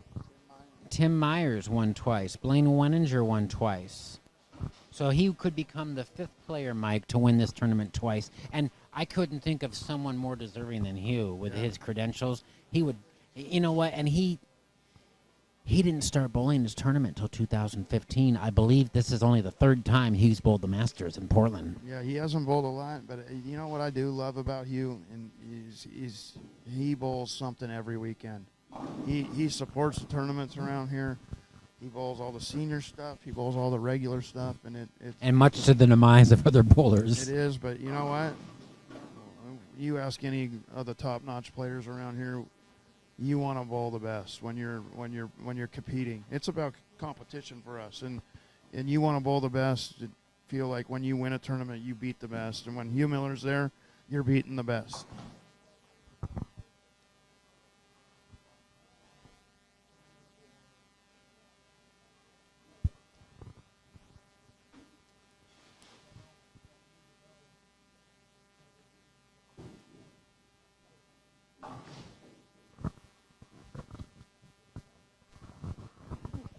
Okay, Josh Will's getting up in the 8th frame, but not a heck of a lot to talk about here because these matches are over. Yeah, they're over, and it's been a pleasure being with you again for this round, Brian. Yeah, and you know, I wish we could have done it yesterday, but it was so hectic. And next year we'll have it set up to where we can do a little more commentating on Saturday. And I'd love to have you back, man. I would love to be back, but hopefully next year I'll be bowling and I won't be able to sit in with you much. But if I don't have the fortune of making it, I'd love to sit in with you. That would be great. And, I haven't bowled it in several years either, but I wouldn't mind giving it a shot one of these years again, if I can make it 10 games without getting injured. Yeah. I'm sure you'll be all right. I'll find somewhere to draw you some bowling balls. Yeah, you've done me great over the years. Mike used to drill all my bowling balls back in the 90s when I was a full-time local player. And I made a deep run in this tournament a few times with bowling balls I drilled you, Brian. that's right. That's right. 92 and 97, and then in 98, the year Roger LeClaire won. It was interesting. Roger kind of took a break, and he came back and bowled this, struggled a little bit, but it's good to see the players love this tournament, Brian. Yeah. And if there's a tournament you're going to come back and bowl in, and especially a past champion like Roger LeClaire, then this will be the tournament. Boy, if Johnny would have played the lanes like he is now, he found something, he would have made this a much tighter match. Yeah, and it's really deceiving, the score. The final score of this match with a 135 for Scott Halverson, but we all know that's a 100-pin sandbag right there. He was what we call fishing. Yeah. That game. So Johnny can finish with a 247 here, and he can make it a respectable. He broke 600, which is good. So on paper, it's going to look not too bad for him. And he finishes fourth place. Fourth place for $750 check. Nice job, Johnny Leggett. 16 years old. 16 years old. What a great, great tournament as he's hugging Ryan Nicholas right now, who also had a fantastic tournament. But the young kids, they support each other. They grew up here, and look for big things from both of those two in the future.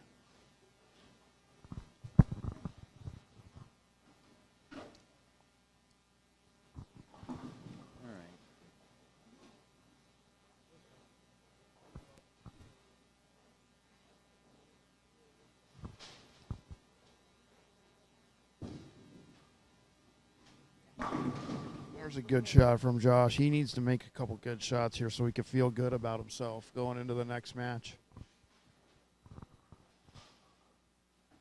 They're discussing things, him and Hugh at the ball return. I have a feeling that conversation is about how treacherous the lane condition is on that pair.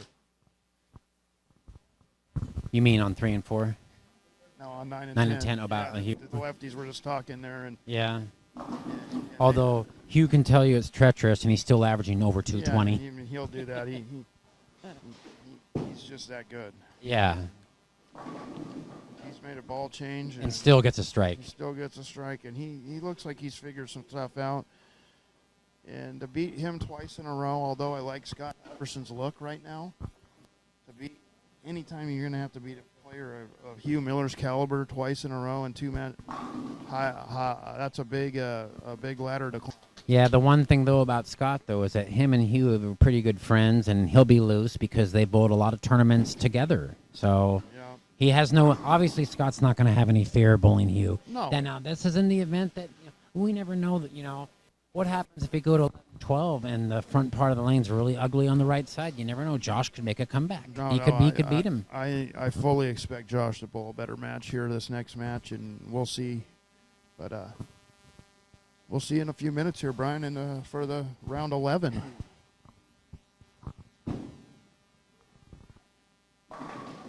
And Hugh finishes with a 248. So Hugh ended up with a nice 671 series. Is he? Yeah, he's right there. Nice. Dan Lancaster with DBG guess. All right, so the match has completed. Josh Wills 171, and he finishes with a 531 series to Hugh's 671.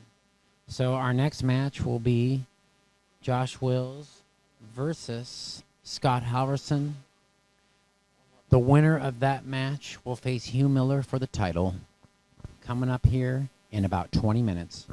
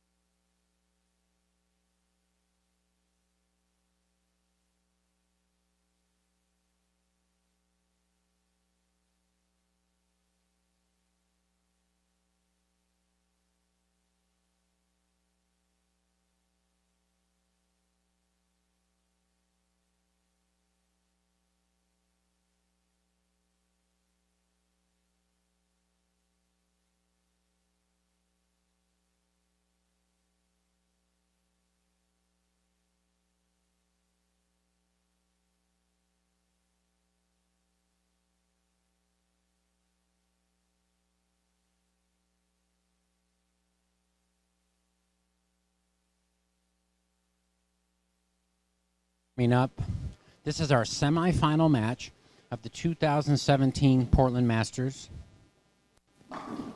This match is going to feature Scott Halverson, who has fought his way through the loser's bracket, versus Josh Wills, who was just defeated in the winner's bracket by top-seeded Hugh Miller.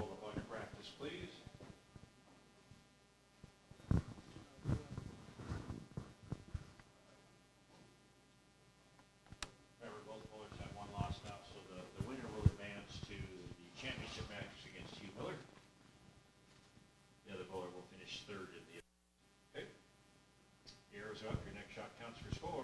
Good luck and good bowling.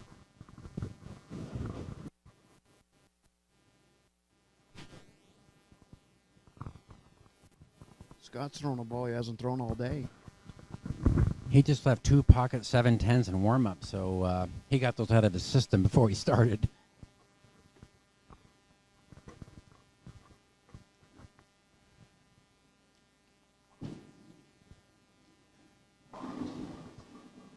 Pair looks like it's back ending a lot harder than the previous pairs he's been bowling on. Yeah, and he comes up a little high, tripping out the 4-9, just leaving the 9 pin to begin the match. You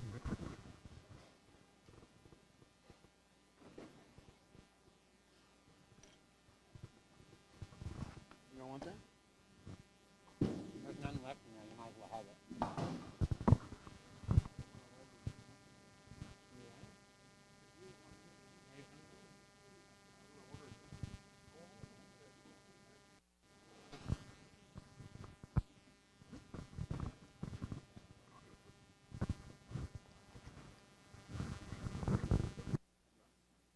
Spare up for Scott. Very important that Josh gets off to a good start here.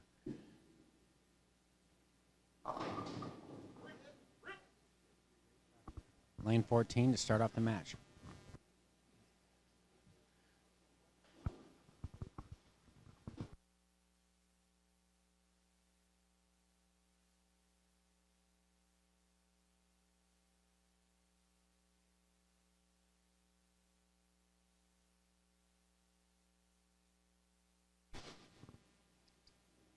Last piece of the complimentary pizza as we enter this semifinal match.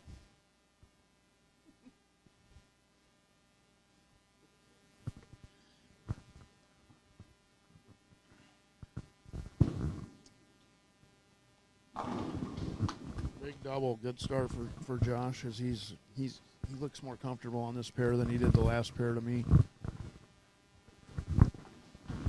He does. That was a good opening 2 shots.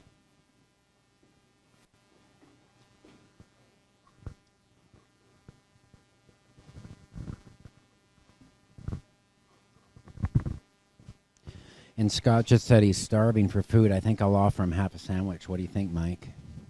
Maybe he'll give me half of his winnings. Loser of this match gets $1,000 for 3rd place.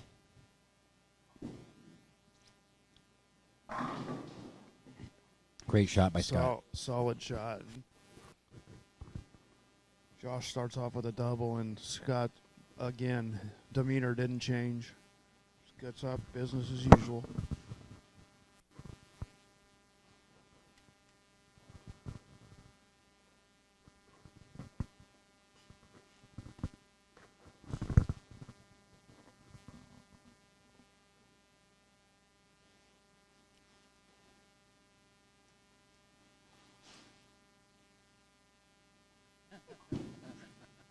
Believe it. Scott with a double. Good answer. What a great answer. And this match is already more competitive than the last matches.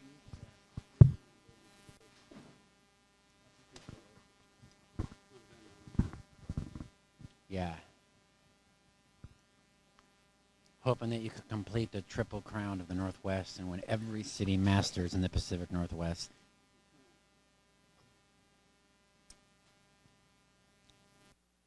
Josh Wills, 3rd frame, trying to open up with the turkey in his early 10. He took a little That's more wide. time. He took a long time on that, Brian. He took a lot of time on the approach again. Leaving the 1-2-1-3-9. That's a makeable spare, no washout.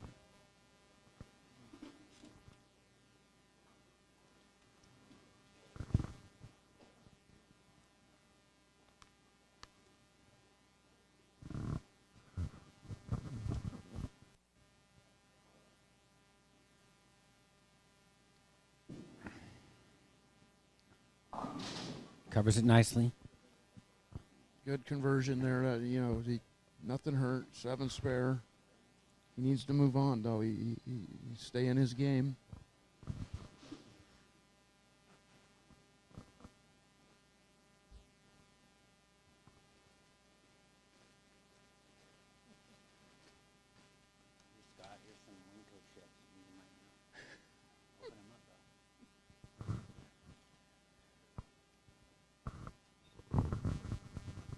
He's taking a long time on the approach again, Brian. Yeah, I think just trying to stay composed and stay in the moment. That's wide again. And this time it's a washout, Mike. It is, and when you're not used to taking that much time, it could throw you out of your rhythm. Yeah.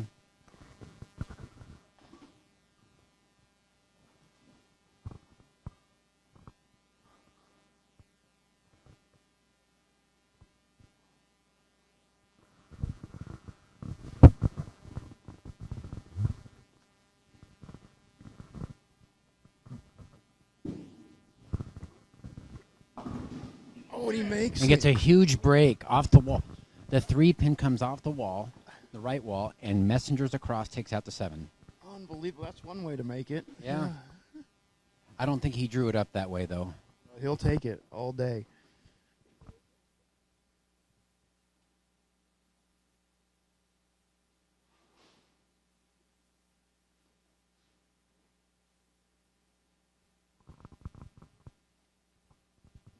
Big shot here for Scott.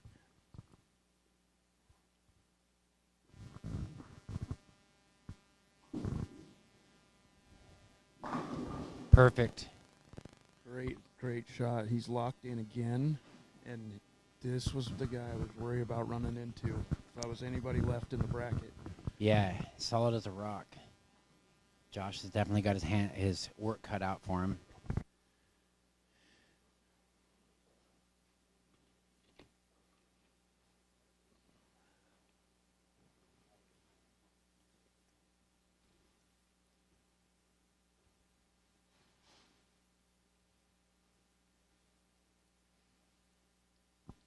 Scott up in the 5th looking for the 4-bagger, and he got it as he asked for it to hold, and it does. Solid shot there as he's got a little hold there, and that's going to be good for him down the road.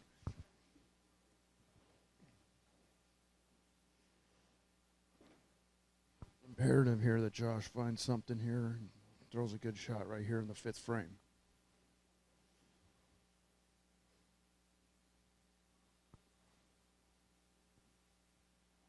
Early on here, coming up in the 5th frame, Josh going to try to regroup from flagging the head pin the last 2 shots. Looks like he moved a little further right with his feet, trying to keep it in tighter, better shot. And he's getting a lot of hang down lane. This looks like it has a lot less back end than the other pair.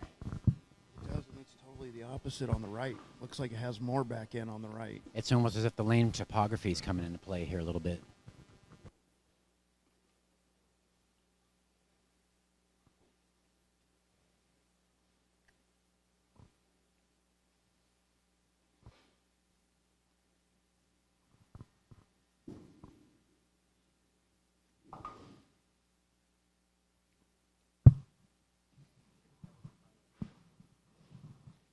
He does, and he really needs to get it going here. He needs to throw a good shot to loosen up and get involved in the match here.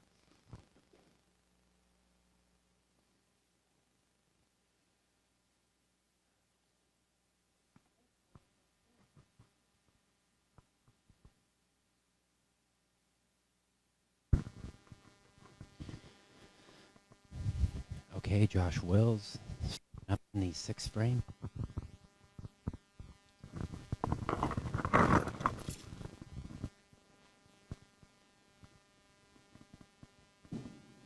That looks like a better shot, Mike. Yeah, Yeah, he'll build on that one. That's a great shot. And it looks like he's going to try to play a much tighter line in the front part of the lane. It looks like the OB is pretty pronounced on this pair for him. Yeah, and I agree with that move. That was the right move. And now it's up to Scott. Here he's lined in and going about his business.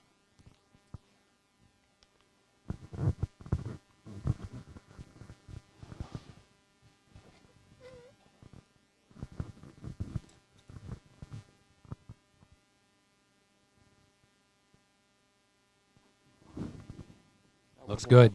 Oh, and he trips the 4-7-10 for a 4-bagger. Wow. 5-bagger. 5-bagger. That looked left off his hand to me, Brian. I'm sitting right behind that lane. And what great instincts for Scott. Throwing a ball he hasn't thrown most of the tournament. He knows how to make those rapid changes from pair to pair. And we've talked about it in the previous matches. He's no stranger to winning these type of events. He knows what it takes to win this kind of match.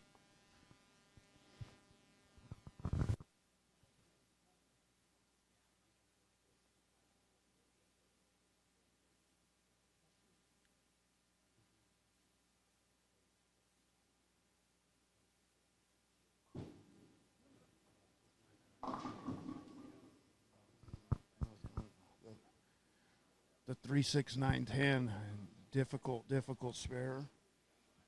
Coming on the heels of a 5-bagger.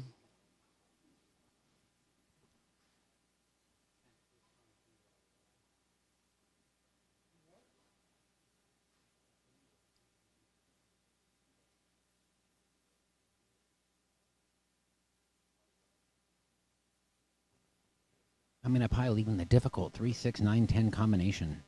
I look for him to cover this, Mike. Yeah, ooh, that's a little Gonna wide. have to hook. Yeah. And he hit the OB. That's the break that Josh needed right there. Yeah.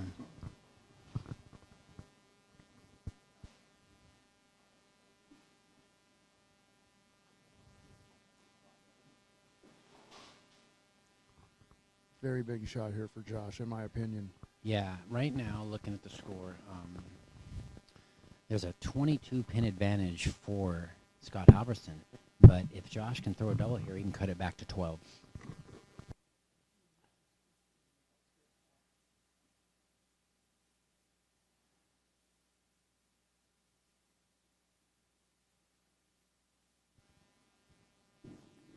That's in. That's inside. It was right off his hand. And this is what we talked about earlier. I wonder if the left side is very similar to the other pair as far as being pretty tight down lane. Definitely, they're fishing on the left right now, and they're gonna have to figure out something because Scott's ball reaction is much better right now, in my opinion. He covers it.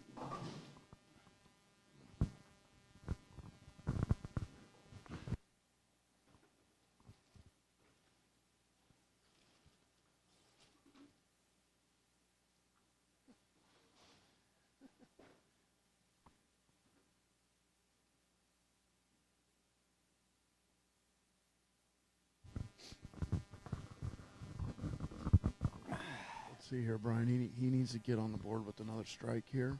Yeah, he's definitely had these right now. He had a couple shots in the pocket through 7 frames. And again, I just don't like the amount of time he's taking in between shots. It doesn't feel like he's allowing himself to get in any kind of rhythm.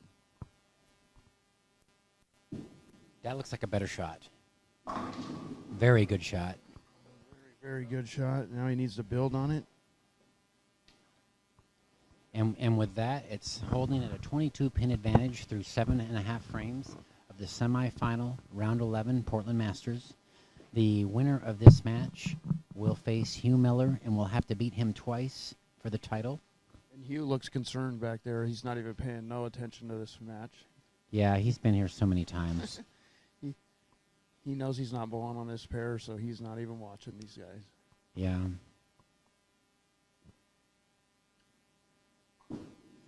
Looks like a good shot there. That was Oh, and he gets a half 10 to carry. That was he projected that ball much better to the right, and in turn it hit the pocket a little flusher. And he said he's starving. I can't get the guy to eat. I'm No. offering him all the food in my bag. You And know, I cannot eat when I'm bowling in Yeah. competition. It's just, That's true. The adrenaline and The everything. adrenaline, it's hard to eat. And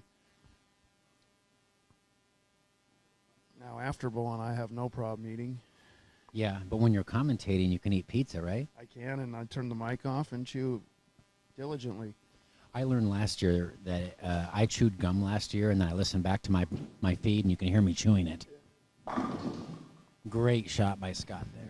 Yeah, he's lined up. He made a poor shot there in 7th, but atoned for it there in the 8th and Great 9th. shot. All right, so now the lead is extended to 32 pins.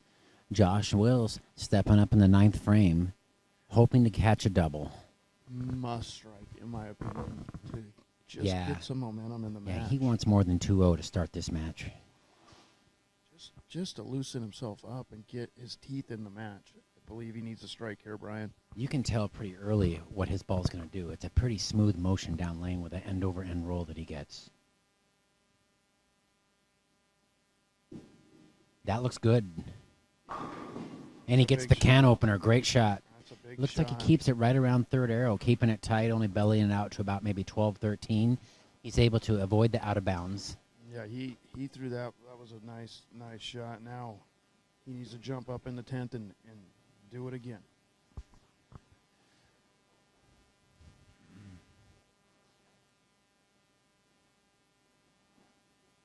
So he has a potential 232 here if he takes it off the sheet. He needs every pin of it, in my opinion.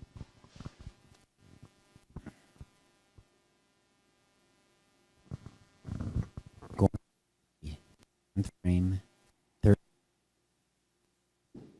That's wide. It's wide, but And it climbs the ladder for the wall shot. It recovered. He's burning up a spot down there, which Yeah. will be good for him down the road. And he is definitely happy to be off that last pair. He showed a little in there too, which I like. Yeah. Showing no fear.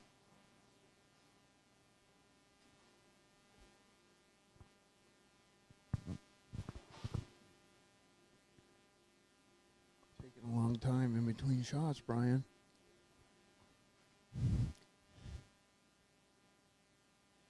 And it looks like he's lining up right on the 6th dot, crossing 15 at the arrows.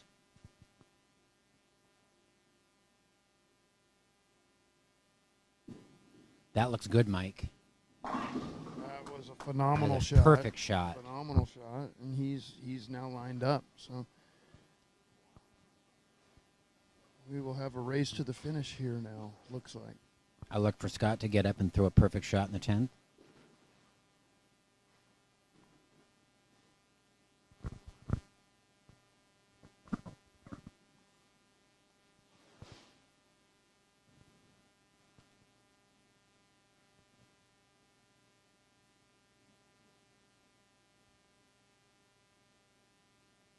You want to make a good shot here, just to stay loose, stay confident.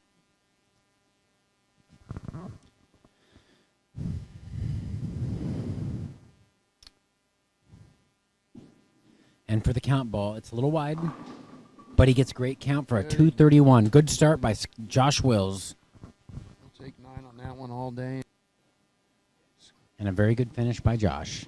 Scott Halverson's been in this position many times today, and I fully expect him to throw a good shot here. Yeah, I mean, worst case scenario, he's going to wrap a 10 pin, but I look for him to not give away the pocket.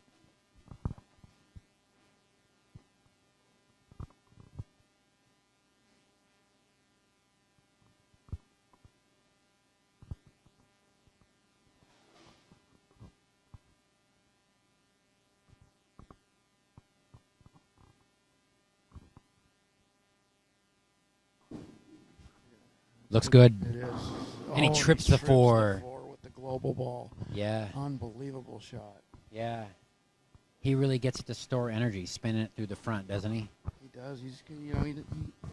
His rev rate's a little lower than everybody else that bowled today. So, other than Hugh, but he knows what it takes in this situation, Brian. Yeah, and the first time today, I can say that it's probably going to take a 700 to win this match. It's looking that way as long as pressure doesn't creep in. All right, 11th frame. Scott has a potential 254 out here on the table still if he throws 2 more strikes. That looks good again. Perfect shot. That was a perfect shot, and that's what he's done all day, Brian. He's got up and executed in the 10th frame. In the very first match of the day today, he had to double in the 10th just to move on, and he did. And as we mentioned before, when he had that whole game to experiment and relax himself mentally before this match. And he had such an easy run of it that last match. There was no stress involved whatsoever to win that match. And in the late rounds of the Masters, that's a huge bonus. He threw that ball a little harder. Solid 10 and a good place to leave that. That ball had more speed on it, so I don't know if he did that on purpose or not, but what a game.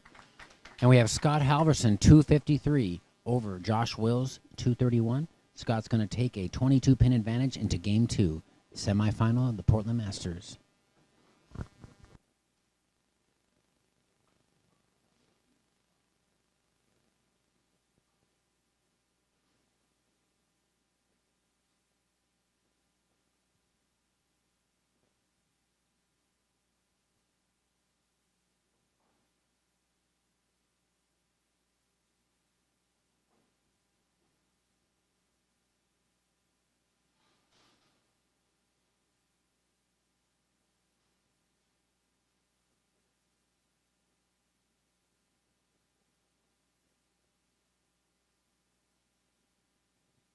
Okay, we're beginning match 2 now. We're going to start off with Scott Wills on lane 13. Both players appear to be lined up. That's wide, Mike. It is wide, but it's And fortunate just to leave a 3-pin. It is, and if he burns a spot down there, that ball's going to recover, but it's just not there yet.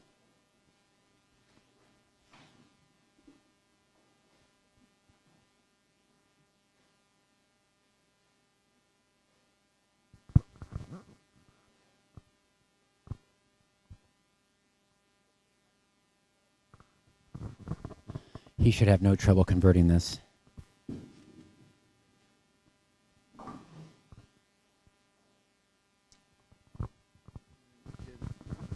now, Scott is fully in the driver's seat with his ball reaction. I just don't see him making any crucial mistakes in this match, so Josh is going to have to find his strike and choose. And what is the name of that Global 900 ball? Not sure. There's so many of them out there. I think it's a Truth. The Truth? I think so. I'll find out here. But Now, doesn't he run a pro shop? I think he helps run one. Yeah. He has a lot of drilling experience. Oh, and Disaster. And it looks like he might have grabbed it at the bottom a little bit. Just as I say that, he does. He runs into some trouble there. Yeah. And it looks like he didn't really miss in as much as he might have just gave it a little help at the bottom there. But I guess if you're going to open, you might as well make it in the first frame.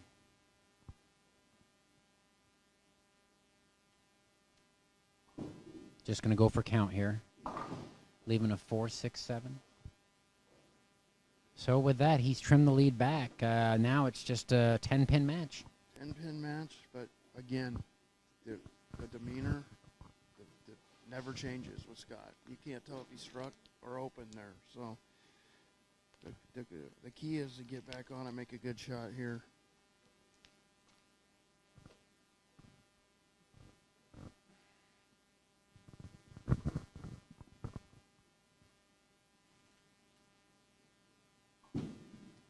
That looks really good. It was a great shot and phenomenal bounce back, and the same thing he's done all day.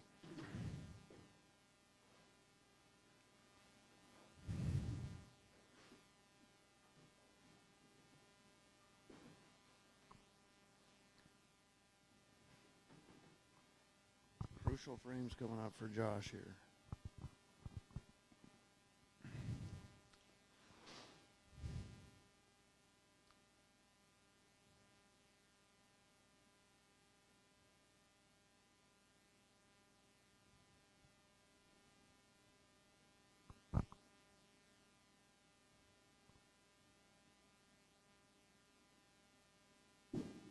That's wide. It's going to hook, though. And he rips the rack. He definitely has a little bit of room left, and when he's in that inside zone a little bit. He's burned a spot down there, and it's starting to. As long as he doesn't throw it too hard, it'll hook off that spot. Scott Halverson with an 11-pin advantage through 12 frames of this semifinal match, the Portland Masters, the 33rd annual Portland Masters. We're live at Kellogg Bowl in Milwaukee, Oregon. I'm Brian Schmidt, and I am co-commentating with my good friend Mike Miller.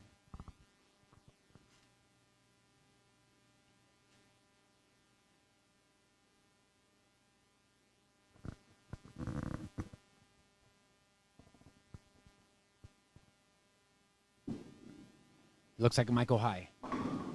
And he trips the 6-pin. Trips the 6 in a crucial spot. Wow, and it looked like it was going to chain up, kind of rolling out at the last second. He went a little more direct on that shot. Yeah, and you know what? Now it's a 1-pin match. We've got ourselves a great semifinal match here. And it always loosens the arm swing when you can carry a light hit and then come back and trip a high hit. It makes your pocket a lot wider, lets you relax a little bit. Okay, Scott, fresh off going to the beak on lane 14. It looks like it's in again. And he trips his own 4-pin. He does for a double, and that's big. Yeah, and it looked like it might go high again, and it did. Looks like that lane's starting to hook a little earlier for Scott, so he's going to have to watch that. And that brings the lead back up to 11 pins again.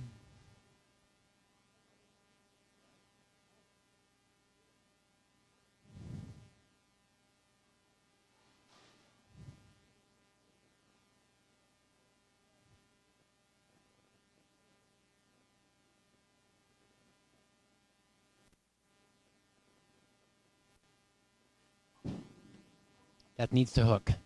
It did. And he gets to wall shot. And we almost saw a light high hit in opposite order, just like what Josh did, Mike. They're not going flush, but they're getting it close enough. But both players have now burned spots down the lane where they're getting their ball to recover from, which is what you're looking for as a player. Yeah, they're looking for that down lane friction, and not too early. They want to have enough energy stored with the ball to get good carry.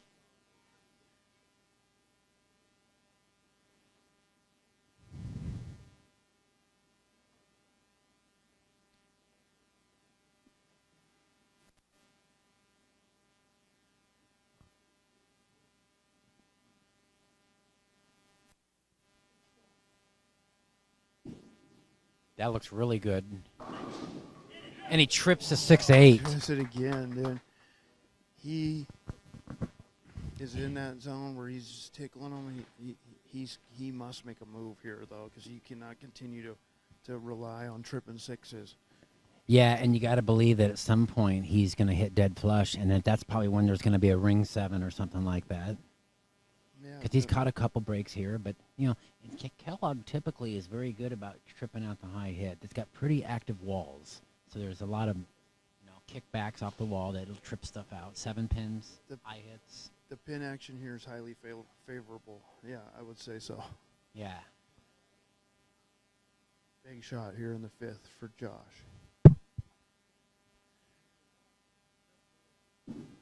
That's going to go a little high. Yeah, you could tell off his hand. He helped it a little bit.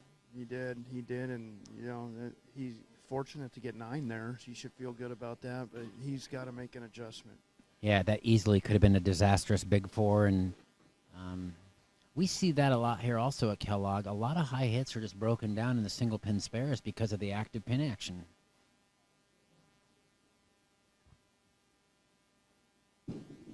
Yeah, and he'll take that right now. He should feel good about that 9 spare. I believe that must be a plastic ball he's throwing on the spare. As Johnny Leggett pokes his head in here to the booth. What a great performance today, Johnny. Nice bowling. Yeah, congratulations. That's some sort of Masters record at 16 years old. I don't think anybody's ever done that in history. Yeah, I would probably agree with that without knowing the facts, but I would bet money on that you're the youngest, highest finisher ever. At least below the age of 18. Yeah. I know that David Billings won when he was 19, but he was an adult. Okay, Scott Halverson now. Needs to hook. Oh, he goes 4-pin. Four And pin. And that's the inception he's throwing, Brian. The inception. Inception, yeah. It's starting to read the lane a little early on that right lane, so he's going to have to make an adjustment here. Yeah, and it's interesting. We saw 3 high hits trip out in a row for players, and eventually one of those 4 or 6 pins is going to stand. Okay, so we're halfway through this semifinal match. Scott Halverson has an 11-pin advantage. Tight match, and you would expect nothing less in the semifinals of the Portland Masters. As prestigious as this tournament is, and as good as the talent is, the Bulls this tournament every year. And we started with 132 players, and we're down to the final 3. Players have been bowling for 2 weekends. This is our 11th match play round in 2 days. That needs to hook. Dead flush. Yeah, he's burned a spot down there. He's looking good now. That's a good shot. He's got to figure out the right lane as it's chaining up a little early on him. Yeah.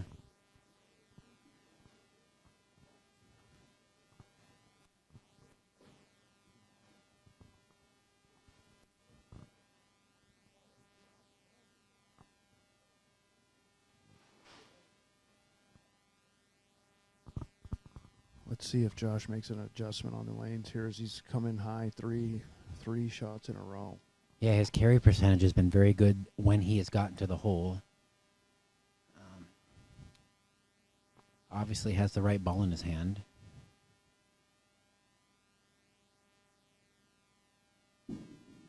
That looks like it's going to go high. And he carries it. Carries it. Good shot there from Josh as it's the strike up in the 6th.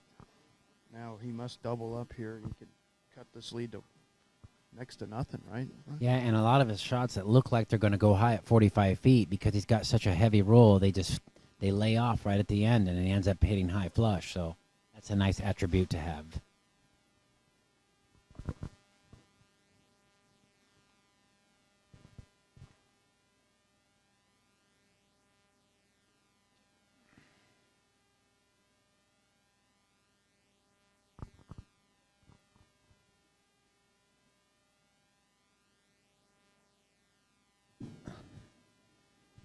Good shot. That was a great shot from Josh. And he says, let's go. He made the adjustment, I believe. I Yeah. believe he probably moved a couple right with his feet. Yeah, he lets Scott know that he's here to play, and this is a different pair of lanes and a totally different match than the last one. Let's see if Scott can figure out this right lane, if he makes an adjustment here. He's close on it. I anticipate a couple board move. That's what I would do. Under the circumstances, though. 7th frame. He projected that ball better It's to wide. the right. Yep. He made the move, and he overcorrected. Leaves a 2-4-5, and at least he didn't leave the bucket. He doesn't have the back pin, but now we're seeing for the first time in this match, and Josh has a small lead developing. He does, and he's in the driver's seat now. And he's over there on the other pair, and he's really just trying to stay calm. And, you got to hand it to him. He's doing awfully well with the nerves with not much experience. Solid spare there for Scott. Scott gets to finish on the left lane, though. Takes any solace from this pair right now. He still has the potential 238 out there on the lanes if he strikes out.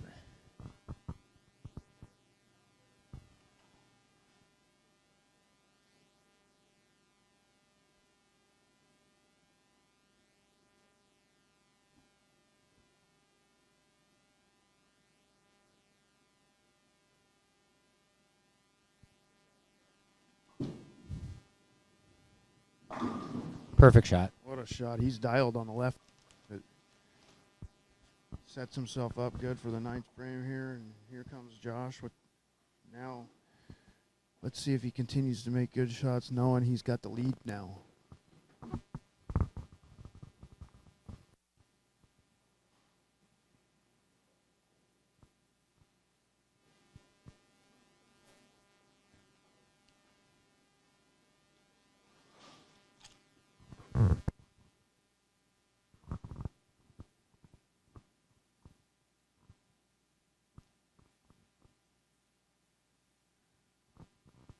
Very, very deliberate player, Brian.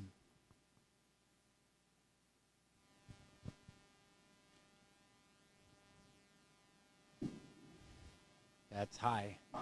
And he trips to 6 again. This man's carry percentage is through the roof. He is, and when you get to this point in the tournament, you're getting some breaks and capitalizing on them, and that's exactly what he's doing.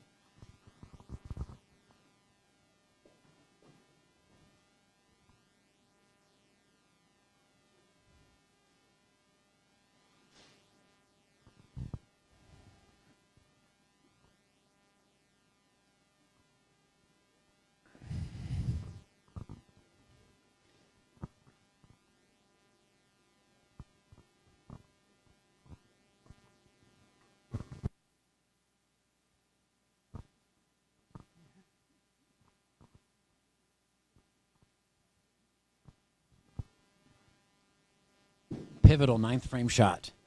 And he that threw it was perfect. That was the best shot he threw of the match right there, Brian. Yeah.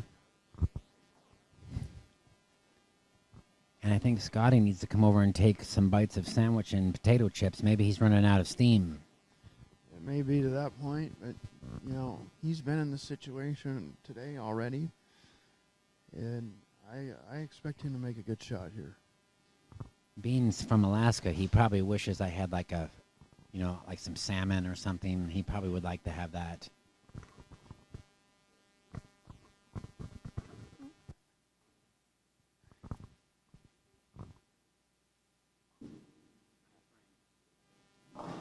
He gets the mixer. Oh, he does get the mixer. And both of these guys' carry percentage is just incredible this match. It is, but you know what? That goes back to, again, when you get to this point in a tournament, you're one of the last 3 left, your carry percentage is extremely high. And we still haven't seen anybody no one has left a corner pin, I believe. It's I've said, like, I don't think Scott's left a 10 or No. Josh has left a 7 pin yet, and eventually that may happen. And that might be the tipping point of the match. Okay, 10th frame. He's been dialed on this lane all day, and that's a good shot. And as you say that, he leaves the half 10. And we leave a half 10. We were due. I mean, there were no corner pins for the first 19, almost 2 games. 2 guys did not leave a corner pin. And I just knew it was coming. If he's recording this at home, you may expect a phone call in the Calling it announcer's ahead of jinx. time, Yeah. I know. It's just my intuition as a commentator. But he'll cover this nicely, potential 217.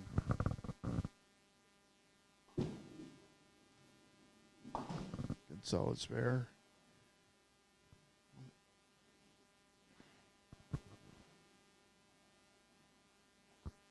I think he's pondering changing balls. Nope, he's going to go with the same one. Yeah.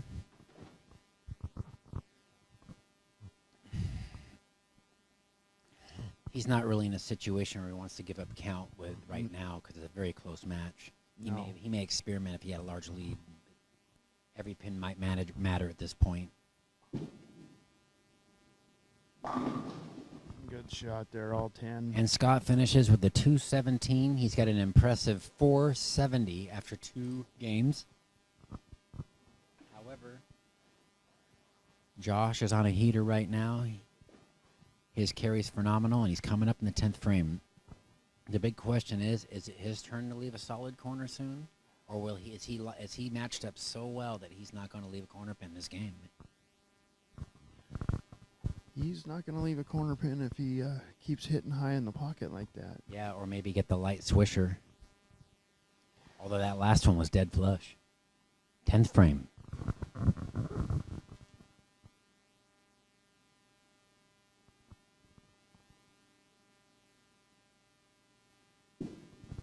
And that looks high. Yep. 2-4. It He was grabbed it a little bit. He threw it up the lane. He up the lane a little farther, more direct, and it didn't hold pocket.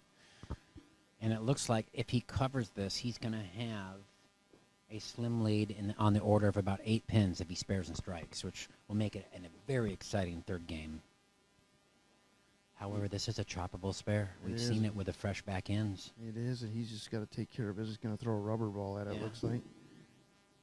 It's a chop. He chopped it, yep. Does chop Yep. it, and that churns everything around. Right, and so Scott will maintain a small lead. So it's 235 for Josh Wills, 217 for Scott Halverson. We have a barn burner here, folks. It's 470 for Scott Halverson and 466 for Josh Wills. Scott's taken a 4-pin advantage to the final game, semifinal 2017 Portland Masters. And Brian, we saw this last matches. The amount of spares missed today has been high. Yeah. Very high. Yeah. For players of these calibers to miss spares like that's got to be pressure. It's the only thing I can think of. Definitely.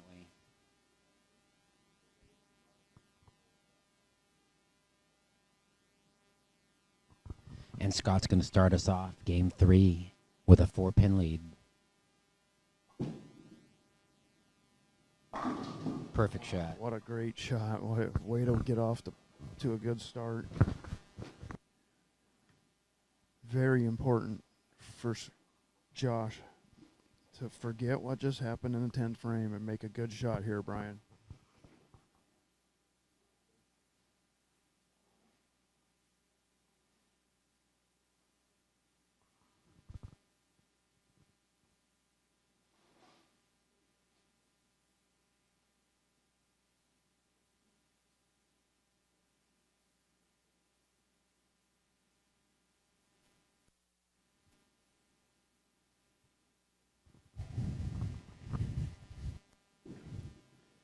That looks good. And he gets the can opener. He made an adjustment or he threw it farther to the left on the lane, but that was the ball rotation he's looking for. So now, he technically, by law, does he have to have a thumb hole drilled even though he doesn't use it? He does not have to have a thumb hole. He drill. doesn't. No. Being a ball driller, do you think that can help layouts, or does it even affect the layouts not having a thumb hole? It could affect it unless they made a rule in the last few years that says you have to have a thumb hole. Uh-huh. If you don't use a thumb, I don't think you have to have one, but you can alter the layouts on your balls, but by switching grips or stuff like that, but not in the middle of a match. I think it'd be too hard.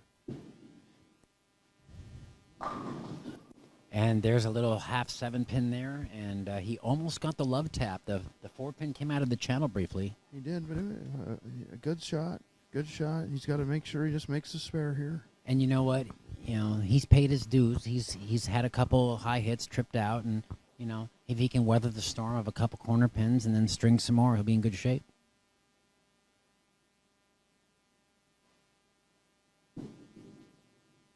And he missed it. Yeah, he hooked it right by it. And Scott breathes a sigh of relief. And you know, that could be something difficult for a no thumber to flatten it out, Mike, on a spare. That's got to be difficult. I, for one, don't know how they do it. I don't either. How does Belmo do it? He's just good, isn't he? He just throws. Yeah, he just throws it hard and a plastic ball at it. Okay, pivotal shot here, second frame. Can Scott jump on the mental error by Josh? It's wide. All right, another choppable spare here. It is. 2-5. He's struggling with this right lane. Scott is all of a sudden, and it seems like if he gets it in, it wants to hook a little bit, and if he gets it right, it won't recover. So. And it looks like there's a little extra spread between the 2 and 5 there. So I mean, it looks he moved it a hair over. So we'll see. He did, but I highly expect him to notice that and adjust accordingly. And he did and made it easily. Perfect.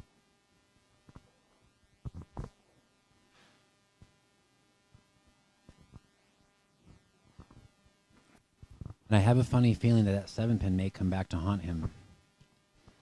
He hadn't had to shoot one for 22 frames. You can get very complacent, not worrying about spares when you're carrying. But then when one pops up after a couple games, not having a 7-pin, and you don't shoot at one for a while, that can be a foreign thing. Yeah, and it's very important to do whatever you can to put that out of your mind now. You can only focus on the next. That looks really good. Wow, And he has a vicious 10-pin. ring in 10, But Scott has a 15-pin advantage now through 22 and a half frames of this semifinal 3-game match.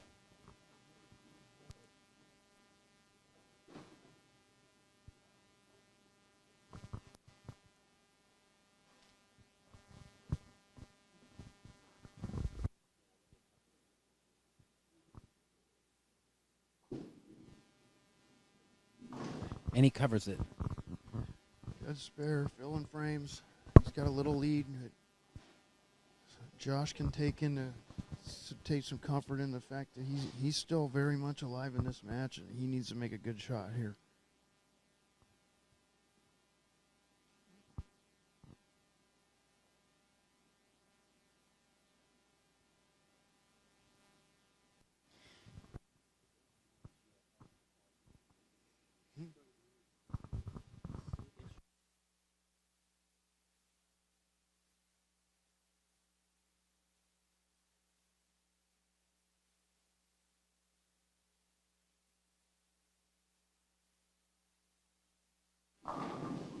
Carries the wall shot. Nice recovery.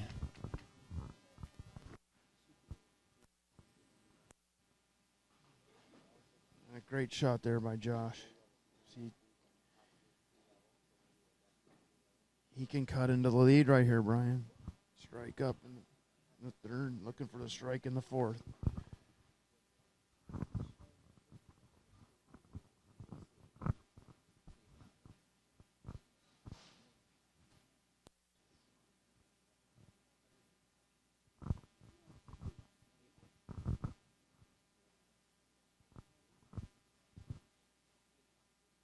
Double up and keep the match close here. He can decrease the lead to 5 pins with a strike.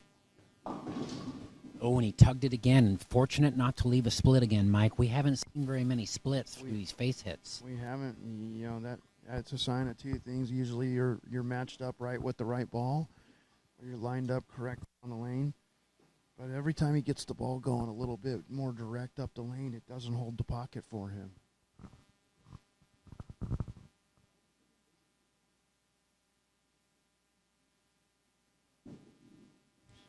Is he going to chop it? And he gets it. All right. This time.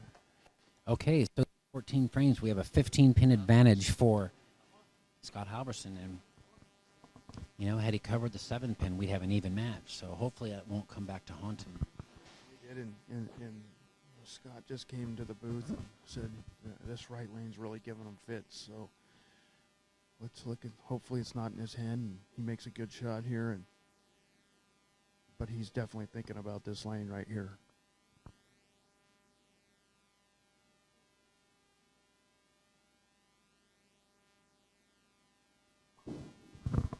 Looks good. And he peers it. He did. He moved in a little bit, it looks like, and he really rolled it off his hand, I think, and that was the right adjustment, obviously. It looked really, really good off his hand. Big shot here, Brian.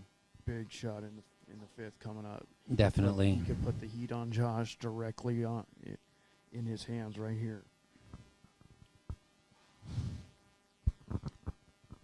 Let's see if he makes a micro adjustment after leaving that solid 10. I think he just needs to keep it right there. Oh, that's wide. It's going to hook, though. And he gets the wall. He doesn't quite get the 7. Doesn't, but he'll take it after the shot. It was right off his And hand. he yelled hook, so, he knew he was going to need some help on the back end there. Josh has got to be licking his chops over there as Scott really could have put the heat on him.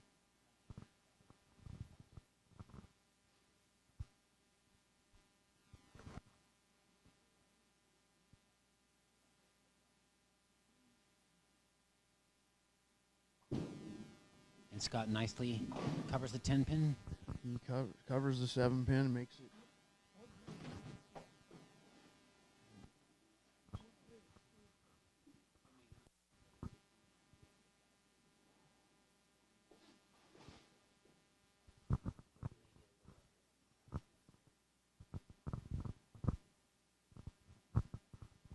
Now, in my opinion, Brian, if Josh wants to have any chance in this match, he's got to strike here and in the next frame. Definitely. And like I said before, he's left an unusually small number of corner pins, just one thus far. Let's hope that doesn't come back to haunt him, those odds. That looks good. And just when I say that, Mikey, it's a half 7. You are the announcer jinx, buddy. These guys are not you're not going to get any Christmas cards in the mail, Brian. Well, let me tell you something. I've probably bowled thousands of games in this house, and there have been a lot of corner pins, and I just know by default that they're going to show up at some point. Now, he needs to forget about that and make this spare. The last one he shot at, he missed. Yeah. It's hooking. He missed it again. It's a carbon copy of the last one. Yeah, and the thing is that, that two-handed style is great if you're lined up for the pocket, but personally, I don't know how to flatten out the hand without the thumb in the ball. Yeah, a lot of times you see the two-handers, they'll go to the one hand with the thumb release. That's right. On the spares. And that might be option he's going to look at later. He's not a two-hander, he's a two-fingerer. So Yeah. I don't know if he can put the thumb in, but he might entertain that after this tournament if that comes back to haunt him. And I just think back to the 90s. What if he was throwing the pink hammer with 2 fingers?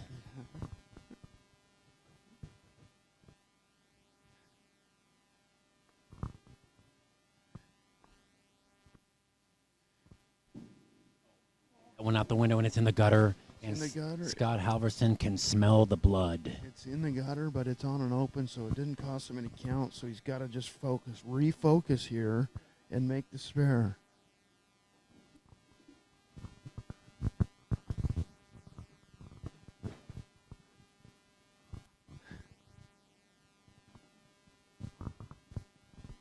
Okay, he needs to regroup here and pick up the spare, Mike.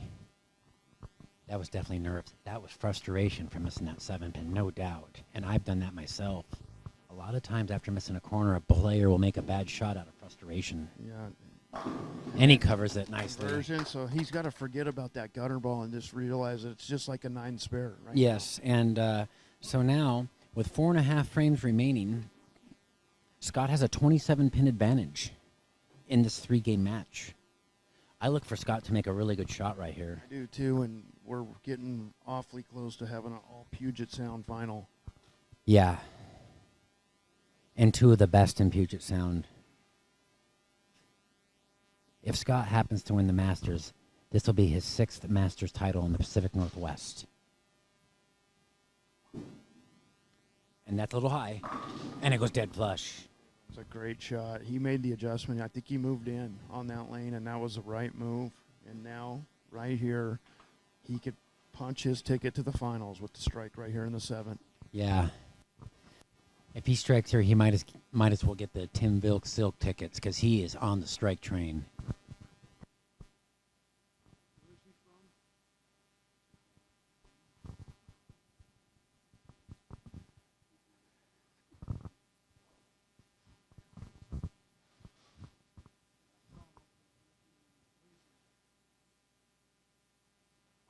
Looking to close the door here.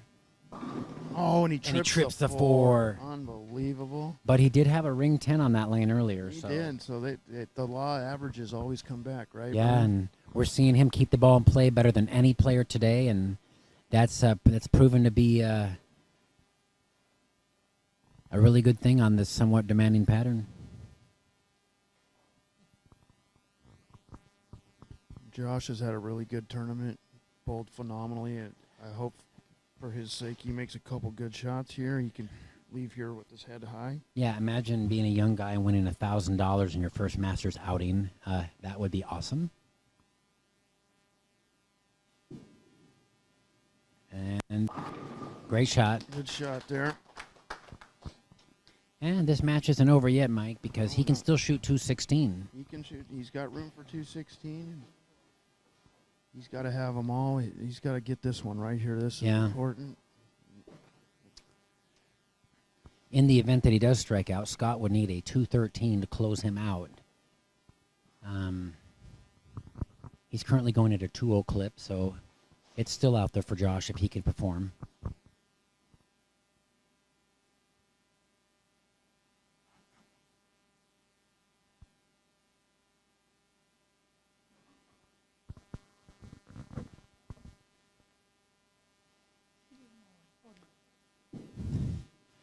That's good.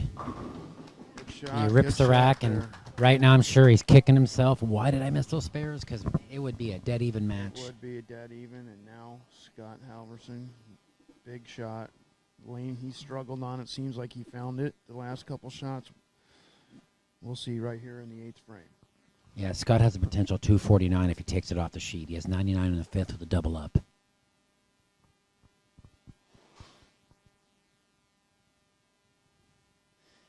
You can hear a pin drop in here. It's very quiet.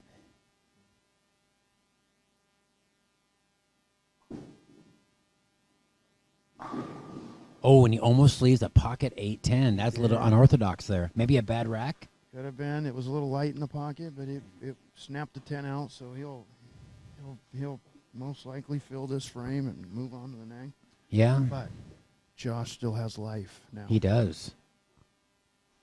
And wouldn't it be something for him to win this match, flagging 2 7-pins in a row? It would be a testament to his intestinal fortitude. Yes. Most players would hang their head, and especially someone that is not as experienced as he. He seems to be. He's not even watching Scott right now. He's just over there looking at the crowd. And he gets to finish first, so really the pressure is going to end up being on Scott ultimately if he strikes out. So the thing is if Scott spares here, regardless of what happens, he can still double and shut out Josh. So Scott is not in a must-strike situation here, but he needs to stay clean. That's inside. It is, but and it holds. And he gets the 5-7. He gets the can opener on the pull. That's got to feel good. He does, and I got to believe he moved in on both lanes after tripping the 4 last time. Yeah. Okay, we're down to the nitty-gritty, folks. 9th frame. Must-strike situation. Semifinal Portland Masters. 33rd year. The winner will take on Hugh Miller, the 2015 Masters champion. Who's currently taking a nap in the parking lot. Oh, and it's over, folks. He threw it out the window. He did. And it looks like Scott Halverson is going to face his Puget Sound buddy, Hugh Miller.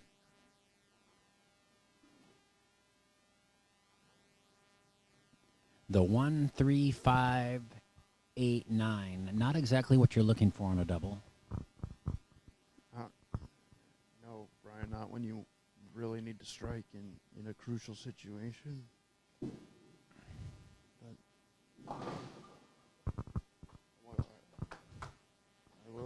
I will say this, hopefully the young man, hopefully he learns from this experience and uses this to catapult his bowling in the area, and I expect some more strong finishes coming in the near future for Josh. Most definitely, and he had his back against the wall with some of these seasoned veterans today, and he performed well.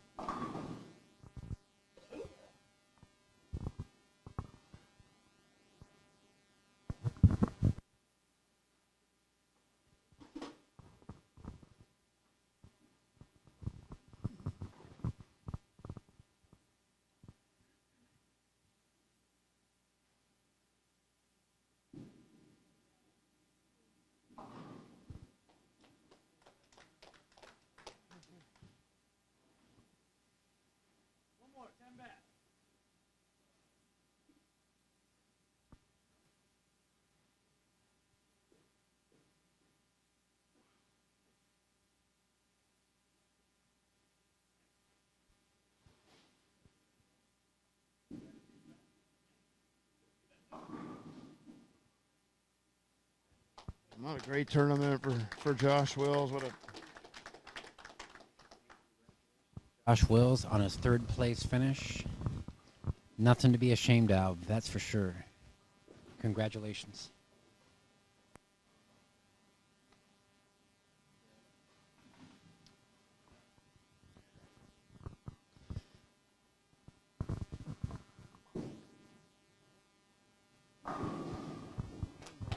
and Scott steady as they can be. He was my pick earlier today, as yours, I think. And, Yeah.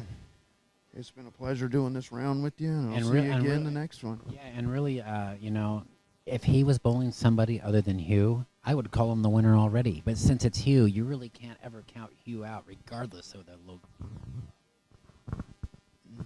Yeah, no, I don't ever count Hugh Miller out ever. Yeah, it doesn't matter what you put out there when Hugh bowls; he's still good. Scott finishes in great fetch. Scott's going to 700 again. Just a ho-hum day for Scott.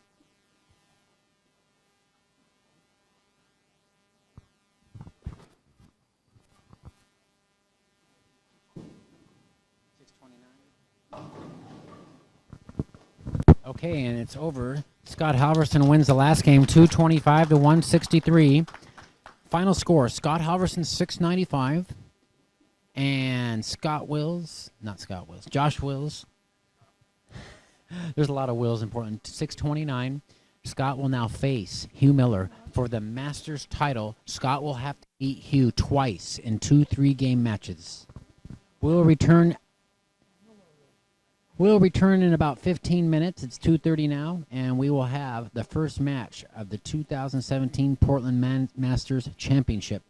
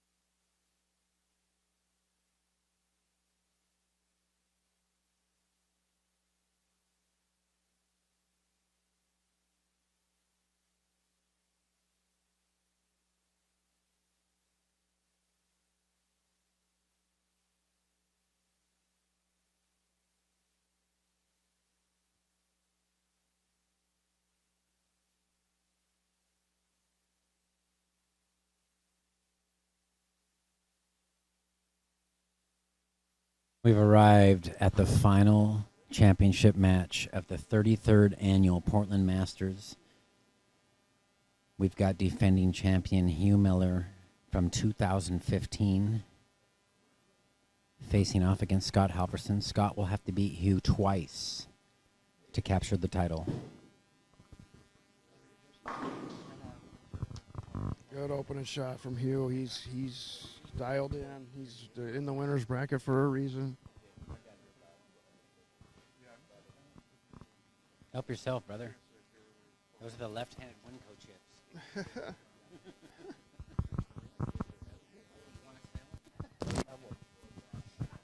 All right, I just had a Hall of Fame player bum some chips off me, Mike. I feel a lot better now. You could frame those, and that should go in your trophy cabinet at home. Yeah, I think I'm going to save the bag when the chips are empty. Oh, and he doesn't get the swisher hit. Scott doesn't. For all we know, they're probably moosing. They're going to split the pot anyways. $4,500, $3,000 for first here, $1,500 for the second place finisher. Both these gentlemen will win spots into the National USB C Masters. I'm not sure where it's going to be held next year. It's not going to be in Vegas again. It might be in New York City or somewhere back I think east. It's in Syracuse, New York. Is it in Syracuse, New York? In the western New York region. So it'll basically cost them about $2,000 in expenses for the potential to break even if they make the top 15. Yes, but it's the glamour of bowling a major. Yeah. And obviously Scott has bowled it before, so. And as for Hugh, I'm sure has bowled it many times before. Okay, Scott coming up in the second frame, lane 11.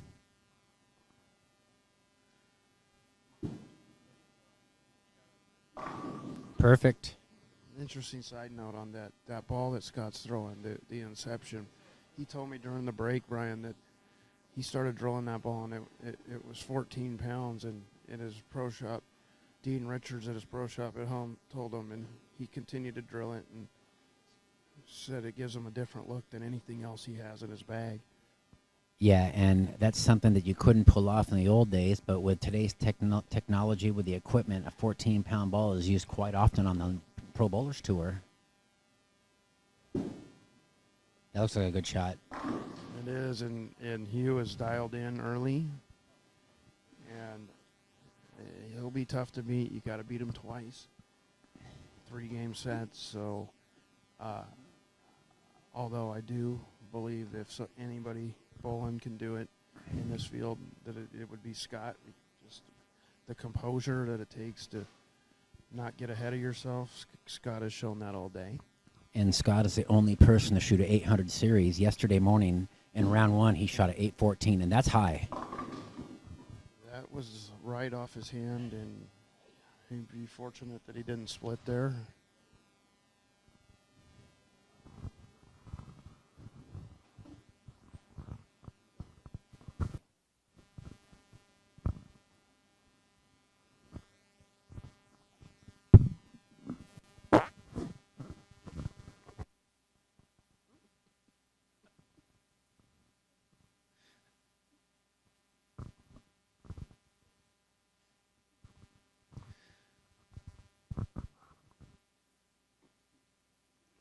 You took a long time to shoot that spare. Chop it. Oh, he picked it up. He did. He took a long time, though.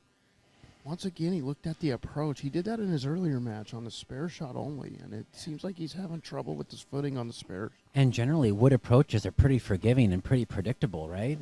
They are normally, and I don't know, maybe because we don't bowl on so much wood anymore that he's having a trouble, and he's adapted to the synthetic approach, but whatever it is, you better figure it out fast. And the thing is with these wood approaches is coming off synthetics, bowlers find them much more slippery and sometimes lose their footing at the foul line if they have the wrong sole on their shoe.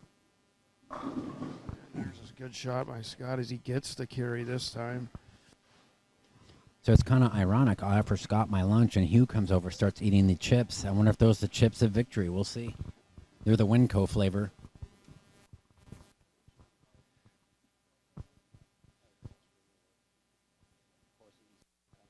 Instead of the whole bag, which is why he's in such good shape at 59 years old. Yeah, he's still an avid runner, plays baseball. Hughes kept himself in extreme fitness for many, many years. And that's in. That's going to have to hold. And it does. It does hold. And Scott takes the lead in the match right there early on in this one.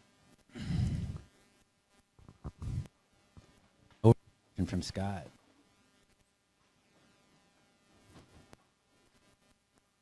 And Scott pointed out to you just at the beginning of this match, Hughes bowled. This is Hughes' 25th game in match play. Scott, who lost early in the second round, has had to fight his way through the loser's bracket.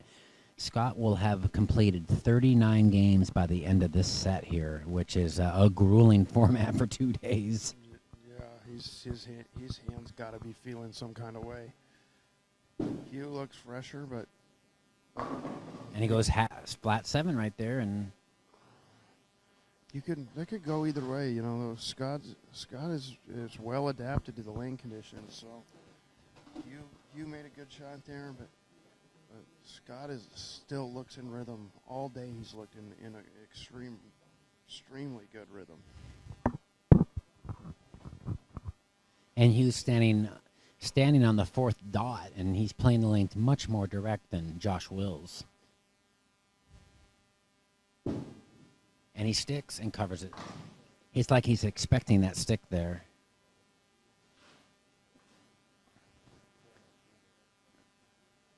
So early on, there's a 14-pin advantage for Scott Halverson through 4 frames. Hugh's not going to panic here. It's early in this match. He knows he's a... And I remember the year that he won, Joe Lepon shot a 300 at him the very first game, and Joe showed a bunch of emotion. And then Hugh went like 260, 250 and won the match. Came from behind. He was a good 60, 70 pins behind, didn't panic, and just post 2 fantastic, flawless games to win that match and eventually win the title.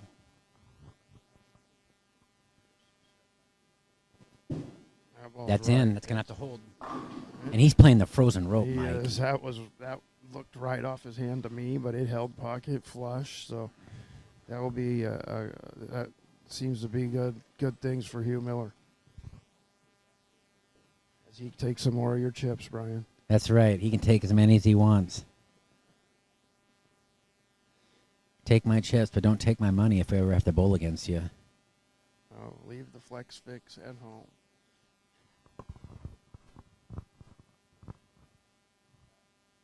All right, Scott going to try to jump out to a little early advantage here, going for a 4-bagger on lane 12, 5th frame. That's going to have to hold.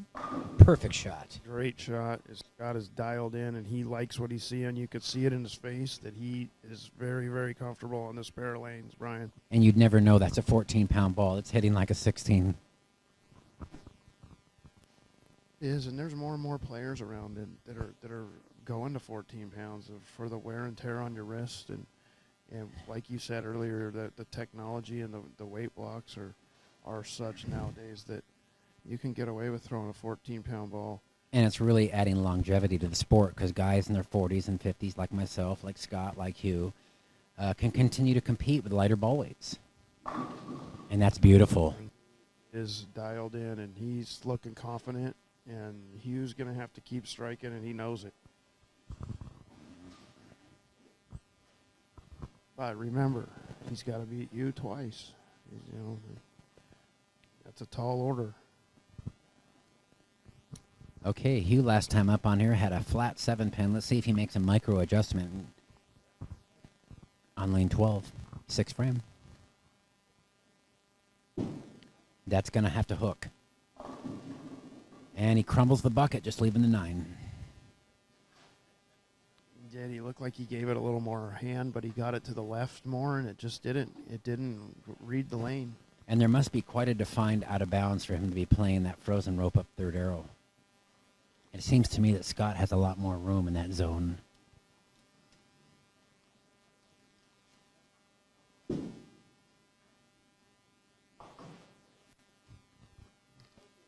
the spare for Hugh, and he is digging himself a little hole here early, Brian.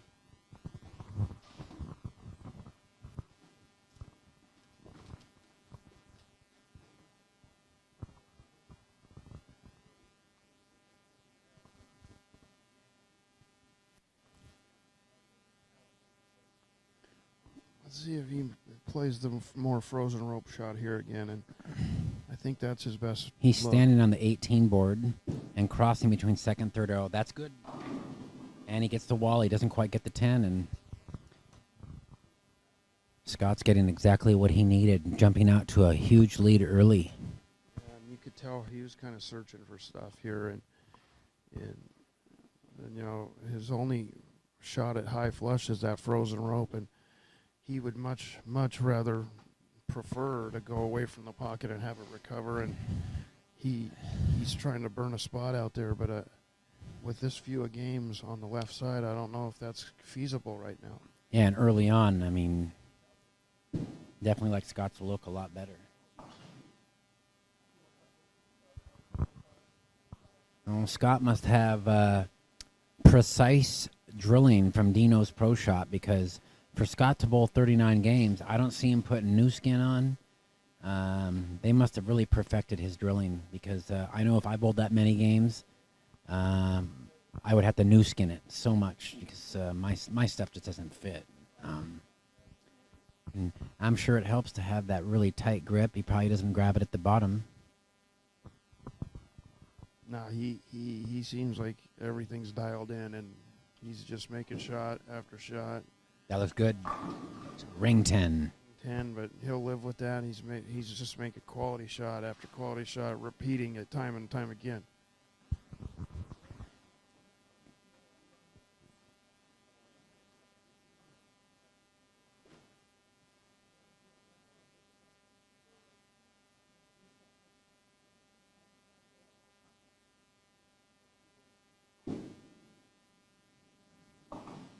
Covers it nicely with the plastic ball.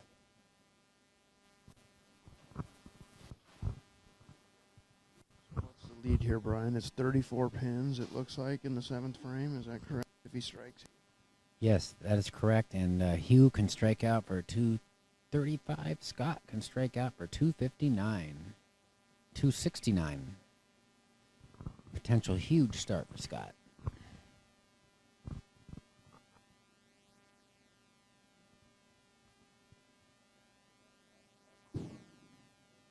That looks good. Perfect. That is just quality shot. He's looking at the approach now. As he had a little problem with the approach there. It looked like as he didn't hold that shot as long as he did, but the result was the same. Now Hugh must get up and start getting something going here. And he hasn't eaten all day. You just know that Scott is going to go to Pietro's and order a stacked pizza if he wins. That's outside. That's trouble. And disaster for Hugh. He was searching. You can tell. You can see it in his head, in his mind, in his eyes, that he is not comfortable on this pair of lanes.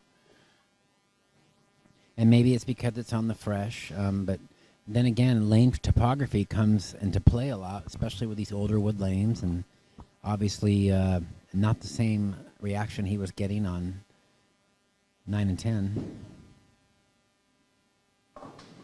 Oh, and a good try, he misses it. And so, well, Scott has opened up a 49-pin lead now through 8 frames.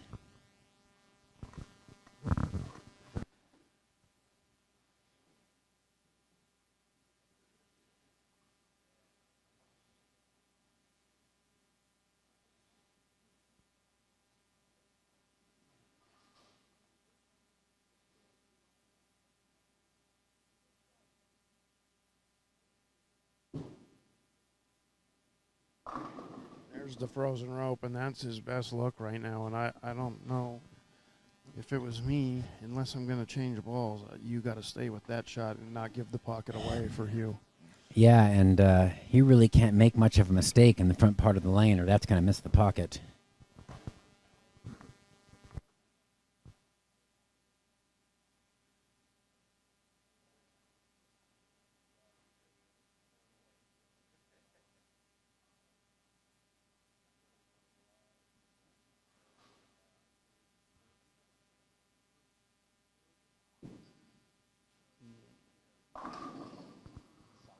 Solid 9, but that ball was left off his hand, and I think he's surprised that it even held the pocket, but his ball reaction is one you look for when you're bowling for a lot of money like they are right now.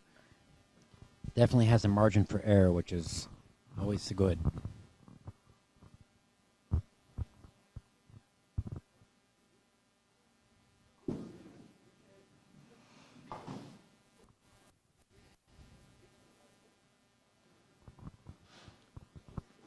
Hugh Miller still has room for 210. Scott Halverson can strike out for 249.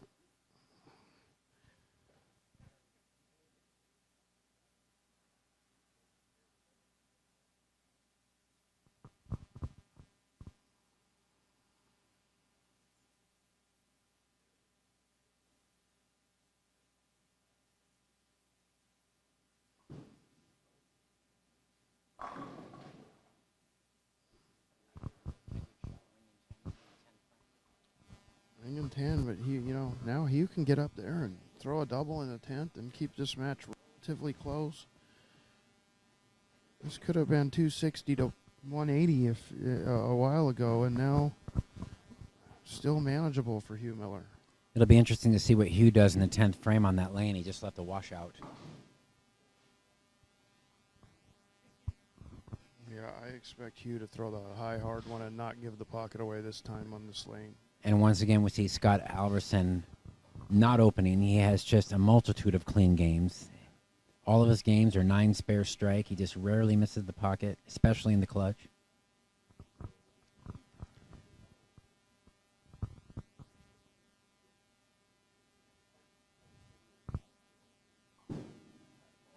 And he's stuck. And he carries.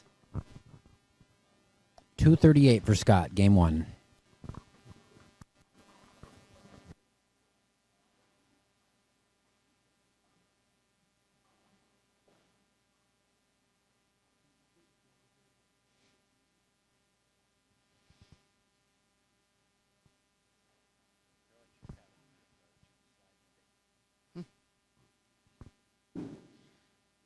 Yeah, he threw it right. Oh, and he got And he gets the Wally. He got that ball to read the lane that time, and that's what he's looking for. Is that one got to the spot and made the turn to the pocket. Now, I expect him to adjust off of that. This one, he'll probably inch his feet a board or two to the farther to the left here.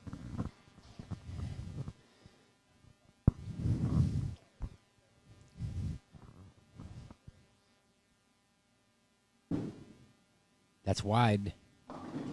And he's got nothing on that lane. He is searching. And if he covers the spare, Scott will have a 40-pin lead heading into game 2. Exactly where he wants to be.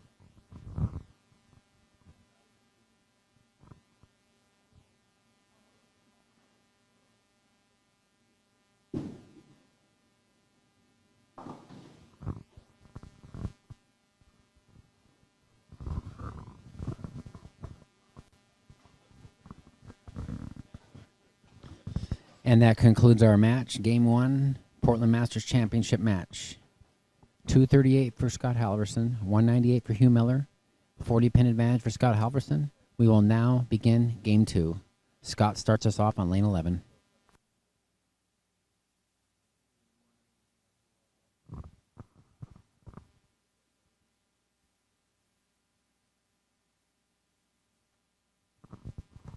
Seems to me, Brian, that Scott's been ahead of his matches all day long. I don't think he's bowled from behind at all today. No, he's not a big fan of the come-from-behind method.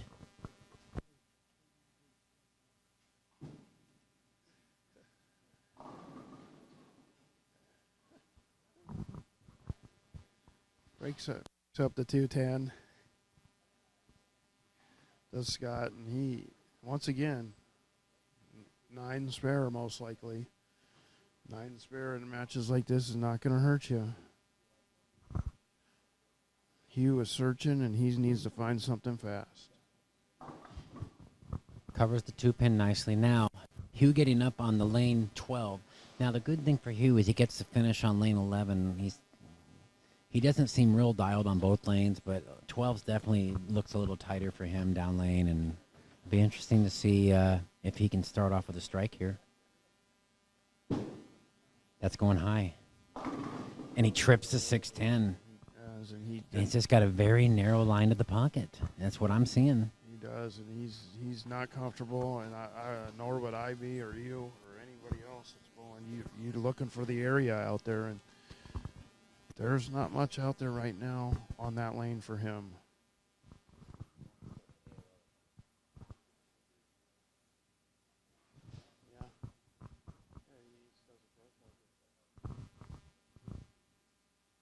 Okay, Hugh on the good lane. That looks really good. Solid 7. And you got to wonder, Mike, with playing such a direct line of the pocket, if he's going to pay with some bad carry. He's going to most certainly have to be more precise as far as his ball placement in the pocket to carry those hits, which I do not put by a player of his caliber, but it just seems to me like he cannot give the pocket away and get any kind of ball reaction that he's looking for. He's going to have to slide. Oh, and he gets it.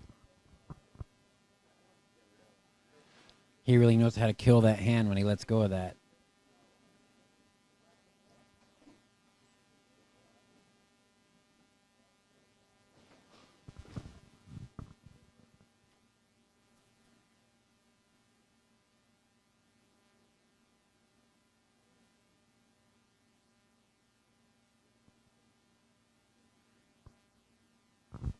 Frame 2, Scott Halverson.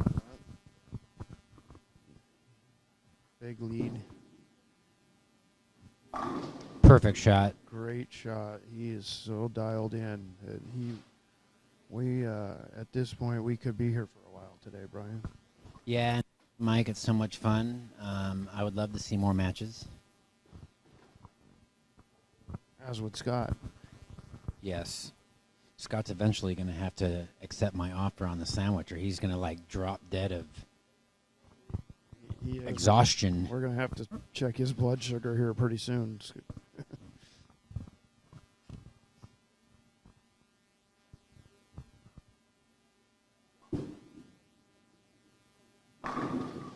Great shot Scott there. And Scott increases his lead with that by another 10 pins. Got a 50-pin advantage on Hugh Miller through 13 frames.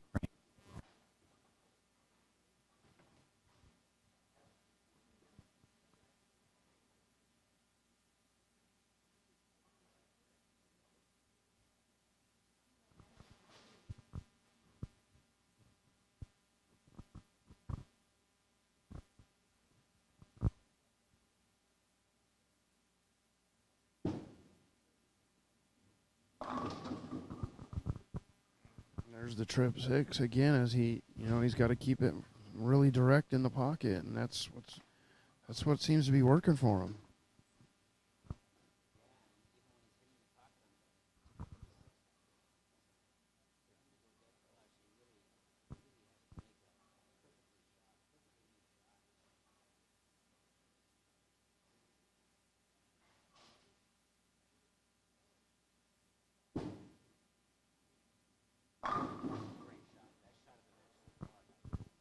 Yeah, he threw that one very, very well, and he wanted that. You could see it. You could see in his reaction. But now Scott's been in this position many, many times today, and every time he's answered.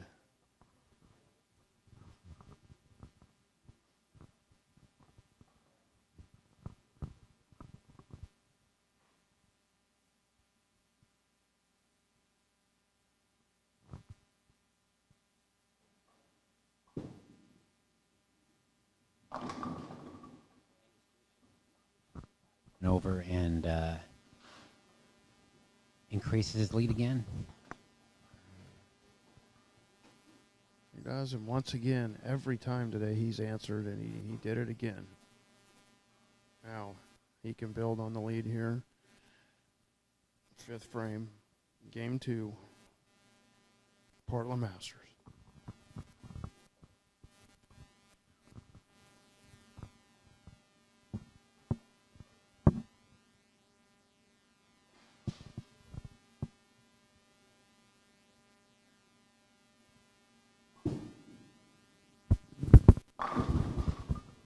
And Scott continues the strike train.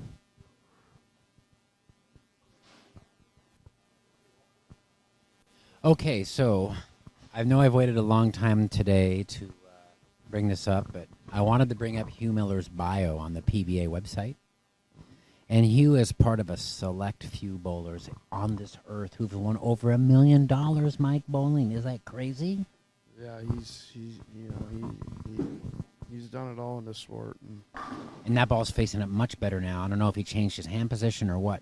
So looking at Hugh's bio, he joined the PBA in 1978, Mike. He's been a PBA member for 39 years. Yep, and Weren't you like born in 1978? 75. Oh, wow, you're getting up there. And then he's got 7 national titles and a total earnings of $1,068,266.66.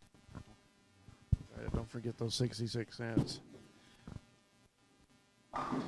Oh, solid 7. Ringing 7. And we were talking about that. The real direct line at Kellogg Bowl very often can lead to a lot of corner pins. And that's why, a lot of people like to hook the ball here because they can get more pin action. That was a great shot. Yeah, it was. And he's now lined in. So let's see if he can make Scott have to finish this match off here. And talking more about Hugh's personal life, he resides in Centralia, Washington. He's got a wife named Donna, children Justin, Mallory, Quentin, and Nicholas. I did not know he had 4 children. Did you? I knew he had kids. I didn't know exactly how many. I've known Hugh for quite some time. Wow, he's been getting busy then. Yeah. He's a family man. He bowls every weekend though, it seems like. So his nickname is Huey. His first job was working on a ranch in Wyoming. Who would have thought? And his favorite sport to watch is hydroplane racing. I would think he'd like to watch himself bowling on TV. If I were him, I'd just watch my matches over and over. I knew about the hydroplane racing, and I know he's an avid fan of baseball as well. And he still pitches. Great shot by Scotty there, and boy, Scott's not giving room for Hugh to breathe at all. And looking at his career, he won 2 national titles in 1980. 2 years after he joined the PBA, he has cashed in 238 national events out of 475, Mike. I mean, that's like 50% of the events. That's impressive. That's pretty good. Pretty solid stats. That's exactly half of the events, 238 out of 475. He has a near 500 record. He's had 24 TV career appearances. Great shot by Scotty. And we're going to be here for a while today, Brian. Yeah, I think that Scott's going to send a message to Hugh. You're not going anywhere right now. You got to bowl me again, buddy. Well, the question is, Brian, will they switch pairs after they bowl again? Or are they going to bowl No, on the they will same stay pair? on the same pair. Yeah, That'll be good for Hugh as far as Yeah. not having to bowl on a fresh pair. But then again, Scott's the only one on the right side. He is just dialed in. And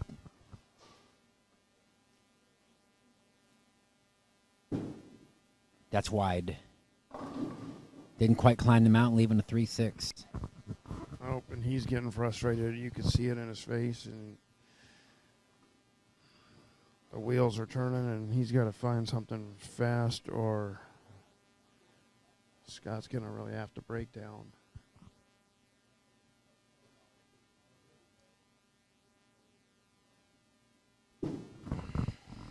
And just to elaborate a little further on Hugh's decorated PBA career, in the 1990 season, he had his best year. He made $100,000 and cashed in 20 out of 30 PBA events. So that's awfully impressive. And gosh, there's never 30 PBA national events now. I mean, in a year, what is there now, 10 or 12? Yeah, there's not that many. It was a different breed of bowling back then, and life of the tour. And then looking forward, it shows here on this chart that in the 2004-2005 season, Hugh cashed in 19 out of 20 events. That is crazy. Wow. Yeah, that's a high percentage there, Brian. That's almost 108%. It's almost 108%, Brian.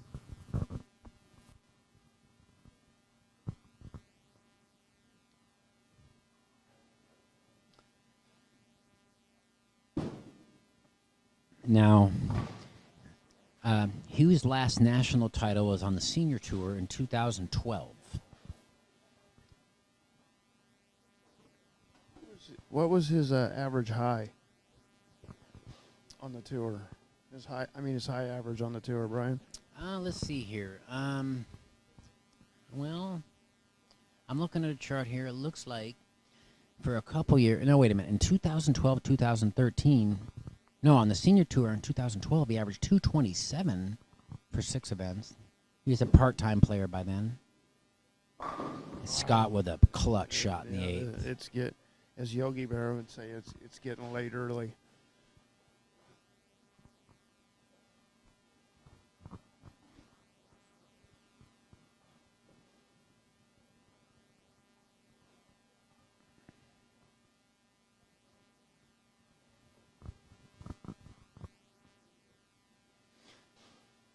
And you look at the beginning of Hugh's career, his opening year on tour, 1979, he only cashed in 1 out of 13 events. So it was a learning process for him at the beginning of his career. And it looks like the first 4 or 5 years he kind of struggled and then kind of came into his own in the late 1980s. And I'm guessing that the advent of the urethane ball probably helped him, and then the reactive resin ball later. Yes, it has helped many bowlers, but I'm of the mindset that Hugh would have bowled good with anything in any era. Just that good a player. As for that matter, Scott Halverson, he's got the type of game that would have matched up in any era. Yeah, and Scott kind of came in there and left the baby split, the 2-7, and he chops it in the 9th, and that's going to keep him honest. That is, and that's going to keep Hugh alive in this match. Hugh got up off the bench really fast there, and he's looking to at least make Scott show up here the last game. Yeah, and if they both take it off the sheet, Scott will have a commanding 60-pin lead despite that open. Scott has a potential 256. If Hugh were to strike out, he have a 236.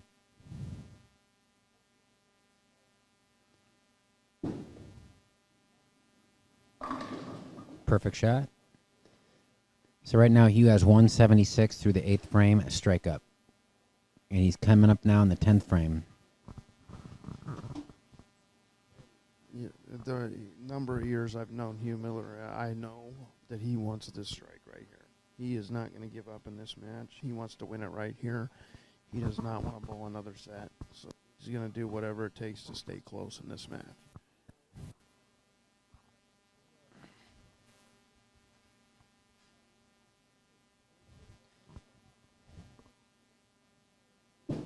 And that's inside of target. And he is not pleased with that, Mike. Not happy with that shot, and he's not happy with what he's seeing on the lanes.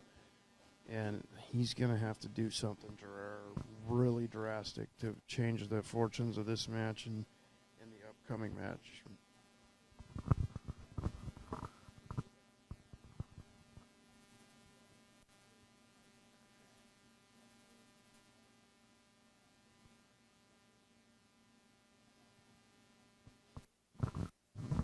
Okay, the 4-7 are a little bit spread out here. That's choppable. Oh, and he gets it.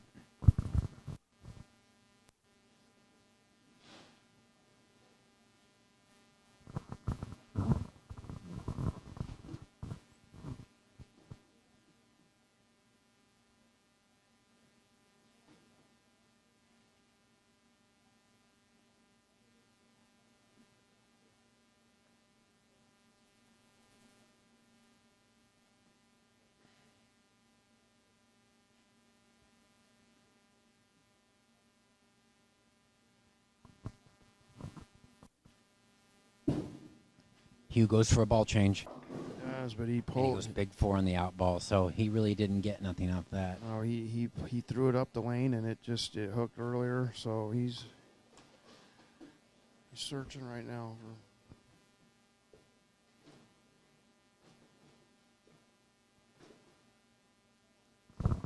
And so he finishes with a 212, so Hugh will have a 410 total after 2 games.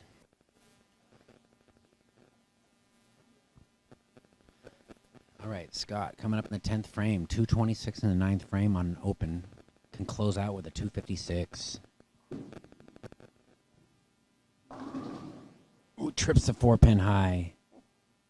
Definitely coming in at a good angle. He is. He got that one a little farther right earlier off his hand, and it hooked. It hooked a little earlier.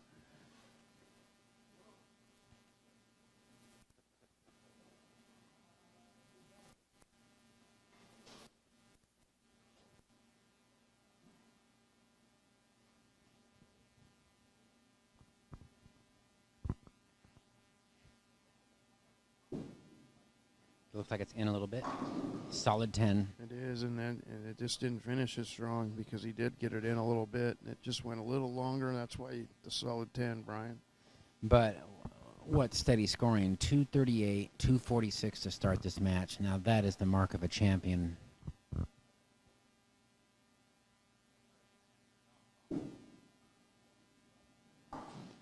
And he covers it. So game 2 is over. We have Scott Halverson 246, Hugh Miller 212.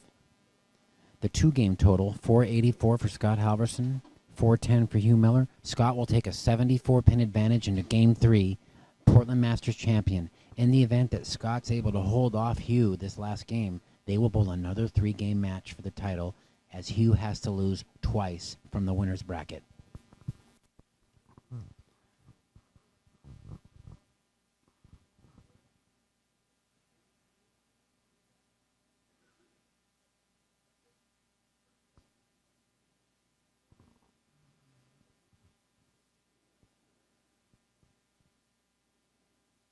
Hugh Miller up. Open the final game of this first match.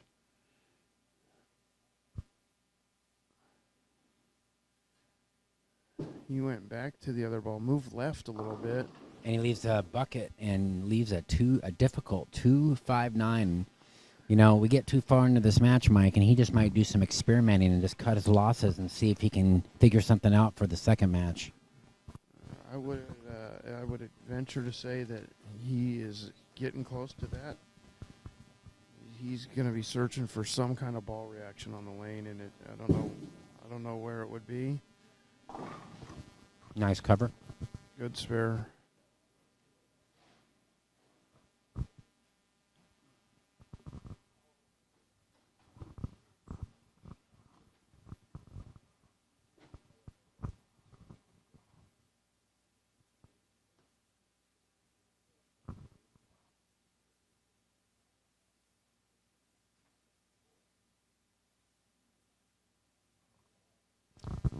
All right, Scott to start us off game 3.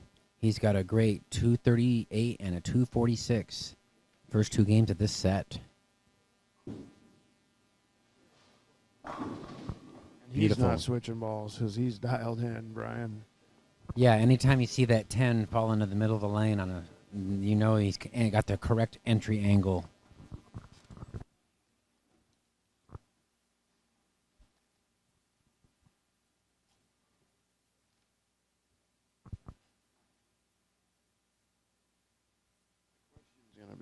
Will nerves come into play during this next match if it gets that far, which at this point it looks like?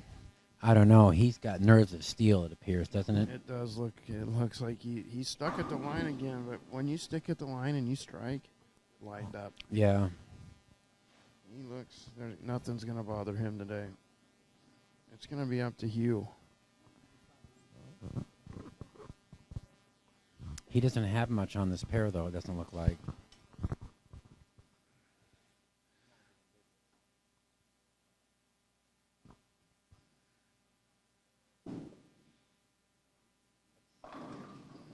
That's his best shot. That trip 6 is working for him. 12, I mean, it's just he's got a very fine line on 12, and either goes high flush or it misses the pocket altogether. So right now, Scott has an 84-pin lead with 8 frames remaining.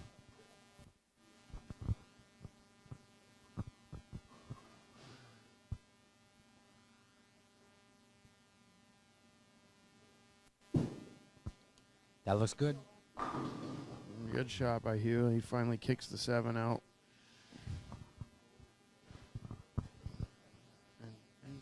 he's really, let's be honest, he's really bowling now to get lined the next set with a 70, down 74.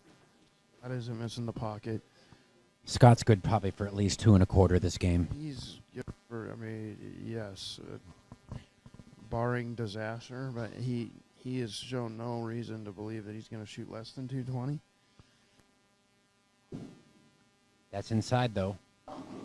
And You could just see it off his hand. Good, and there you go. And now, is doubt going to come into the mind of Scott Halverson? I don't think so, Mike. I mean, he's that was a shot that obviously was unusual for him. It was left off his hand, and I expect him to bounce back and make at least a pocket shot on this next throw.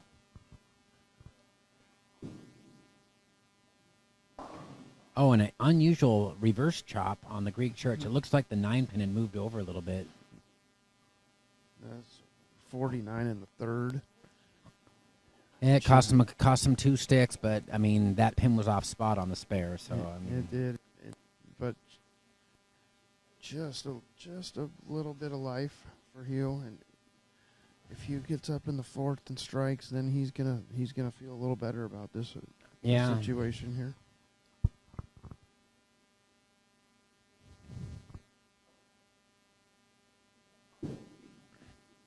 That's in again. And he trips the 4-7 again. And that just looked left off his hand again. And he's searching, looking around.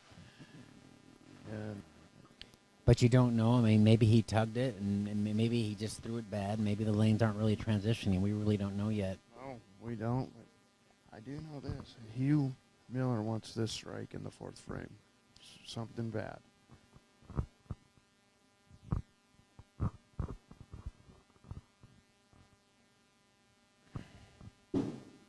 That looks good, Mike. It was good, and he is looking like he's getting more comfortable.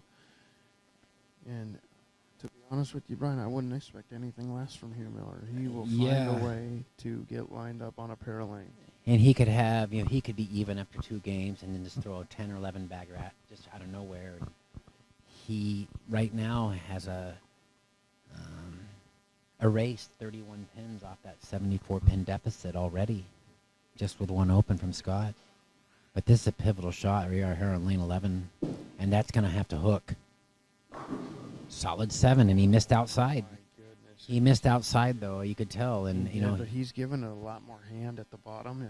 I could tell the last couple shots he's really, for Hugh, he's really getting after it. So you think maybe a little bit of the oil has moved down mid lane and.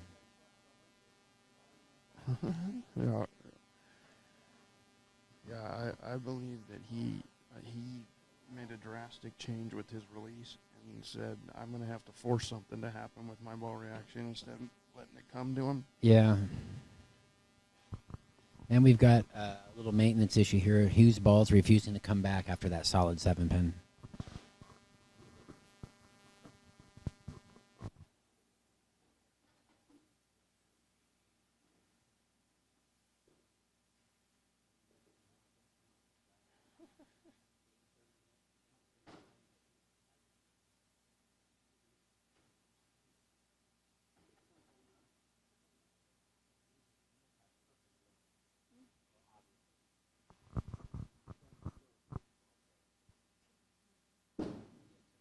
Scott Halverson's hand, Mike, after 39 games, he has no cuts. I mean, wow. Yeah, that's. How about you when you bowl that many games? Is your hand all torn up? My hand typically is torn up. I use a really tight thumb hole, and I don't bevel my finger holes off the press, so my hand takes a beating. But for my own doing, really. Yeah. Well, you would expect a player like Scott to maybe not have his hand torn up so much because he doesn't really hit the ball. He rolls it off his hand, nice smooth stroke, and that's a testament to his pro shop and whoever is throwing his bowling balls. But an unfortunate 9-pin there. That was a good shot. So right now, Scott has a 44-pin advantage with 5 frames remaining. in this championship match of the Portland Masters. And really, 44 pins can disappear real quick. If Hugh goes off the sheet and happens to shoot 269, Scott's going to have to throw a double or a turkey in there somewhere to get up into the 2-0 to force a second match. Yeah, and that's correct. And I like Hugh's possibilities of that a lot better in the last 15 minutes than I did before that. He's found something on the lane as he's now hitting the pocket consistently.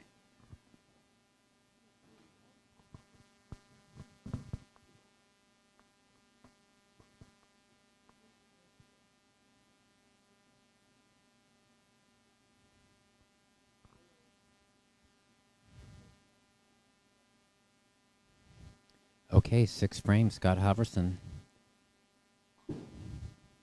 on the better lane, and he goes flat 10. He did. He moved in on that off that high hit, and that ball didn't quite finish as strong on the back end, thus leaving the flat 10. And he must convert, make this spare, just to continue to lead this match. Hughes cutting into it a little bit.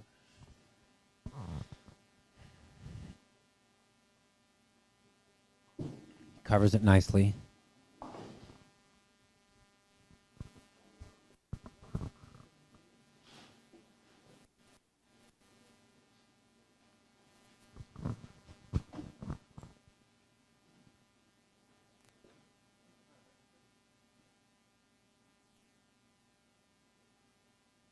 All right, Hugh stepping up in the 6th frame. He struck on this lane last time.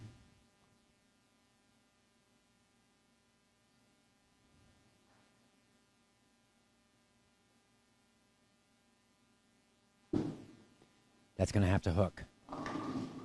And he comes up with a wall shot, but leaves a 7-pin. And, yeah, he needed that one. And so... He did. He's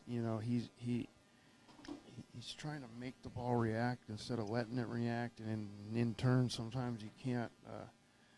you don't carry as frequently as you like. So I do hand it to him, though, for trying to make something happen. He's hit the pocket a ton of times in a row now, and that's just, that just shows what kind of player he is, never to give up and make Scott bowl to the end here. And I wonder, Mike, it's something to look up on the PBA website. I wonder how many bowlers have won $1 million in their career. There's got to be no more than 20, right? Yeah, I don't know. That's maybe 20 at the most. Maybe that's a good question. You might look it up. Yeah. But that's really something to be one of the 20 on Earth that have won $1 million bowling. That's something quite impressive. Yeah, that is correct.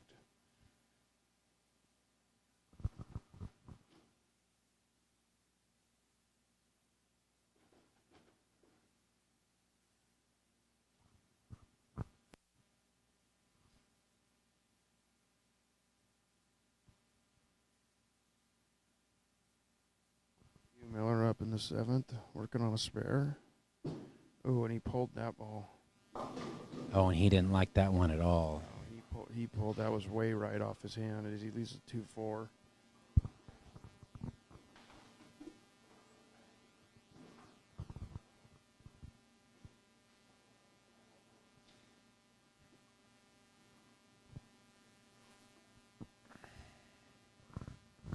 Trying to look up here on the PBA site, all-time winnings. We'll see if we can get that found for everybody.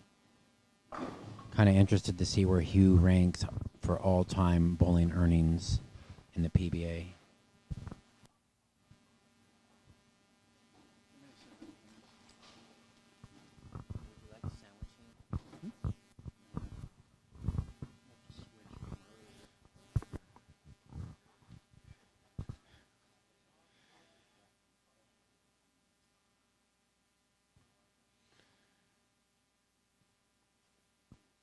Going to make a change. He's probably going to do a little bit of experimentation if he ends up losing this match. And Scott, once again, carrying the 10-pin, perfect entry angle. Yeah, he's dialed in. He threw a poor shot this game, and it cost him, but not in the match. He's going to end up pushing this thing to another set, it looks like.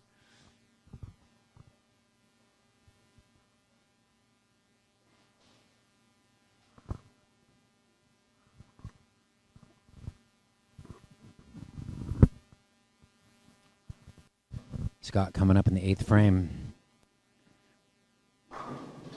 Ringing 10. But he's okay. He is okay, but yeah. now knowing that you have to bowl another match, is he starting to think about he's losing his carry here? So that's something you're thinking about. Is he thinking about making a ball change, Ryan? Yeah, he might.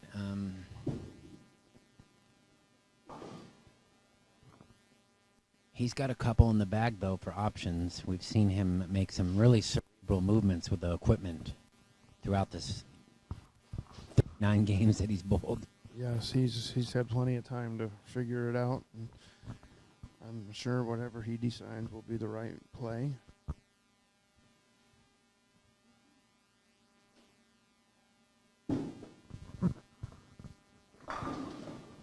And a good shot there by you. I don't know if he switched balls yet. He said he was going to switch to a roto grip. No, he didn't switch balls. It looks like the same ball to me. It's the same ball. I think he just went with a little more hand on that one.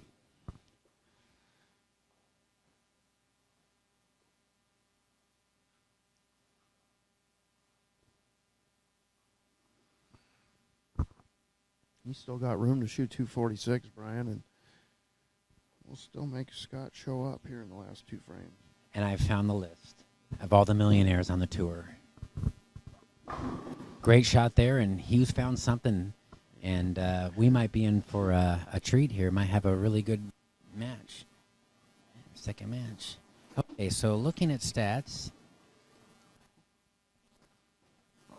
All right, looking at stats here on the PBA, Hugh Miller is the 39th winningest bowler on the planet. 39th place, right behind Eric Forkel and Ernie Schlegel. I did not know that. And it looks like there are 46 people on Earth that have made $1 million on tour.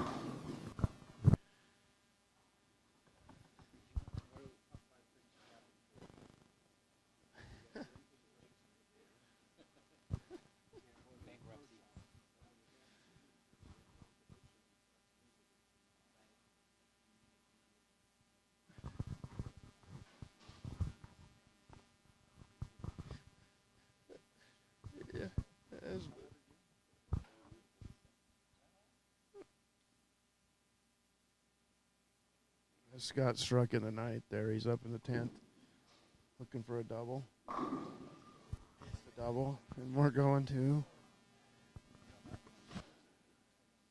another set.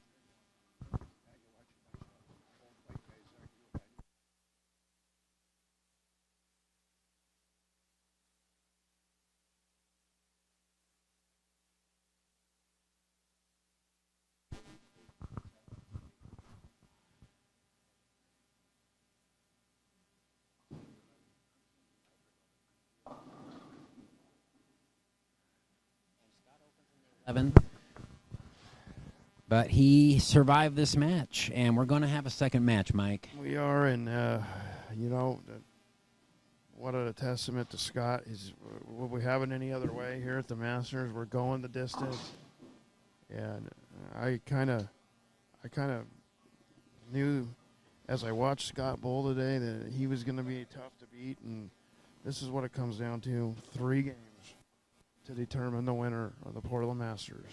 And Scott finishes with a solid 678 series, enough to beat Hugh this first round.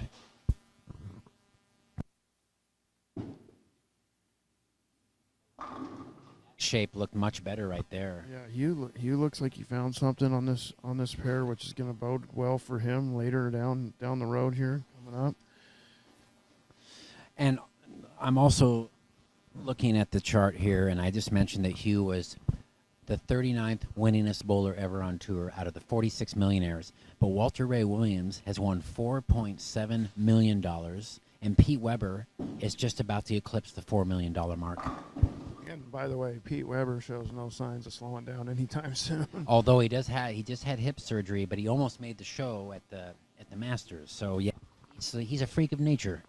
He is by far the best player I've ever seen, Pete Weber. And there are only 4 players that have made over $3 million. I mentioned Walter Ray, Pete Weber. Norm Dukes made almost $3.3 million, and Parker Bone, lefty, $3.1 million. Phenomenal. All of those bowlers are in just such a different class. Hugh Miller got lined in, ball change.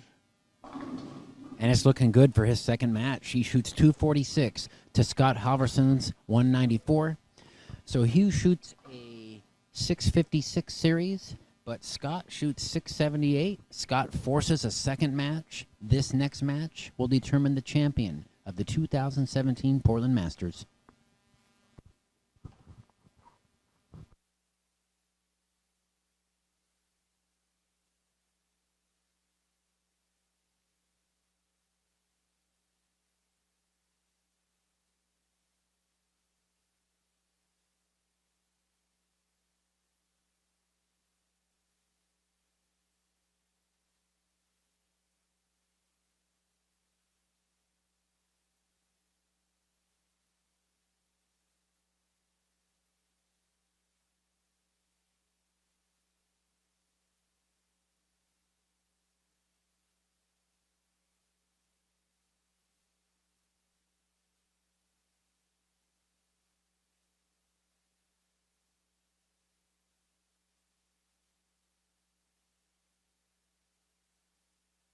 Shortly, the championship match. This will be the 13th round of the Portland Masters, and this is the final round.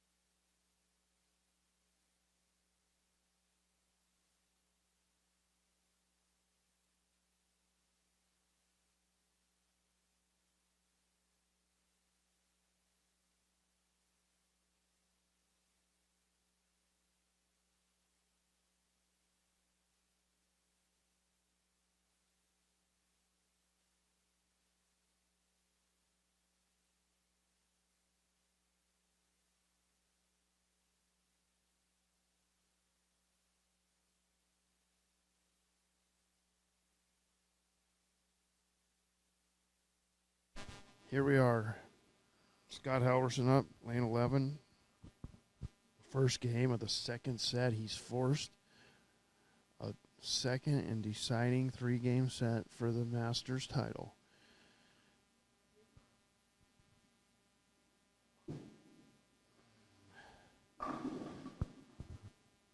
Good start from Scott as he's just gotten off to rock solid starts all day long, and he does again here, Brian.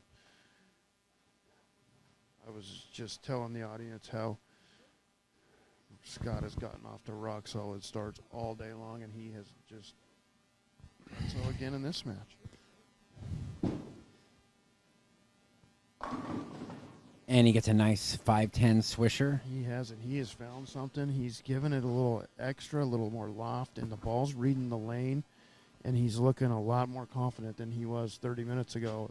Definitely, and you got to believe it's the Winco potato chips that are doing it for him. When you're relaxed enough to come and grab a handful of Winco chips. Right, and I even saw Scott. He came and offered. He ate a couple chips himself. The Winco chips are doing it, and maybe we got to put a bag The Winco chips on top of the $3,000 prize. Oh, for sure. I've got a half-open bag right here. And he goes flat 7 right there.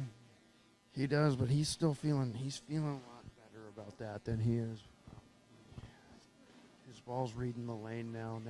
Now he can adjust his hand position for the carry, I think. Yeah, he can create a little bit of shape. And we have a ball return on lane 11.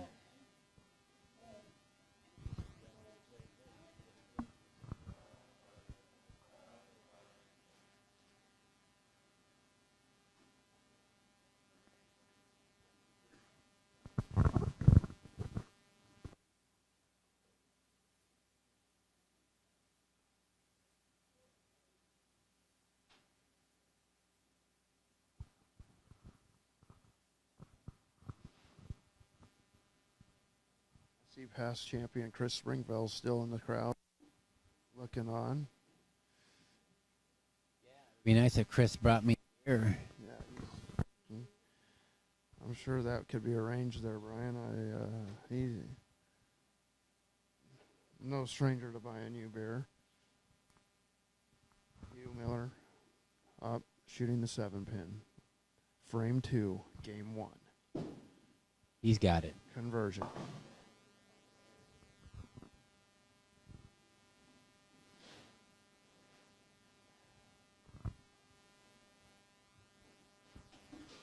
Now, Scott Halverson can get up and get off to a lead again with a strike here in the second. Still throwing the same ball. Has not changed balls. I think he moved in a little bit and is throwing it a little harder. And both players opted to not change balls. They just opted to tweak their current line a little bit. And I think that's the play. I just don't get this stage of the game. And he trips the 4-7. His carry. He is the master of the high trip. His carry is phenomenal right now on that hit, which to me is, you could look at it two ways. You could say he's matched up with the ball and the speed, which is what I think, or you could say he's lucky. I think it's the first statement. And I agree with that. I was just Yeah. trying to be a little funny there on such a tense pack situation right now, as we're in a game 1 of the second set of the final match. And you know what? It's been a while. I believe it's been 2 or 3 years since we've had a second match. The last 2 years, I know, with Daniel Jackson and Hugh Miller, they both ended it in the first match. In 2014, when Kurt Bogdan, same thing. So actually,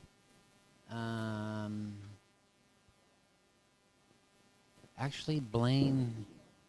Oh, he missed a 10-minute. Oh no. It's been a while, though, since we've seen the second match in the championship, so we were kind of due, but that was a costly mistake there. It was, and it'll really be costly if Hugh Miller gets up here and strikes in the third and fourth. And that was very unexpected, Mike. It was, and, as many games at the ball, and you wonder when fatigue and mental fatigue will set in, if it will. Yeah, I mean, he needs to get a pepperoni stick right now. And Hugh not running away too fast. He's leaving a 3-5. And Scott's going to get away with that break and not really lose any considerable amount of lead.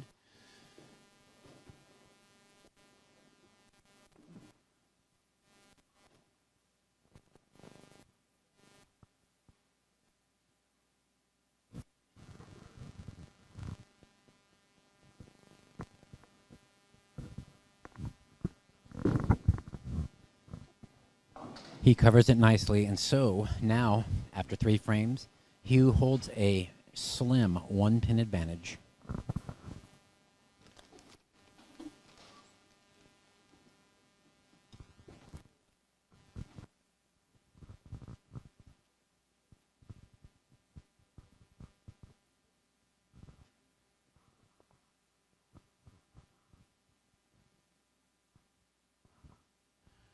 Hughes standing on the third dot. Look, Arrow. he is, and he hit the big dot second arrow there.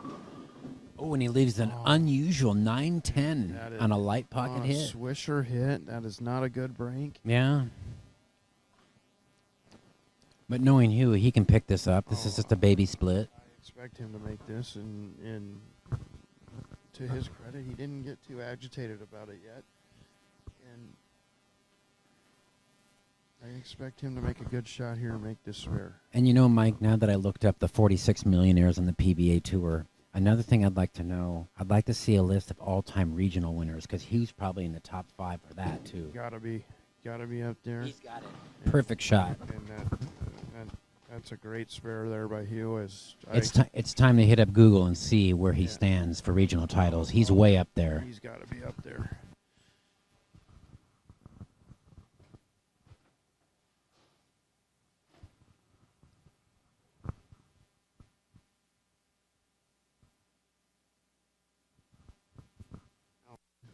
Will Scott bounced back from that error in the third frame with a missed 10-pin. He's been rock solid all day. Will he do that again? We will see here in the fourth frame. Dialed. He throws it high flush.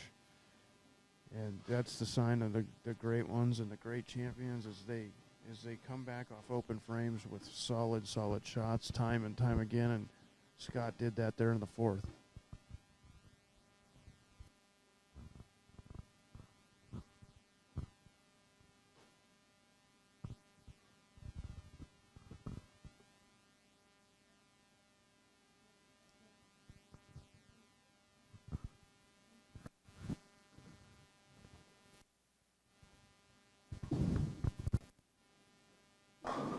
And he goes flat 10 there on lane 11, keeping the match pretty much even through 5 frames.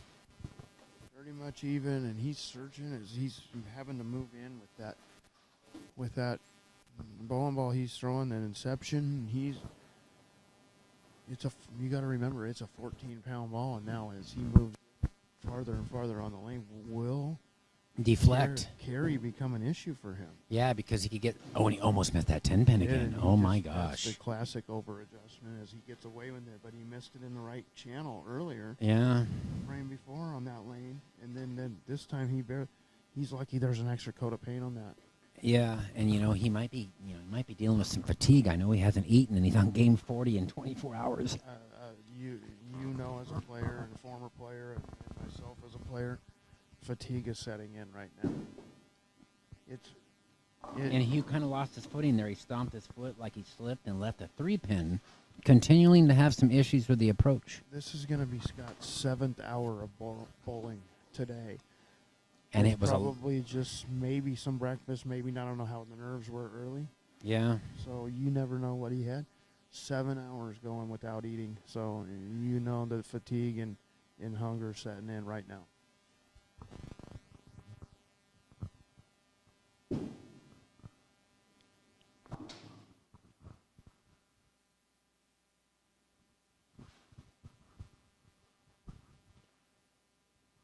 It's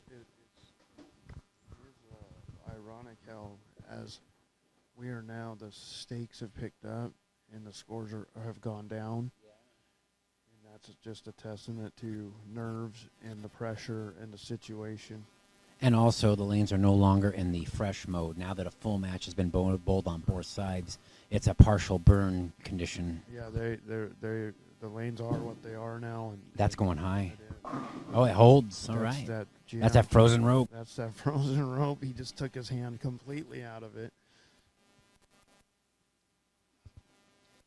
I'm having trouble finding regional statistics. That would be something that would be nice to have pulled up before we're done. You would think the PBA have that on their site, but I had to go to Google to find the other thing, so... Now, Scott Halverson in the 6th, spare working.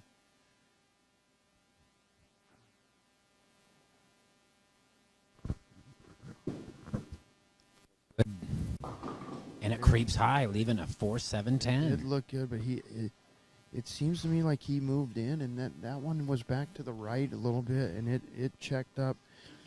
Yeah. It's time.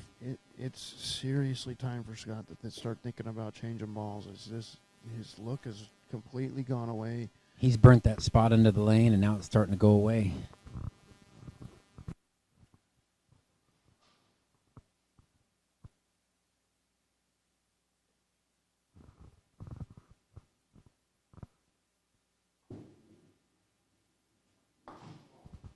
Valiant effort there by Scott.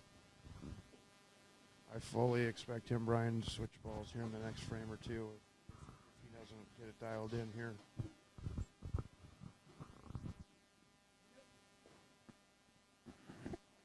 And with that, Scott opens. He has 102 in the 6th frame. Now Hugh all of a sudden finds himself up by 13 pins due to Scott's 2 open frames. And Hugh hasn't doubled yet, and he has a good lead, so that's very fortunate.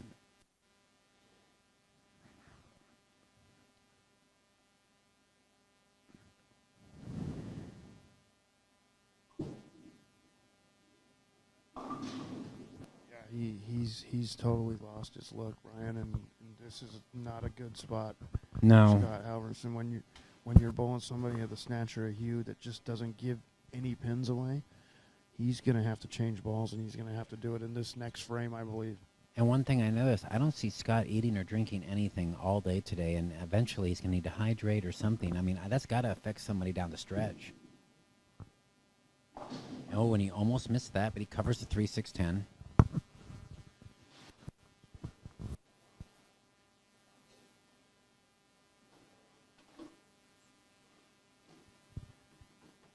Hugh can get up right here in the 7th frame and really, really put some pressure on Scott. He's getting another ball in his hands. Yeah. I fully expected this. He looks like he's going to change balls. Yeah, checking the grip right now. And that looks like a good shot. Solid 7. Looks like it almost double bounced through the head a little bit there. It did, but and I think that's a product of Hugh's. He's trying to force those ball reaction right now. And that's how good Hugh is. He's trying to force it, and he's actually forcing the ball reaction. So yeah. He's getting what he's looking for. Is just his carry percentage is not high, and when he's flush in the pocket, like you had told him to earlier, that more direct shot is not conducive to high carry here. No, not at all. But then again, if Scott loses his look, Hugh can shoot a small 6 and possibly take away the title. But we're looking for Scott to make a ball change now and look for him to get back lined up very quickly.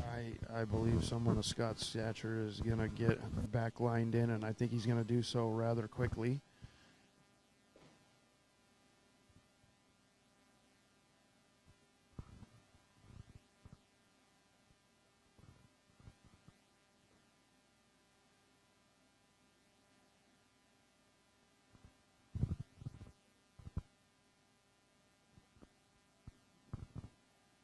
Big shot here in the 8th coming up for Hugh. He's got 115 in the 6th with the spare up in the 7th.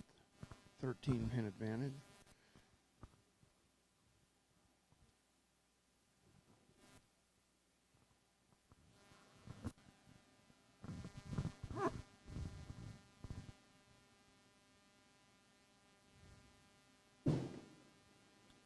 Gonna have to hook, and he gets the can opener. It did. It was solid. That was a good looking shot from Hugh.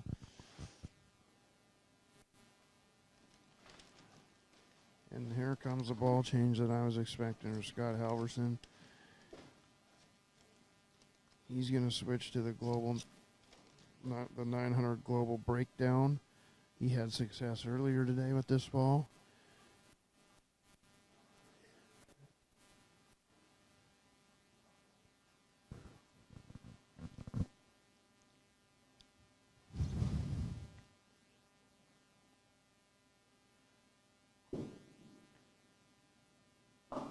Oh, and disaster. Disaster has struck, and right now,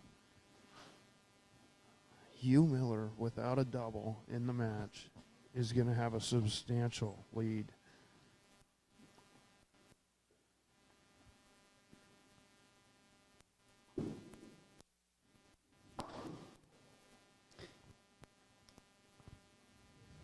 Come on, Scott. You got to be hungry, Scott, after all that bowling. Pietro's Pizza is only a phone call away. I know I'm going to order one here in a couple minutes. Pietro is one of the fine sponsors of Portland the Masters. Portland Masters. Yeah.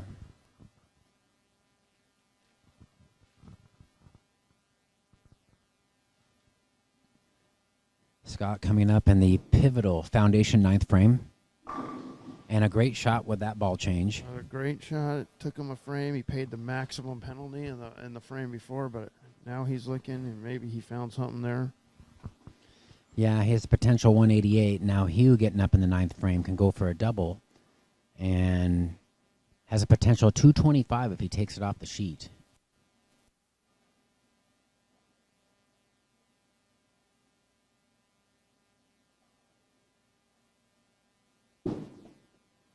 Looks good. Great shot.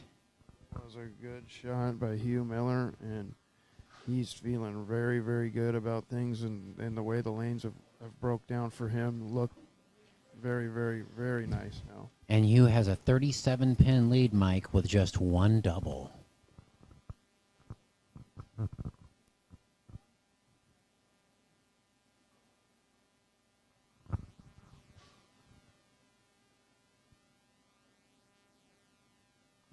Tenth frame. Final match at the Portland Masters, Game 1. And that looks really good. It is, but he Get the light tickler. almost left the 9-10 again. Did Wow, you see that? yeah. The 9-10. Yeah, that was a little bit heavier, though. I mean, he could have easily got a mixing strike on that. And so, Scott strikes out. He's going to be pretty close. He is. He feel fortunate about being down less than 2 marks with a 188 game if he does strike out.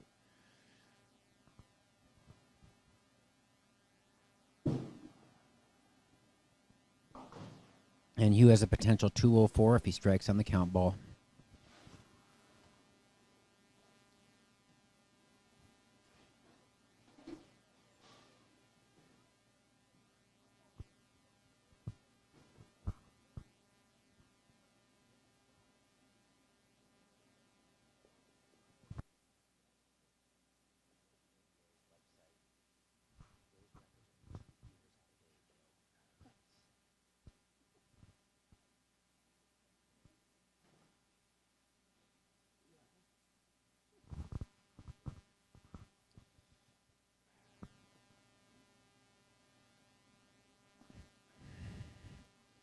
And Hugh with a ball change on the fill ball. Ooh, and that looked real good. It did look really good. And we'll Hugh, see. Hugh finishes with a 204.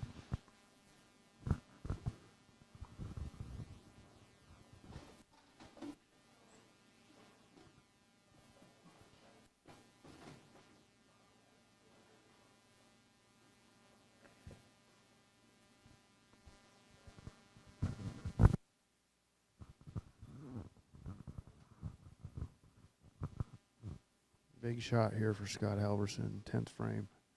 He wants to stay within striking distance. He needs this one right here. See if he makes the adjustment off the one in the previous frame. He threw it farther to the right, and that And a super washout in the 10th. Disaster. super washout.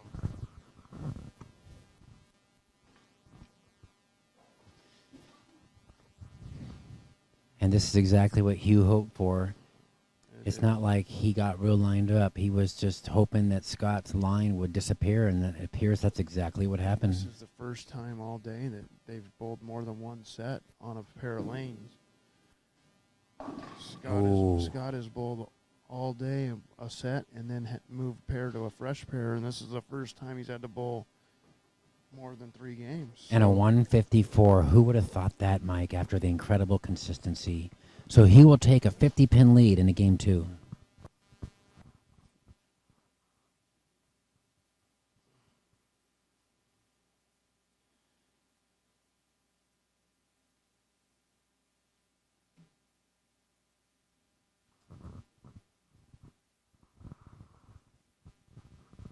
Hugh Miller, being the veteran that he is, taking his time, getting a drink of water, feeling good about the current situation.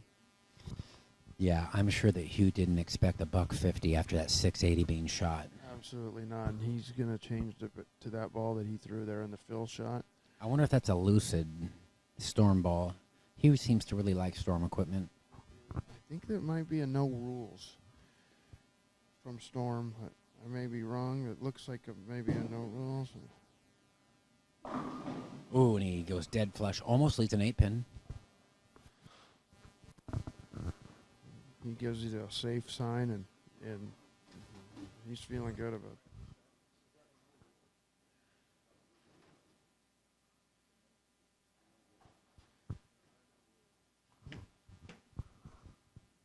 Scott Halverson changing back to the ball he started the match with.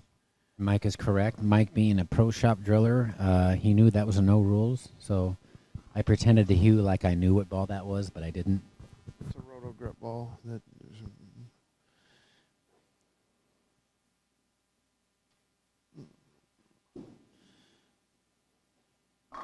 And good shot from Scott as he makes the adjustment. I don't know what he did, but he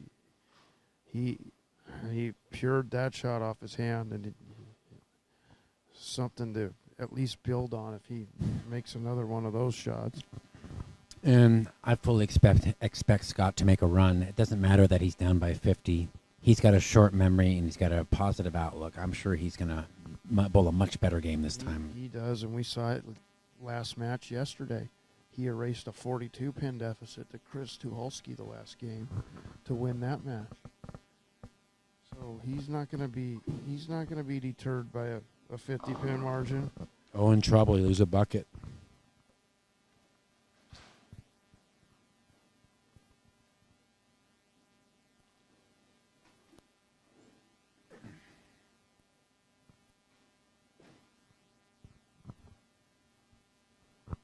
Hugh Miller is definitely in the driver's seat now.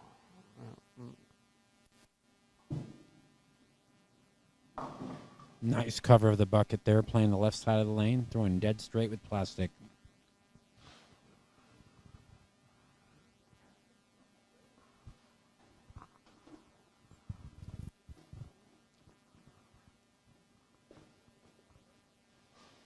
All right, if Hugh strikes here, he can extend his lead to 60 pins.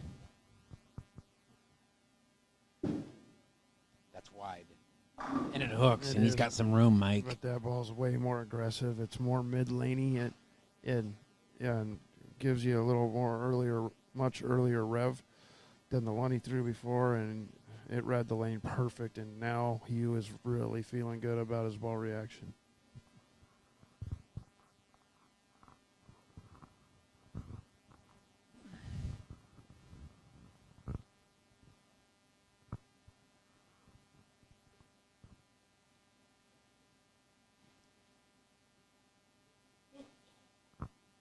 Okay, this is to extend the lead to 70 pins.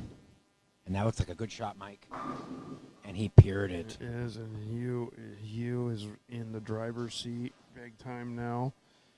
And he's walking faster. His shoulders are up. He's in the zone.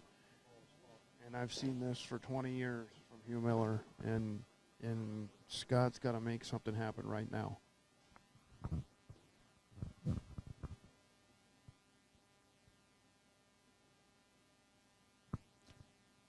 Scott finished second in 2012, the Blaine Weninger in this tournament.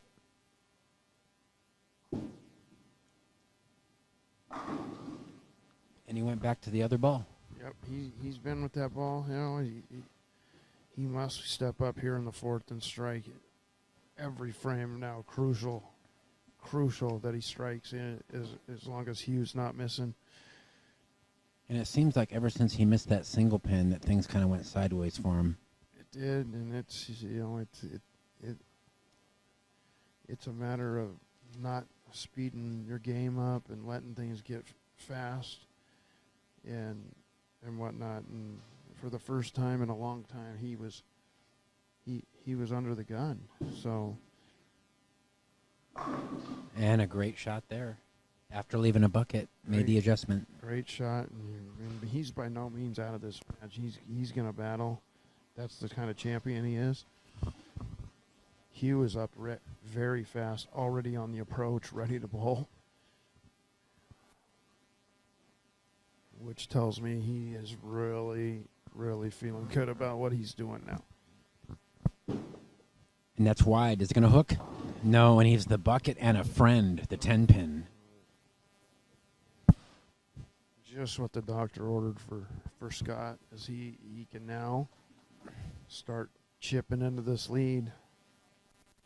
And, Mike, what do we call the bucket with the 5th pin? We call that a half loaf? What do we call that? It's got a name, doesn't it, that leave? I don't know. I think a bucket with the friend is what it's called. I don't know. I say you got half. Either way you look at it, it's 5. And he chops it. When he didn't get the friend to fall. No.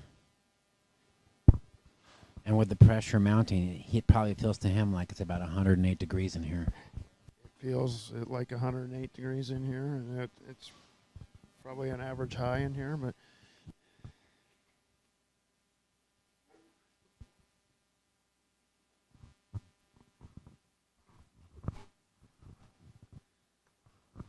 I want to give a big shout out to our buddy Dan Lancaster back at home listening on the dial. Looks like a good shot. And Hugh bounces back just like I knew he would. A good wall shot there. He got that ball to tip up and hit the pocket where the one in the frame before just didn't quite make the turn. Yeah, you could tell that one before was really laboring down lane. I think he's made a decent ball change there. He was starting to really lose his look with that other frozen rope ball. All right, so Scott, here we go. Big shot here. Huge. 5th frame. Great shot. What a great shot, and what a sign of a champion. You couldn't tell that he shot 150 last game. No, he forgets everything, and I've said this before, Scott looks just like Aaron Lewis from Stained.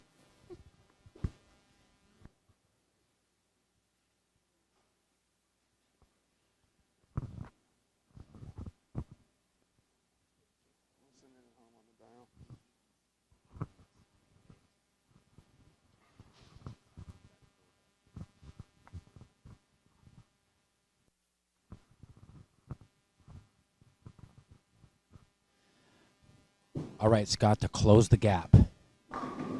Oh, tries to get a love tap on the 10 and doesn't get it. Tapped it, but it just didn't fall. But he's erased 16 pins, and now he finds himself down only by 34 pins, Mike. And with a game and a half to go, he can easily make that up. Yeah, that's highly manageable. And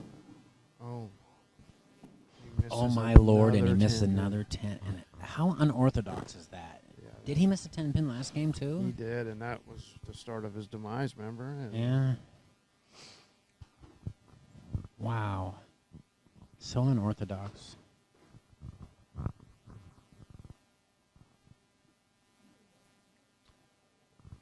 Well, knowing Hugh, he'll probably jump right on it. I expect a strike right here. He's getting some new tape. I think his tape fell off his thumb. He's retaping his thumb. That's going high. It's high. And very fortunate to leave just a 2-pin. Yeah. And his look really isn't any better with that ball. It's not, but when you pull it like that, that was a poor shot, and he'll be the first to tell you that. Yeah.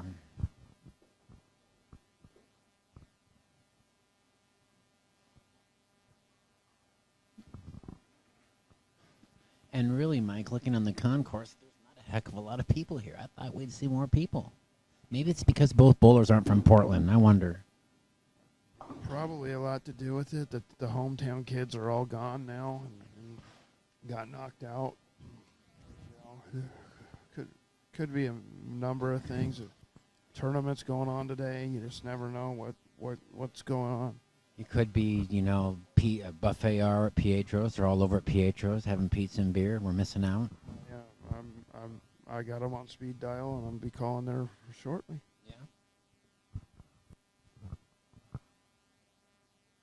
Yeah. And that looks pretty good. Oh, and he leaves a stone 10 pin. Wow.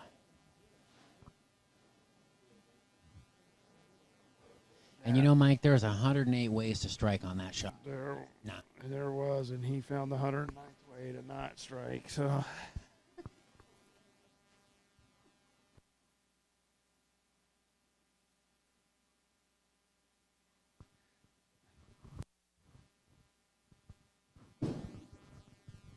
Covers it nicely. And so now through 17 frames, Hugh has a 45-pin advantage over Scott Halverson. Scott's stepping up in the 7th frame now, and he threw a really good shot last time on this lane 12.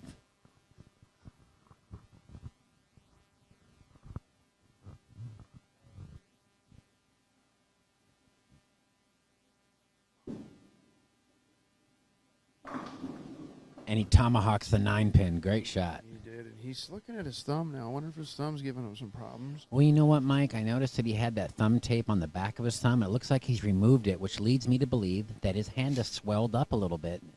And that might be a function of not eating or drinking. I don't know. Or actually, you know what it is? It's probably a function that this is his 41st game. I'm sure that has a lot to do with it. I'm sure that Scott would like an ibuprofen right about now. Maybe a massage. I'm sure he would, and he's over there trying to keep the swelling down. And he carries a light mixer, and he cuts the lead back down to 35. He's right in this match. And just think, he covers those 2 corners. He's only down by about 12 pins. 12 pins. Showing the futility of picking up spares in a demanding lane condition. Okay, Hugh coming up in the 8th frame. He's had some recent struggles on this pair. He has. He hasn't actually. And Scott still has a lot of hope. Scott's in good shape here if he gets up in the 9th to make a good shot. Hugh Miller has no bargain to make the 3-9 here on this pattern.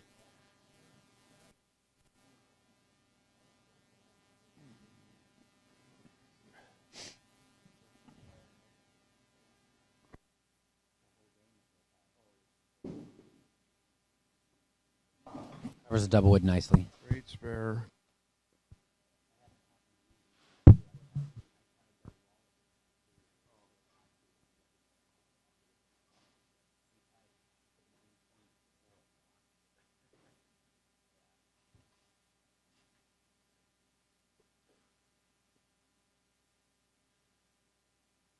Okay, Hugh with a potential 220 game here. He's got 3 or 4 consecutive spares. That's going to have to hold. And it does. He went back to that frozen rope there. Yeah.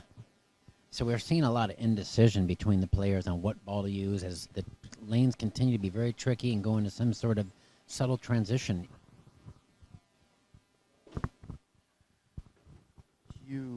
Huge shot coming up for Scott Halverson here.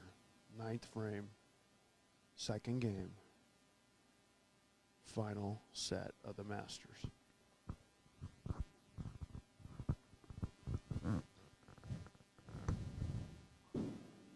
That's going to have to hold. And it's beautiful shot by Scott. Great shot from Scott. He's made the move on that lane. Gosh, Mike Bolin on an empty stomach, swollen thumb, 40th game. Wait, 41st game. And this guy, he looks fresh as can be.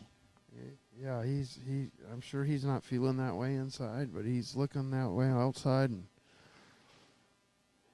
kudos to him, because I know I'd be on my deathbed here pretty soon looking for some pizza. Okay, 10th frame. It's going to have to hook. And it does. That was a great adjustment. He got it to the right a little sooner, and it read the lane, and it carried the 10-pin.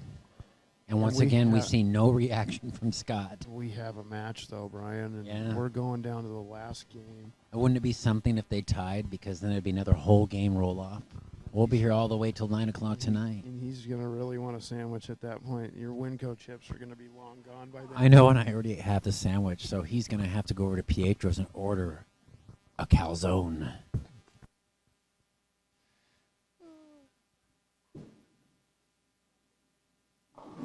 Uh-oh, and a 5-7 at the worst time. At least it's on the count ball. At least it's on the fill ball.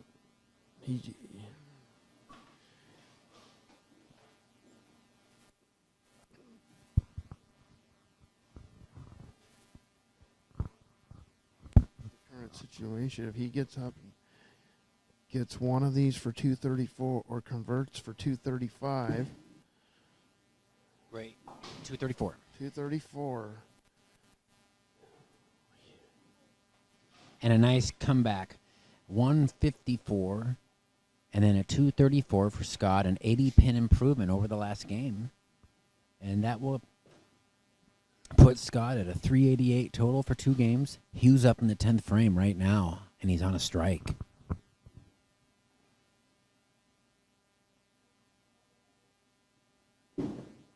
That's going to have to hook, and it will.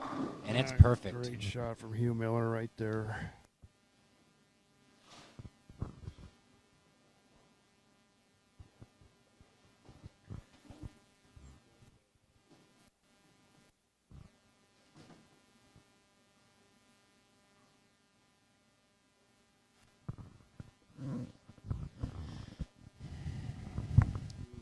Very fast here. He's very, very committed to what he's doing now. And if he fails to carry here, the 50-pin lead will be slashed in half. That's going to have to hold. And it does. And he looks like he's got the right combination for a little room now. Yeah, he dead-handed that, it looked like, and he just rolled it off his hand, and it held pocket. Yeah, he definitely gave a hand job to that ball.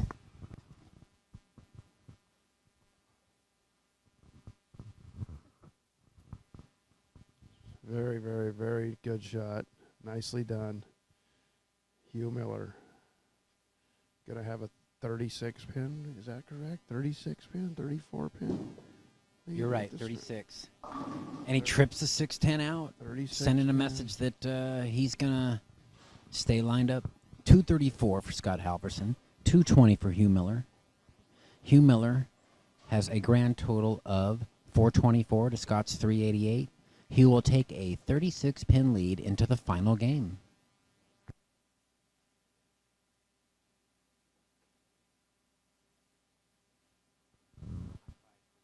One game left. All the marbles. Portland Masters.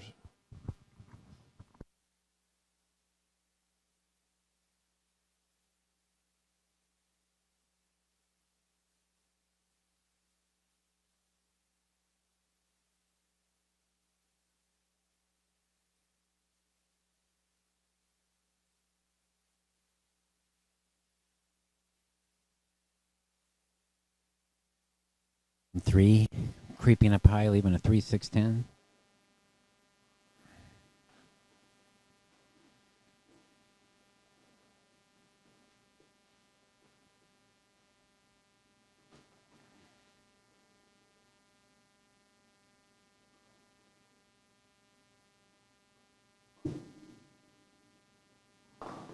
Covers it nicely.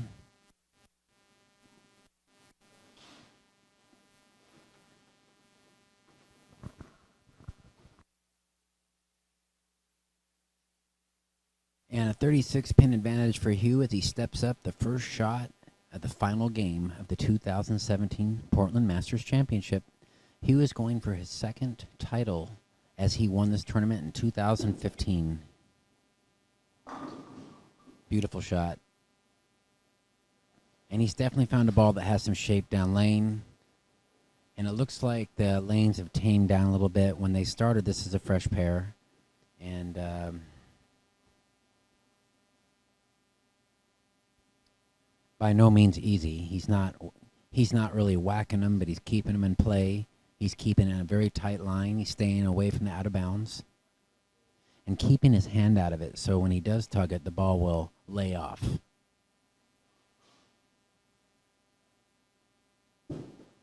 And that's a really good shot. when he almost leaves a 6-8, leaving the 8 pin.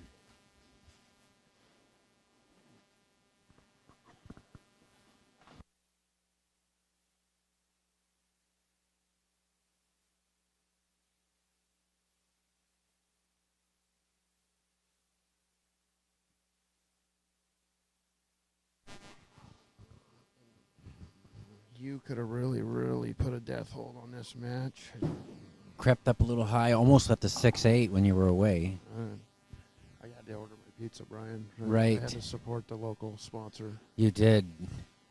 I like to take a large pizza home anytime I get over. I live in the East Vancouver area, and when I venture over here, Pietro's is a must for me. Oh, for sure. And you're definitely going to be doing a little grunting tomorrow after that.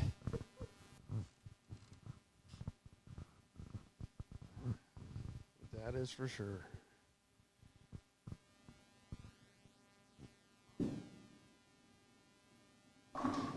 Oh, my God. And the worst break at the worst possible time. Are you kidding me, Mike? The high flush 7-9.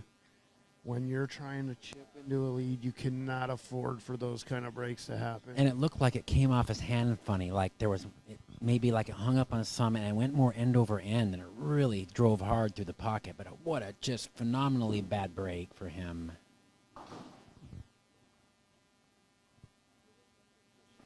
And he looks a little bit disgusted. That was a great shot and not his fault. And you can certainly understand the frustration there. I would be highly frustrated as a player trying to cut into a lead, and you make a quality shot like that, and you paid the ultimate price when. Yeah, and now the lead's back up to 49 sticks. Yeah, Hugh Miller's in the driver's seat. Somebody that doesn't make mistakes. Now you got to start forcing shots. If you're Scott Halverson, he makes a great shot there, but now you're seeing a little bit of you haven't seen this from him for the whole tournament, and now as we're down to the wire, he's looking a little bit perturbed a little bit. Yeah. Understandable, totally. Yeah, and honestly, I mean, the guy's got incredible energy. I don't know how he's doing all this bowling without any sustenance, and who knows, that could be affecting him too. And that's a good shot. And he goes half 7 pin. It is, but you know what? At this point, that's all he needs to do is fill frames. Yeah, I mean, for Hugh, I mean, if he shoots like 620, that might be enough. That being said, though, Scott is no stranger to making up the difference, and I could foresee him getting the next 2 strikes here and making Hugh have to work. Yeah, it's a 30-pin swing there, or at least it's about a 20-pin swing, leaving that pocket split right there for him. That just takes the wind out of your sails. It does, and Hugh looks like he's got it set on filling frames right now, making shots. I don't think he's comfortable all in this carry percentage, but he's comfortable enough to hit the pocket and make makeable spares. And right now, when you have a big lead, that's what you need to do.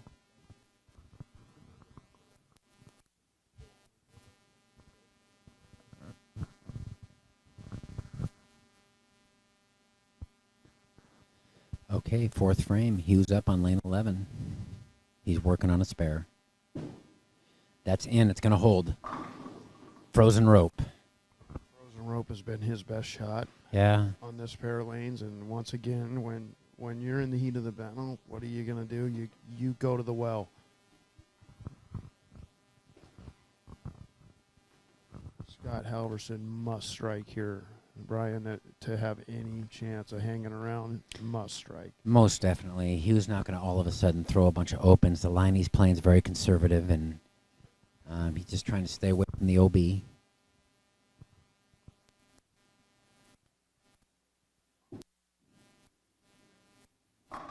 Perfect shot by Scott. Great shot from Scott. And just imagine had he carried that last one over there. He would feel much better about his odds of winning this match.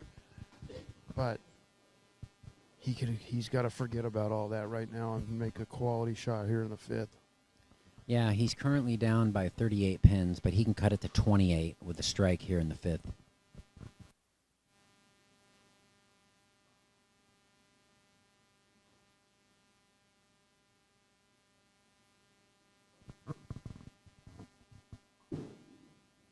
looks good. Perfect. Great shot from Scott Halverson, and that is the mark of a champion. He looks like he's low on energy right now. If my pizza gets here in time, I'll offer him a piece, but they said 45 minutes. Oh, my gosh. Yeah, they're cranking over there. But that's a testament to Pietro's and the fine sponsor here. Right. Hugh Miller must stay out of trouble. And I totally... And that looks really good.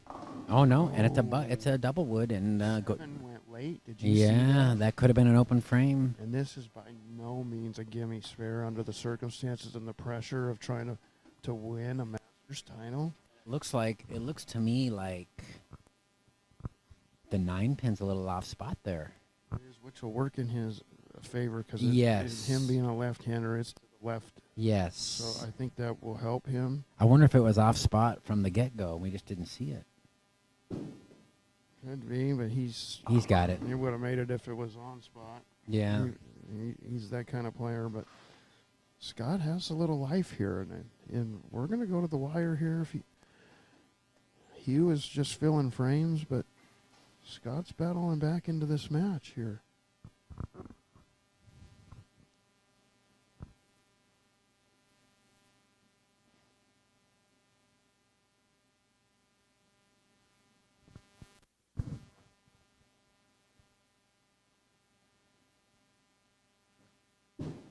That's going to hold.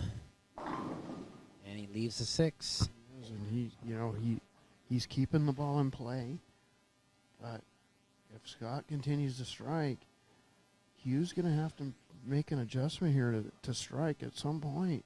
He's going to have a strike here, and right now he's not lined up to strike. He's lined up to fill frames. Yeah, and the thing is he's very fortunate that Scott had that unfortunate hit in the second frame. It could already be a tie match had he carried that.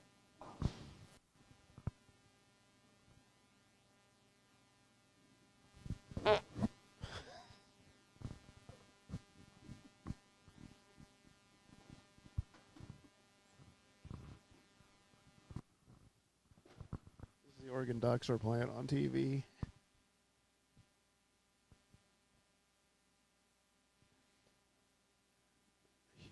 Biggest shot of the match for Scott Halverson. I can't wait to watch this on TV. This is going to be a great match to watch, isn't it? It will, and that looks good. That looks high. It does, but it holds. He's made the adjustment on that lane, and now he's got, as bowlers and players in this situation, he has what you're looking for. Yeah. He can swing the ball a little bit, and he can pull it a little bit. It's the area created, and that's what you're looking for. He doesn't have much on this left lane, but that right lane he's totally dialed in on now. Right, and now looking at the numbers, the lead is down now on Hugh. Hugh's got a 17-pin advantage. Scott can cut it to single digits. He can now take away that 7-9, and what? And are we he has a talking lead. about? Good. Great shot by Scott. Great shot by Scott, and now we're in the situation I was just talking about. Yeah. Hugh has got to Throw line a up double. strike. Yeah. He cannot just fill frames now. Scott Yeah. has made him. Hughes up on the approach now. He's got a shot to the pocket, but his carry percentage is not high right now. And Scott's got 5 in a row after that horrible break. What a way to forget that and just move on. What a player. That's good. That's the frozen rope. What did I say earlier? Yes. He went to the well again. Yes. I don't know why he's going away from that shot. That's the one I'd throw. I know that it's the percentages of split ratio are a lot higher, but it's the only shot he has that's consistently struck all the time. And we saw with Josh, he was trying to be a little more angular through the front part of the lane, and he got into trouble real quick. Yeah, the angular is not there for the left-handers right now. And he was one of the best at playing straight up. I mean, obviously. And that looks like that's in the pocket. It is, and it carries Trips the right 7-pin right when he needs it, the love tap. And he does a little dance at the foul line. He's waving to the crowd of 17 here that came out today and this afternoon and supported this great tournament hosted by Dave Husted and the folks here, Bill Oaken and the great folks here at Kellogg Bowl. And the thing, a lot of the people that normally be here are watching our feed right now. Mike will let me know at the end here. Let's not forget Michael Humphreys. He's put this great live feed together. He's been switching cameras all weekend. I can't thank you enough, Michael Humphreys, for being my right-hand man the last 2 days. It's been a lot of fun. Big shot for Scott. Perfect shot. A great shot from Scott Halverson as he gets a fist pump there. That's about all the emotion you'll see out of him. Yeah. But he knew he needed that one. The execution in the last 3, 4, 5 frames here from Scott has been incredible. And wouldn't it be something if they both went off the sheet and Scott lost by 7 with all the 2 missed spares, the pocket 7? That would just be heartbreaking for him. It wouldn't surprise me if they both struck out. Me neither. Nothing would surprise me when you're talking about Hugh Miller or Scott Halverson. And this is for 7 in a row, I believe, right here, Mike. 9th frame. Perfect shot by Scott, and Scott has taken the lead. Scott has a 3-pin lead after all the adversities of this match. He's weathered all these matches, and he finds himself in the lead heading into the 9th frame. Incredible. And to make a pressure-packed situation even more pressure-packed, the great Dave Husted is down here with the checks. 3,000 to the winner, I believe. 1,500 to the loser. Hugh Miller in the 9th frame in a must-strike situation at this point. And that's a good shot by Hugh. It was a And it's great perfect. shot. It was right there. He's playing that direct line, and that's his go-to shot right now. And we couldn't ask for a more exciting finish here. 7 pins. The lead is 7. Is that correct? 7 pins heading into the 10th frame. Both players are on strings.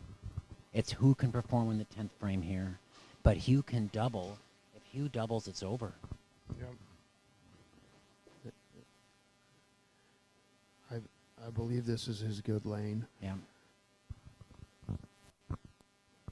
He is not giving the pocket away.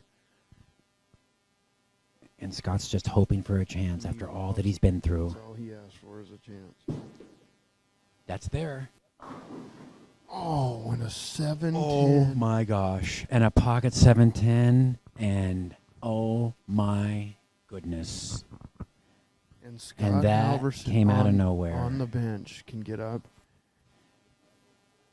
And Scott with 54 to start this final match. Is in the driver's seat. Actually win with a mark.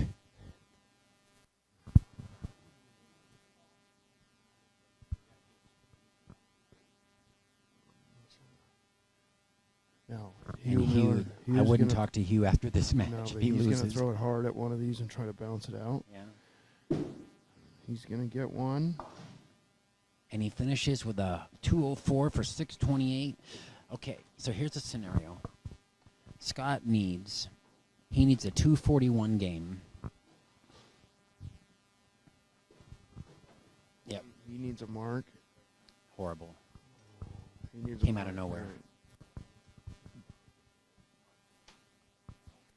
Now, Scott's- he was upset about that 710. Let's not forget about the stone Yeah. 7-9 that Scott left dead flush. I've been in Hugh's position, and you don't think about that. You just think about what happened to you, and Scott Halverson up. Just 10 needs a frame. mark. Just needs a mark. It's a good shot. And he wins the There's Portland winner of Masters. The Portland Masters, Scott Halverson. What a great shot. Wow. And just an amazing match. That was one of the best and most exciting turn events I've ever seen. Phenomenal war of attrition for Scott Halverson. Leaves a Been going all 7-9, day. and then he goes off the sheet under pressure from behind. And we see a little anger from Hugh here. We better check the bathroom stalls, Dave, before he leaves.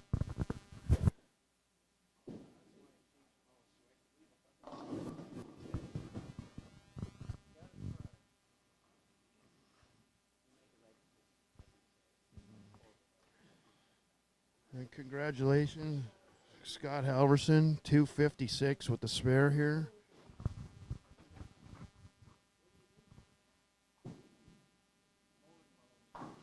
$3,000 prize.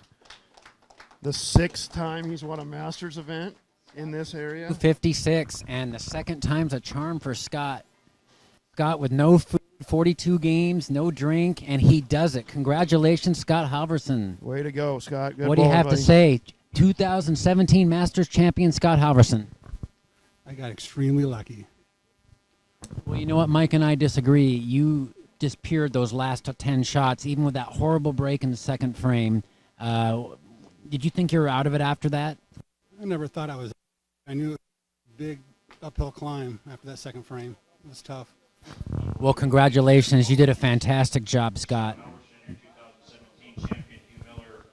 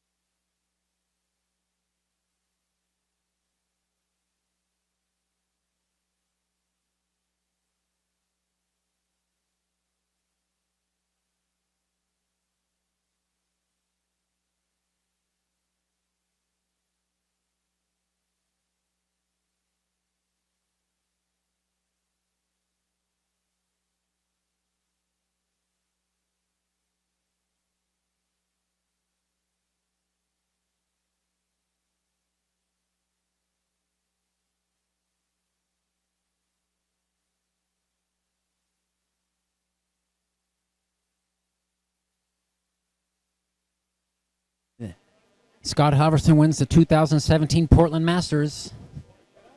I'm Brian Schmidt. Thank you, Mike Miller and Michael Humphreys, for all the help today, and we will see you next year.